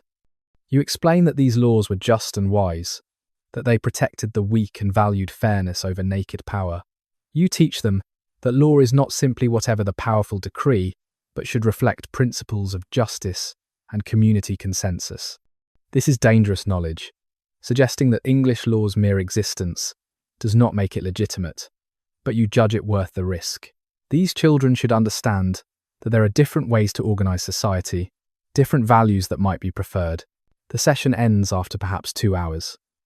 The children file out quietly, returning to their homes and their ordinary tasks. Tomorrow or next week, they will return for another lesson, if circumstances permit. Some will continue attending until they have learned everything you can teach them. Others will stop coming as family responsibilities intervene or as English officials make inquiries about what happens in this barn. But every child who passes through this hidden school carries forward some fragment of Welsh culture, some piece of knowledge that might otherwise have been lost. You remain behind after the children leave, cleaning the slate, straightening the space, preparing for whatever comes next. You are tired, and the payment is minimal, and the risk is real. But you continue because you believe the work matters, because cultural transmission is the only resistance available, because someone must teach the next generation what it means to be Welsh. The barn is humble, and the school is small, and the students are poor children from an occupied country. But here, in this modest space, Wales survives and remembers, and prepares for whatever future might come. Songs in the valley, evening settles gently over the village. The day's work is finished, the animals are secured for the night. Families gather in the communal space between houses, where summer air is pleasant and company is welcome. Someone has brought out an instrument, a CRW, its 6 strings producing sounds both archaic and beautiful. Music begins, tentative at first, then gaining confidence. The first song is old beyond memory, a tune that has been sung in this valley since before England existed as a unified kingdom. The words speak of harvest and gratitude, of seasons turning, of the eternal cycle of planting and reaping that defines agricultural life. Everyone knows this song. Voices join in, young and old, creating harmony that is not sophisticated but is sincere and communal. Another song follows, this one lighter, about a fox who outwitted hunters and lived to raid another henhouse. Children giggle at the story's turns, delighting in the clever fox's triumphs. The adults smile, appreciating the metaphor, understanding that songs about tricksters, surviving against stronger opponents, carry additional meanings in an occupied country. The music is entertainment and cultural preservation simultaneously, passing forward stories while providing pleasure. A woman begins singing alone, a high, clear voice carrying across the gathering. The song is a lullaby, simple and sweet, about stars and dreams and mother's love. You watch parents holding children, swaying gently to the rhythm, and you see the tenderness that transcends politics and occupation, the human connections that persist, regardless of who rules the kingdom. This moment is peaceful and good, and the occupation feels distant even though it is never truly absent. The music continues as darkness deepens. More people join, swelling the gathering to perhaps 30 or 40 souls, most of the village's population. They sing songs of loss and songs of hope, songs about the mountains and songs about the sea, songs that tell their history and songs that imagine their future. The repertoire is entirely Welsh, traditional songs in the Welsh language, an assertion of cultural identity that requires no dramatic gesture, just people singing together as they have always sung. A bard passes through, an itinerant poet travelling between communities, and he is invited to perform. He sings new verses composed recently, news set to music, stories from other parts of Wales delivered through song. This is how information travels in oral culture, carried by performers who move from place to place, sharing what they know through artistically structured performance.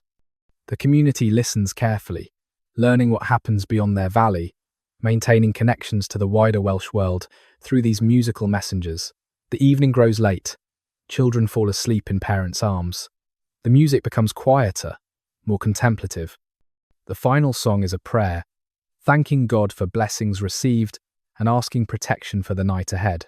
Voices blend in the familiar Latin of the Pater Noster, then shift to Welsh for additional verses that ask saints, particularly important in Welsh tradition, to watch over the community.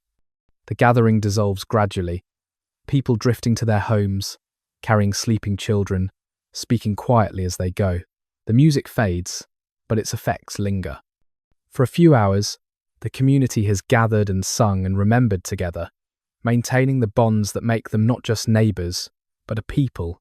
The English can tax them and rule them and control their political existence, but they cannot prevent this music, this gathering, this assertion of Welsh community and culture. In the valley tonight, Wales lives in song. Owain Glyndŵr's lightning. On the 16th of September, 1400, a Welsh gentleman named Owain Glyndŵr was proclaimed Prince of Wales by his followers at his manor of Deheubarth in northeast Wales. It was an audacious act, claiming a title that had been vacant for over a century, asserting Welsh sovereignty that English conquest had supposedly eliminated permanently. It was also the beginning of the most serious Welsh rebellion since 1282, a 15-year struggle that would briefly restore Welsh independence before collapsing into the occupation it had challenged. Owain was an unlikely revolutionary. He was in his 40s, educated at the Inns of Court in London, a veteran of English military service, a man who had prospered under English rule and had every reason to accept the status quo. But he had also absorbed Welsh culture and history, understood Welsh law and traditions, and maintained connections to the Welsh cultural renaissance happening despite political subjugation. He was descended from the princes of Powys and Deheubarth, carrying legitimacy that resonated with Welsh audiences, even if English authorities viewed such genealogies as irrelevant. The immediate cause of the rebellion was a land dispute with an English neighbour, a petty conflict over boundaries that escalated when English courts consistently ruled against Owain. But the deeper cause was accumulated resentment from a century of occupation, frustration with systematic marginalisation of Welsh people in their own country, and hope that circumstances might permit what had seemed impossible: recovery of Welsh independence through rebellion against a distracted English monarchy. The rebellion spread with astonishing speed. Within months, most of Wales had risen in revolt. Castles were besieged, English officials were killed or expelled. Welsh students at English universities abandoned their studies and returned home to fight. The Welsh gentry, who had largely accommodated themselves to English rule, now threw their support behind Owain's cause. It appeared that the century of submission had merely been waiting for the right leader to channel suppressed desires for freedom into organised resistance. Owain demonstrated remarkable military and political skill. He coordinated attacks across Wales, forcing English forces to respond to multiple threats simultaneously. He made diplomatic alliances with England's enemies, securing French support and making agreements with Scottish and Irish leaders. He summoned a Welsh parliament at Machynlleth in 1404, creating governmental structures that would legitimise his rule and provide administration for territories under Welsh control. For a few years, Wales functioned as an independent principality. The height of the rebellion came between 1404 and 1406. Welsh forces controlled most of Wales. Owain's writ ran throughout territories that acknowledged him as prince. The parliament met and legislated. Diplomatic correspondence was exchanged with foreign powers. Universities were planned to provide Welsh education. The church in Wales considered breaking from Canterbury's authority. For a brief moment, everything that Llywelyn ap Gruffydd had attempted seemed to have been achieved. Welsh independence restored through a combination of military success and English distraction. But the structural problems that had doomed 13th century resistance remained. Wales was still poorer than England, could not match English resources, depended on English political weakness rather than Welsh strength. When England stabilised under Henry V, when English attention and resources could again focus on Wales, the rebellion's foundations proved inadequate. English forces methodically reconquered territory, castle by castle, region by region, applying overwhelming force to a resistance that could not sustain itself indefinitely. By 1410, the rebellion was collapsing. English forces had recaptured most territories. Owain's supporters were deserting or submitting. The French, whose support had been crucial in earlier years, were distracted by their own problems and could provide no further aid. The Welsh gentry, seeing defeat approaching, began making accommodation with English authorities, accepting pardons and attempting to preserve what they could of their positions and properties. Owain himself refused to surrender.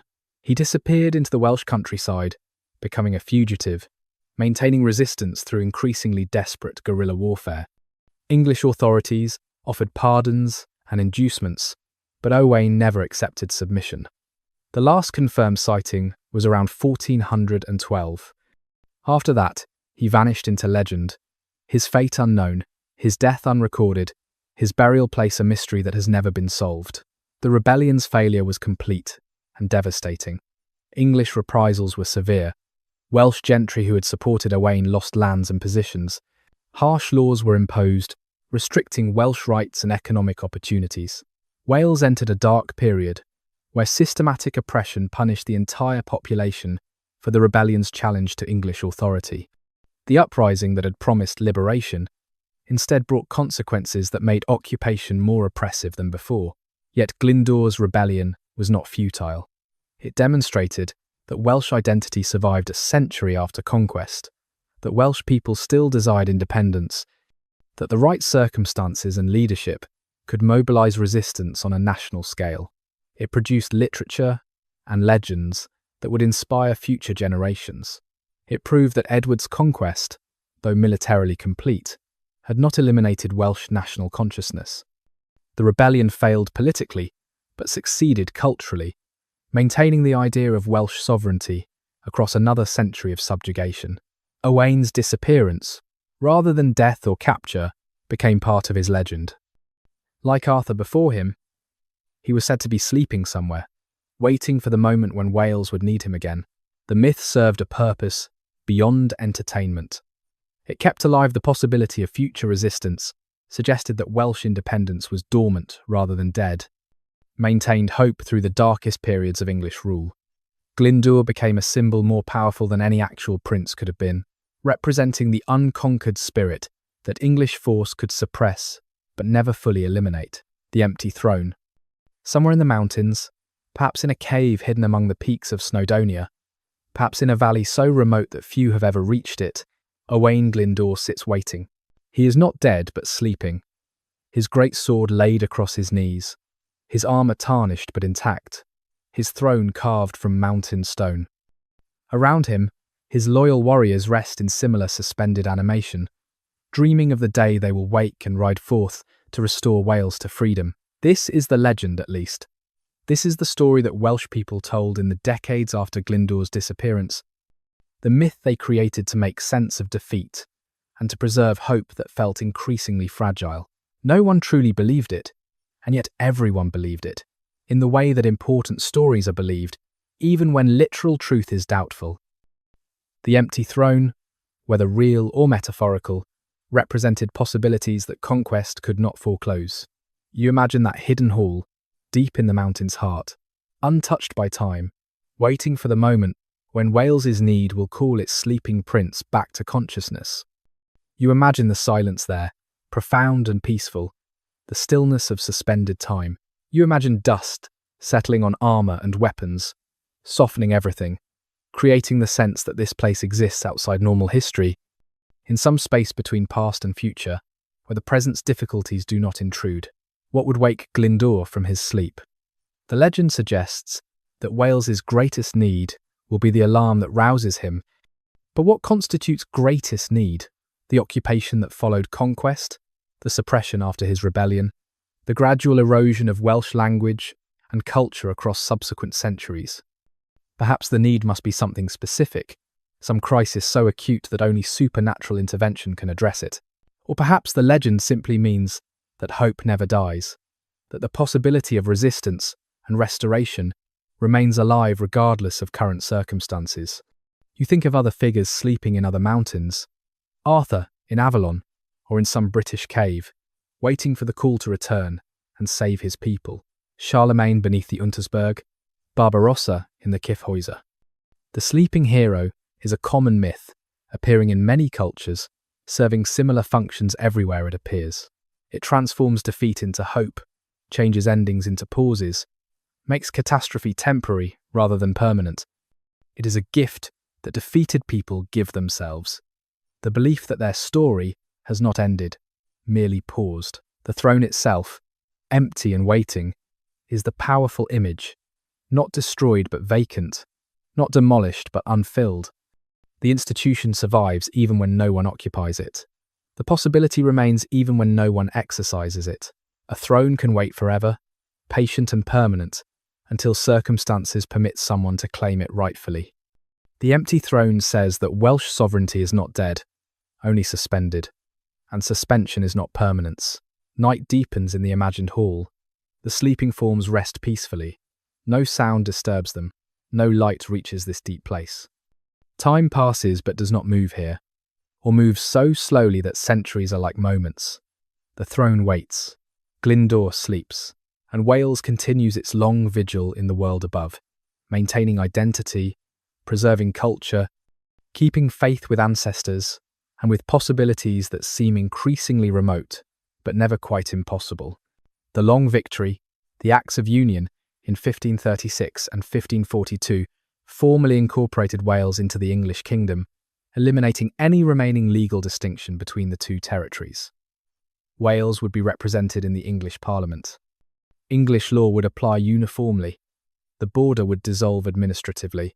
To English authorities, this was the final settlement, the completion of conquest begun in the 13th century, the elimination of Welsh distinctiveness under a unified legal and political system.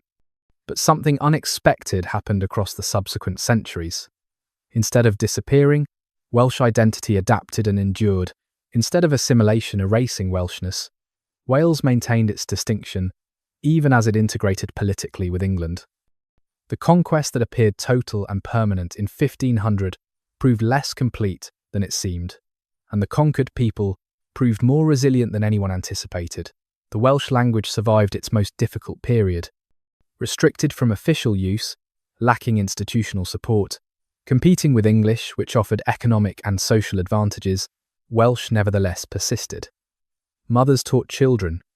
Communities maintained the language in churches and homes and marketplaces. By the 19th century, when linguistic nationalism was reviving minority languages throughout Europe, Welsh was still spoken by a majority of people in Wales, a living language rather than antiquarian curiosity.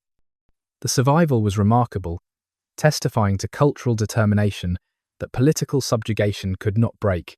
Religious revival in the 18th and 19th centuries, particularly Methodist and nonconformist movements, paradoxically strengthened Welsh identity. These movements used Welsh as their primary language, creating Welsh language religious literature, conducting services in Welsh, making Welsh the language of salvation for ordinary people. The chapel became the institution that preserved Welsh more effectively than any formal educational system could have, giving the language sacred status and practical utility simultaneously. The 19th century brought industrial development to Wales, particularly coal mining in the south. This created Welsh working-class identity, a proletarian Welsh consciousness that combined economic grievance with cultural pride. Welsh miners and factory workers were Welsh workers, their class identity and national identity reinforcing each other. Labour organising in Wales often had nationalist overtones absent in equivalent English movements. The working class became carriers of Welsh culture into the industrial age. Education in Welsh became a political cause by the late 19th century. Activists demanded that Welsh children be taught in their mother tongue, that Welsh history and literature be part of the curriculum, that education strengthen rather than erode Welsh identity. The struggle was long, and victories were partial, but gradually the educational system accommodated Welsh instruction. Welsh medium schools appeared in the 20th century, teaching all subjects through Welsh, producing Welsh-speaking graduates capable of functioning in Welsh across all domains of life. Political representation evolved gradually. Welsh MPs in Westminster sometimes formed informal groupings to advance Welsh interests. Eventually, Welsh nationalism produced dedicated political parties, most notably Plaid Cymru, founded in 1925, dedicated explicitly to Welsh independence, or at least substantial autonomy. Electoral success was limited, but the existence of nationalist politics kept questions about Wales's constitutional status alive across the 20th century. The 20th century brought broadcasting in Welsh initially radio, then television. The BBC produced Welsh language programming. Eventually, a Welsh language television channel, S4C, was established, providing entertainment and information in Welsh. This gave the language modern media presence, demonstrated its viability in contemporary contexts, and allowed Welsh speakers to participate in modern mass culture without abandoning their language. Broadcasting made Welsh feel contemporary rather than archaic. Devolution in 1999 created the National Assembly for Wales, a legislative body with limited but real powers to govern Wales in specific policy areas. This was not independence, but it was self-government, the first time since Llywelyn's death that Wales had its own governing institution making decisions for Welsh people in Wales. The Assembly's powers expanded over subsequent decades, growing towards something approaching home rule, if not full sovereignty. The Welsh language gained official status equal to English in Wales. In 2011, government services had to be provided in Welsh. Welsh speakers had the right to use their language in official contexts.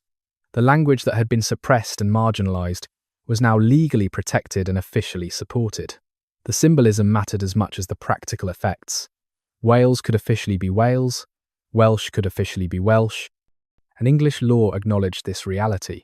In the 21st century, Wales exists as a distinct entity within the United Kingdom, with its own government, its own laws in certain areas, its own language, with official status and institutional support, and its own national identity that most Welsh people claim, regardless of their political views about independence. The conquest of 1282 did not eliminate Wales. It changed Wales, forced adaptations and compromises, but the thing that makes Wales distinctive survived 7 centuries of union and remains vital today. The story that began with kingdoms rising from Roman withdrawal, that continued through Viking raids and Norman conquest and English subjugation, has not ended. Wales today is not what Llywelyn envisioned, is not independent in the traditional sense, is not free from English influence or from the complications of shared political institutions. But Wales exists, recognisably Welsh, speaking Welsh, maintaining identity that conquest could not eliminate and union could not dissolve. This survival, this stubborn persistence across centuries of pressure, is its own form of victory, incomplete and compromised but real. Echoes across centuries, the mountains still stand as they stood when Llywelyn rode through them to his final battle. Snowdon rises above the valleys, its peak often wreathed in clouds, ancient and enduring, as it has endured through all the human struggles fought in its shadow. The rivers still flow, cold and quick, carrying meltwater from the heights to the sea. The land itself is unchanged, indifferent to the kingdoms that have risen and fallen across its surface. But the people who inhabit this land carry forward something that no conqueror could take. They speak Welsh, that language so old it predates English by centuries, a tongue that has survived every threat and every pressure to maintain its distinctive character. They know their history, the stories of princes and poets, and ordinary people who maintained identity through the darkest times.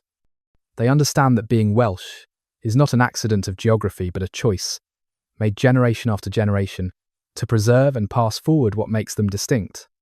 Modern Wales is complicated, as all places are. English is spoken alongside Welsh. Many Welsh people have no Welsh ancestry. Immigration and emigration have changed demographics. Global culture influences Wales as it influences everywhere. Political opinions about nationalism and independence vary widely, from those who want complete sovereignty to those content with devolution, to those who see Wales as simply part of Britain, with no particular need for separate recognition, yet Wales persists as an idea and an identity. Young people learn Welsh in schools and choose to use it in their lives. Artists create in Welsh, producing literature and music that carries the language forward. Communities maintain traditions that connect them to ancestors and to each other. National symbols, the dragon and the daffodil and the leek, appear everywhere, declaring Welsh pride without apology. Sports teams representing Wales compete internationally, occasions for expressing national feeling that politics sometimes constrains. The story of medieval Wales, of Llywelyn and the other princes who fought for independence remains alive in Welsh consciousness. School children learn about it, historical sites are maintained and visited. The castles that Edward built to subjugate Wales are now tourist attractions that generate revenue for the Welsh economy, ironic fate for fortresses that symbolised conquest. The past is not forgotten, but integrated into present identity, remembered correctly as complex and tragic, but also inspiring. What lessons does this long history teach?